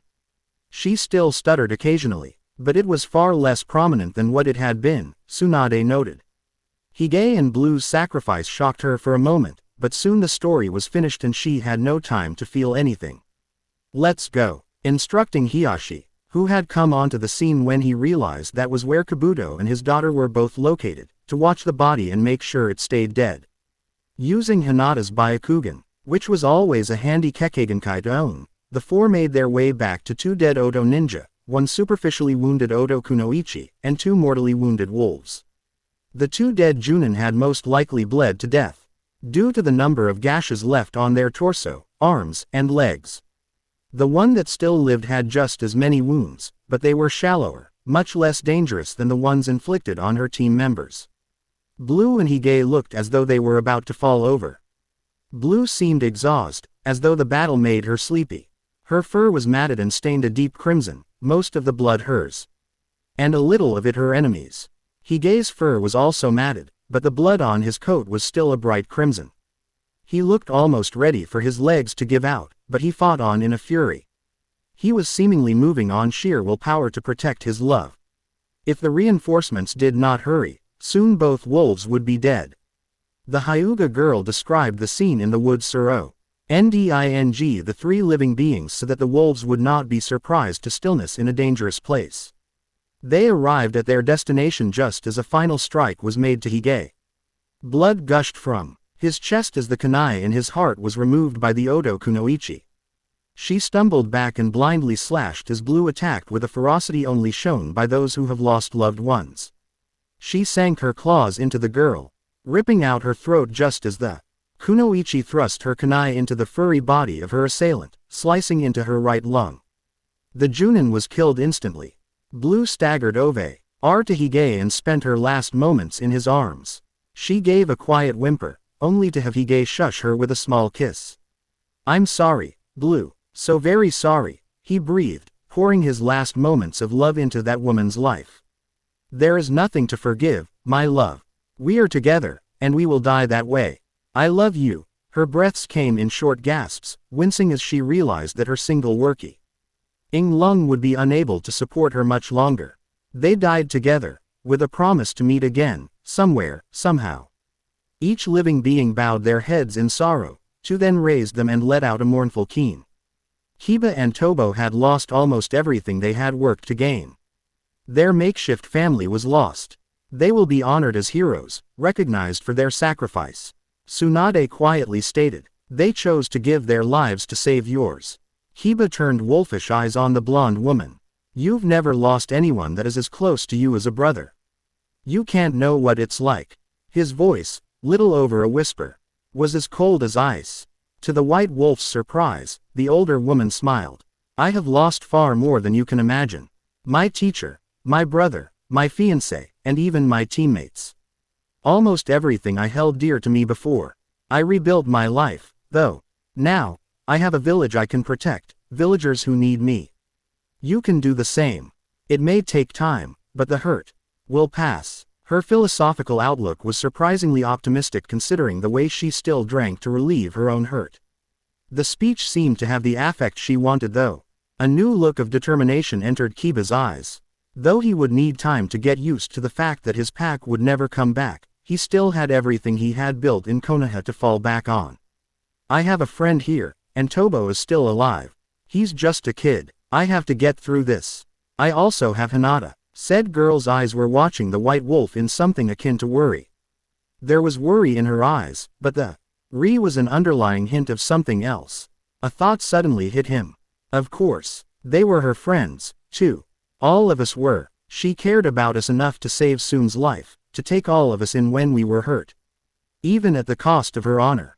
She kept our secret until we were willing to give it away. It was like we'd always known her. The only problem with his conclusion was that she didn't look sad. The look passed as he continued to watch her eyes, but he was still mystified by it. There was a sudden puff of smoke, given off by the appearance of several ninja wearing masks. One of them spoke. The person's mask was one of a hawk. Anbu has searched the perimeter of the village. All Oto nin are currently dead or fleeing, now that they know their cage is dead. Tsunade nodded. Help me. Gather the bodies of the 3 dogs from this area. They sacrificed their lives to save the Hyuga heiress own. They deserve proper ceremonial rites and honor from our village. The ones in masks stood still for a moment. Then began to follow orders. Each wolf body was carried back to the village and burned at the ceremonial pyre in the way dead ninja were honored, and their names were added to the memorial stone. The Oto ninja were burned also, but much less ceremonially. It hopefully wouldn't take a while for the thirsty ground to drink up all the spilt blood, but war was a nasty thing to the country on which it took place. Before the ceremony, there was a body count, and a list of names was created of the dead and missing. Hige, Blue, and Soon's names were all written on this list under the category of deceased. Hinata didn't recognize any names on the list, other than those of the pack, so she assumed that those 3 were the only ones of her friends who had been killed in the battle. She did wonder at the look Kiba had given her earlier. He had seemed sad when he first looked into her eyes, but then, observing her, he had seemed to become more curious than anything. Her questions about his stare lasted only until they were given clearance to go for a walk around Konoha as long as they stayed away from the area where the fight took place.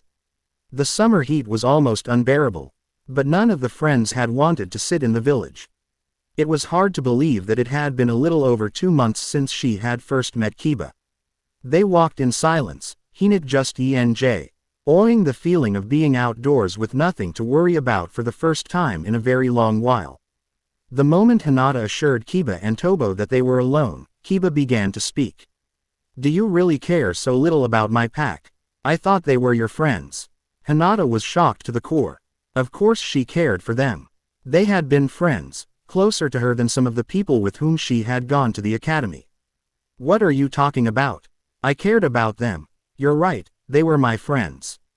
Hinata wanted to know where this conversation was headed before she answered any questions with concrete answers.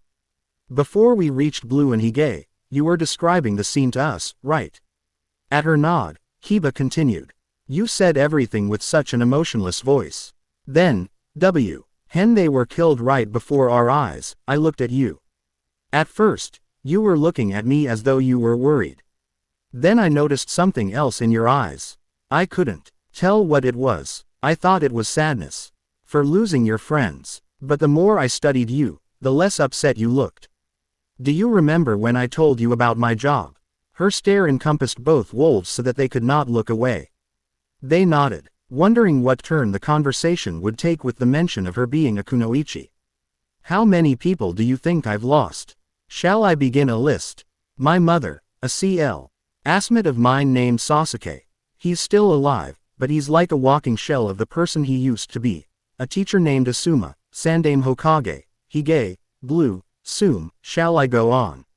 There are many more. A shinobi's job is perilous. We can only expect to lose people in a war, Kiba. I leave my feelings behind as well as I can when I step onto the battlefield. Does that mean I don't cry later for all the lives lost? No, because I do. But not until I am sure things are safe can I allow my feelings to return. Her dispassionate speech, unaccusing and soft, struck Kiba. Finally, he was getting a glimpse into what she had always been. But he had never understood. She was a weapon of her village. But you know, it's not all a bad thing. Without my training as a kunoichi, I would have died by your teeth when I first met you. I would have no self-defense skills. Nor would I be calm in the face of danger, like a looming war. There are ups and downs of doing everything. This job just happens to be my choice. The argument settled. Their walk continued. They headed back into the village afterward, content with just walking in silence. There was a somber air about the three as they walked down the streets. The girl, a raven-haired 17-year-old, was looking up at the night sky. Her own eyes, mirror images of a great celestial being, made the moon seem less unique. There was a boy, 19 years of age, beside her. His hand, wrapped around hers, was pale. His wild, chocolate-brown hair waved about his face in the wind. Although the night was beautiful, he preferred to look at the girl beside him. Her eyes stayed focused on the stars above them. Another boy trailed behind them, also looking to the stars. His honey-colored eyes conveyed a sadness that was common in this village, but should not have been. His 14 years of life had been mostly happy, but this night marked an event that had brought about much misery. 2 years ago, to this day, half of their pack members had died. Sum, Blue, Hige. They were all dead. It was not without worth. They kept their newfound friend, honorary pack member, alive.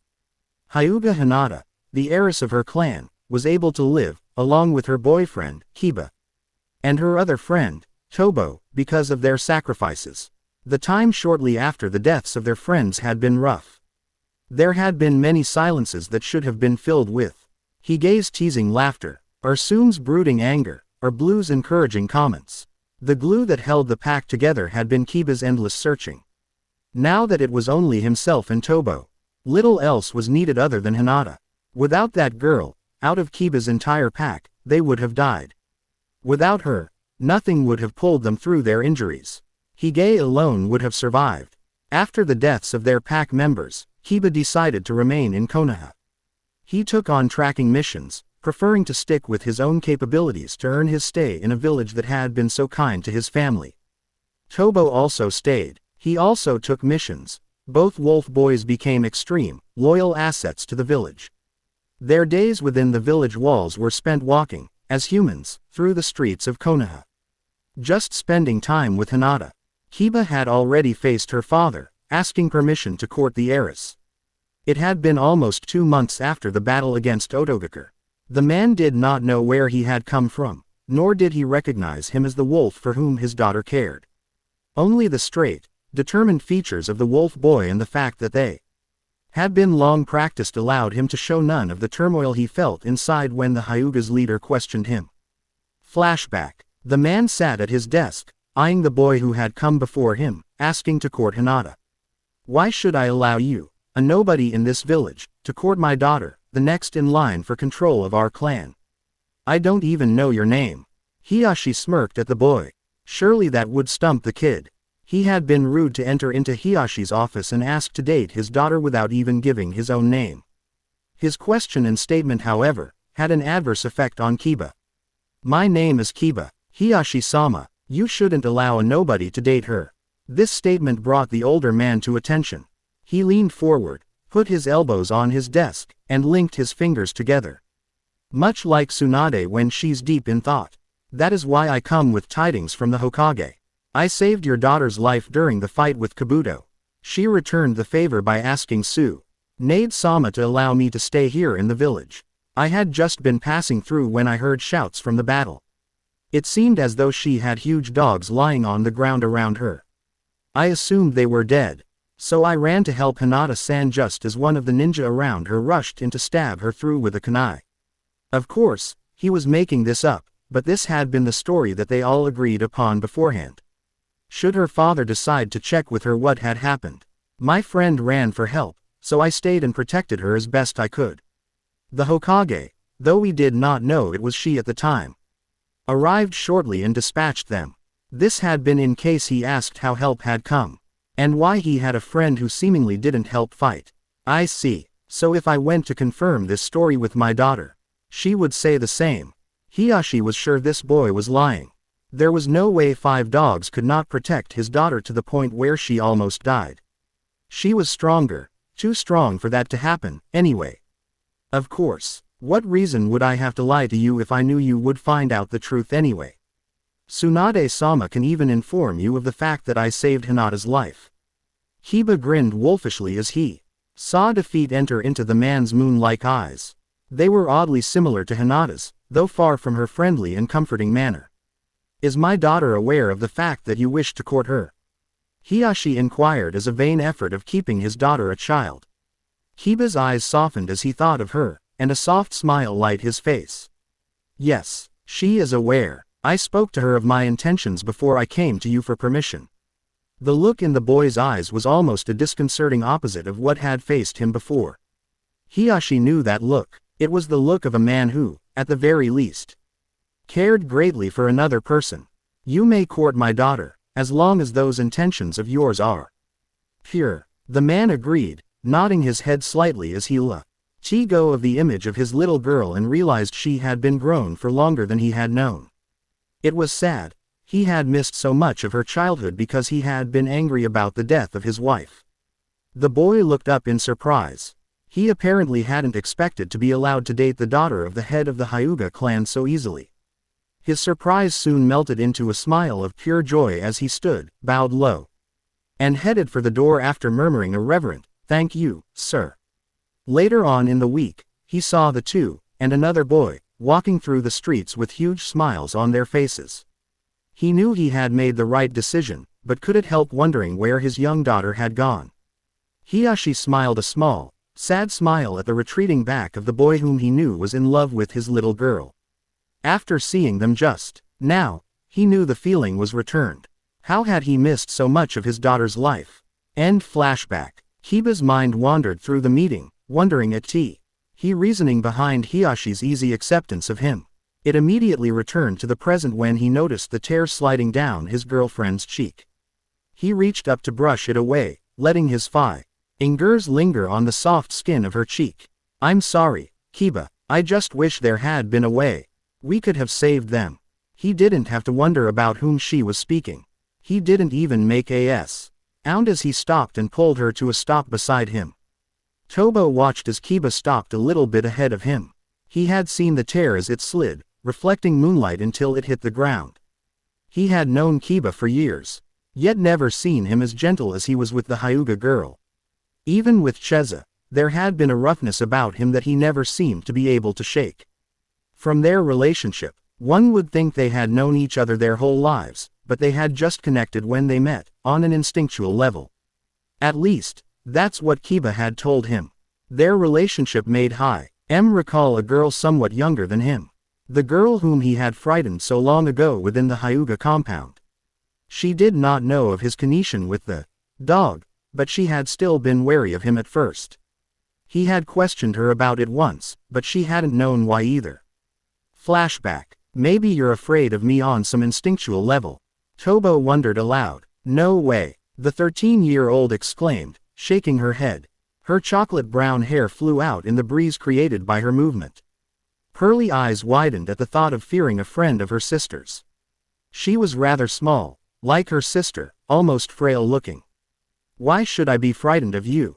I've never met you before, but I know you're one of the people who saved my sister. If you'd go so far out of your way to rescue a stranger, why would you hurt her sister? She rationalized, almost as much to herself as to him. Maybe I remind you of someone you used to know, then. He wanted to know if she could recall her meeting with him as a wolf. If so, he would have to let her know the truth eventually, but for now, he just wanted to know if she was truly frightened of him. She thought for a minute, frowning slightly. Well, there was this. One. She paused mid-sentence. No, never mind. Forgive me. My thought was rude and couldn't possibly have been relevant.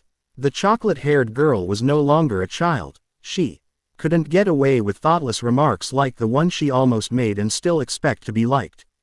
In a child, that kind of talk is cute. In a teen, it's rude and uncalled for. "Humor me," he said good-naturedly, with a smile for added comfort. He wanted to get to know the sibling of his honorary pack member, but had to find out if she suspected that he was the wolf, or the large dog, as he had been called. "Well, my sister once took care of some huge dogs. She'd talk to them and spend most of her time with them, but I was terrified of them. I met one in the hallway outside my bedroom once, and it scared the living daylights out of me. You kind of reminded me of him." She gave a shaky laugh. "I used to check outside my door with my Byakugan after that, I was so afraid. But like I said, it was rude to think you were like that dog."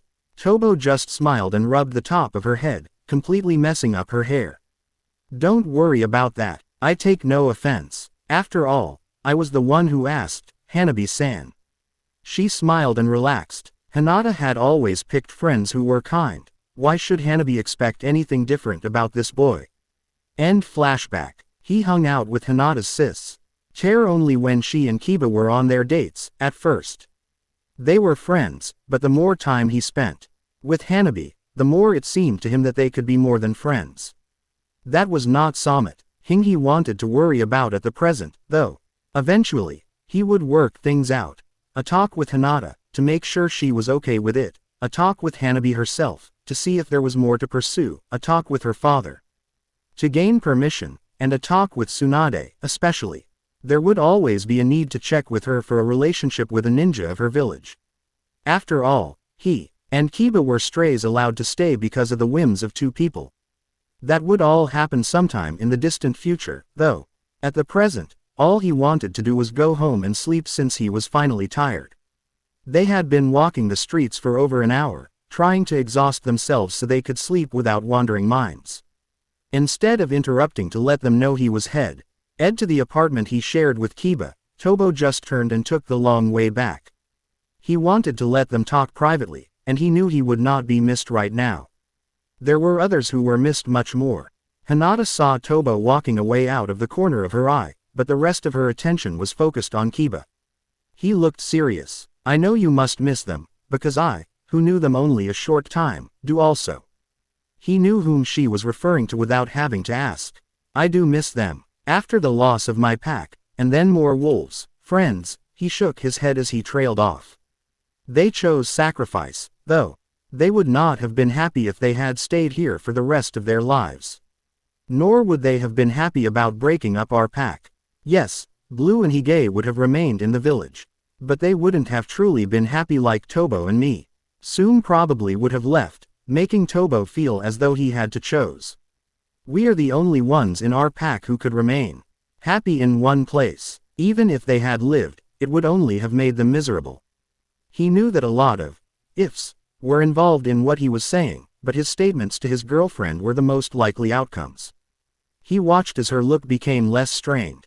"I know that. I just wish they didn't have to die so that you and I could be happy together." Put that way, that was exactly what he said.